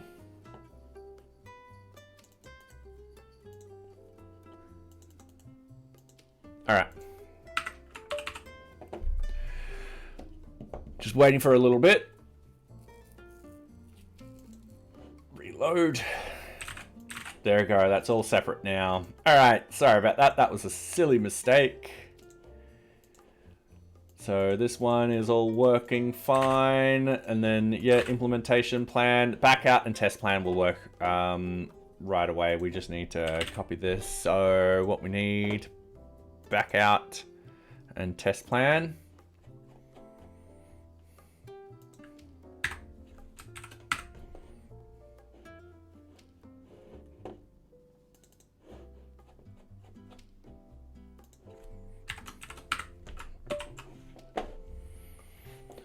All right.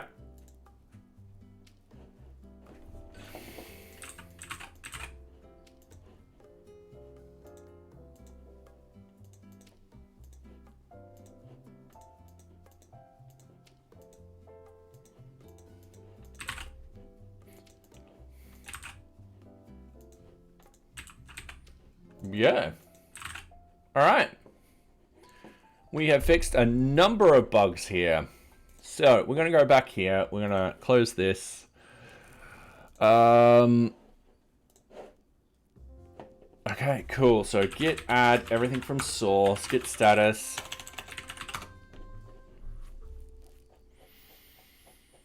All static. All static. Yep. Git commit bug fixes. And then we're just going to paste these in.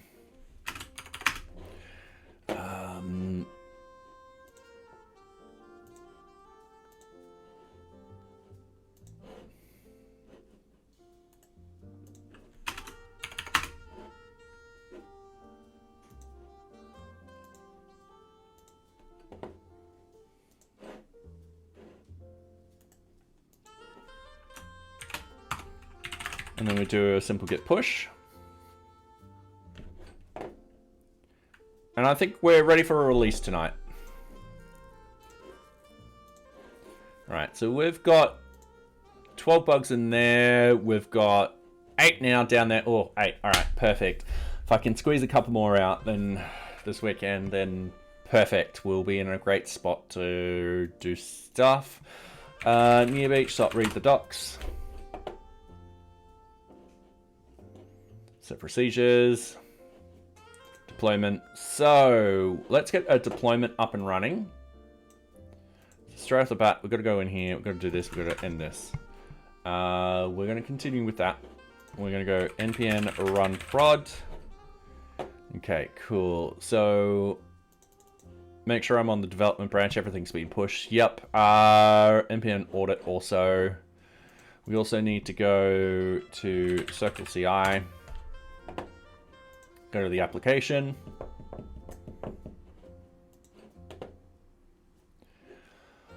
I don't foresee this breaking. Oh, hey, is that your socks? No, that's just a wire. All right, I'm going crazy. Been streaming 4.5 hours. So that's done that. npm audit. It's going to bring up the tiny mouse stuff. But I don't think at the moment we hit the tiny mouse stuff. Oh, and the Vite. All right, that is something I'm going to have to deal with on the weekend. Okay, audit prod, run end-to-end, npm run A to A.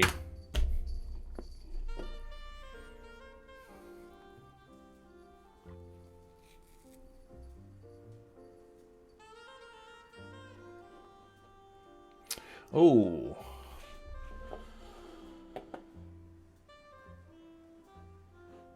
Team leader shakeout.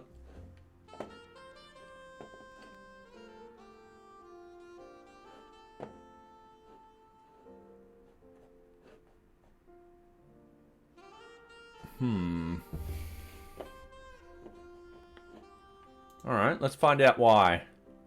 So failed. Team leader changed task information to. I've deleted these. All right. I've just deleted change task 2. So to fix that, we'll go localhost and we'll go admin. We'll jump in as the admin. We will go to change task. We'll actually go to change task 2. And notice how it's deleted. We're going to undelete it. And then what we're going to do is we're going to rerun these tests just to make sure. So it's going to run 380 tests. Jesus. That's it's going to get a lot better. A lot more.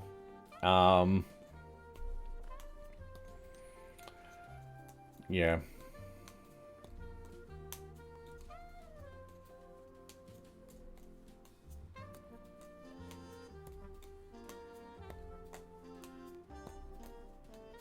Alright, see. Quick. Sorry. Done. Yes, that was quick. Awesome. Alright, so we've done that. The workflow, that is perfect. Sweet. So run end to end. Check screenshots. Ooh, they should be fine. Famous last words. Make sure the development branch is pushed into. Yep. Check Circle CI, use Git flow. Yep.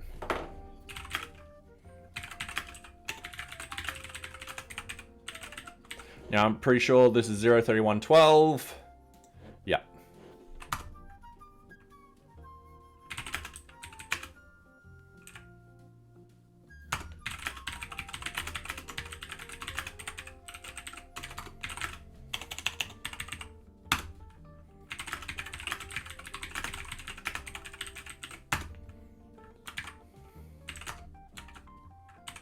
There we go, 31 to 12.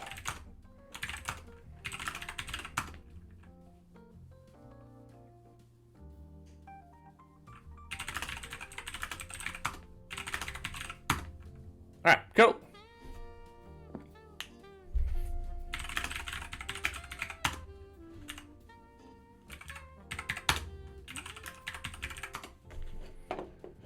Alright, I am happy with that.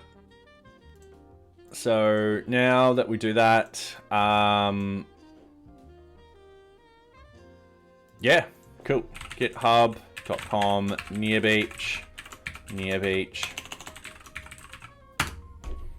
This release process is a lot quicker than it used to be, and I am absolutely happy with it. So create a new release. So we need to tag that 0.31.12. And then we've got bug fixes. And then what we want to do is I want to close this. This I don't need anymore. I'm going to sort by ID. So the smallest is at the bottom. What we need to do is, I'm literally just copying and pasting this.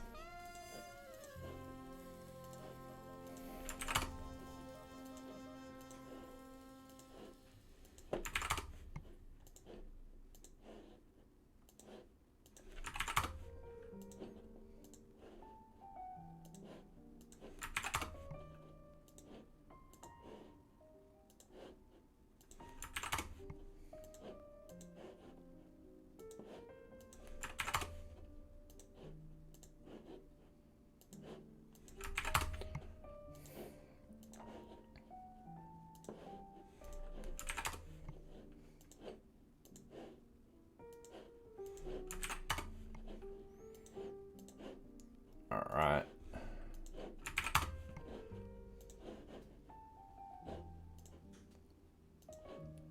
Sorry, I just had another brain fart. I was like, did I copy that? Did I do that? And it's just, yeah, I've done it. Alright, so these are all done. So we've got 1, 2, 3, 4, 5, 6, 7, 8, 9, 10, 11, 12. That should match that number. Yes, it does. We need to do that to that. Sweet. So this is set as a preview. Create. Yep. Sweet. Just done another release. So for those that don't know, essentially every single time I do a release, it actually spins up a GitHub action. What that action does is it deploys NearBeach to PyPI, which is the Python package management system. It then deploys the static files to our CDN. And then once that's done, it'll trigger the Docker build. So the Docker build is can be triggered in a number of ways, through a release, or if we need to actually do a security fix, like if Django has a security issue or Bota 3 has a security issue, what we can do is we can push that through. I'm going to snooze the ad breaks just because we are with the pre-rolls. We're about 15 minutes ahead. That's for sure. Yeah. We won't be lasting 5 more minutes anyway. All right. So it's 11:15. I have been streaming 4.5 hours. I think this is done. I'm happy where we are. Let's see who's streaming tonight.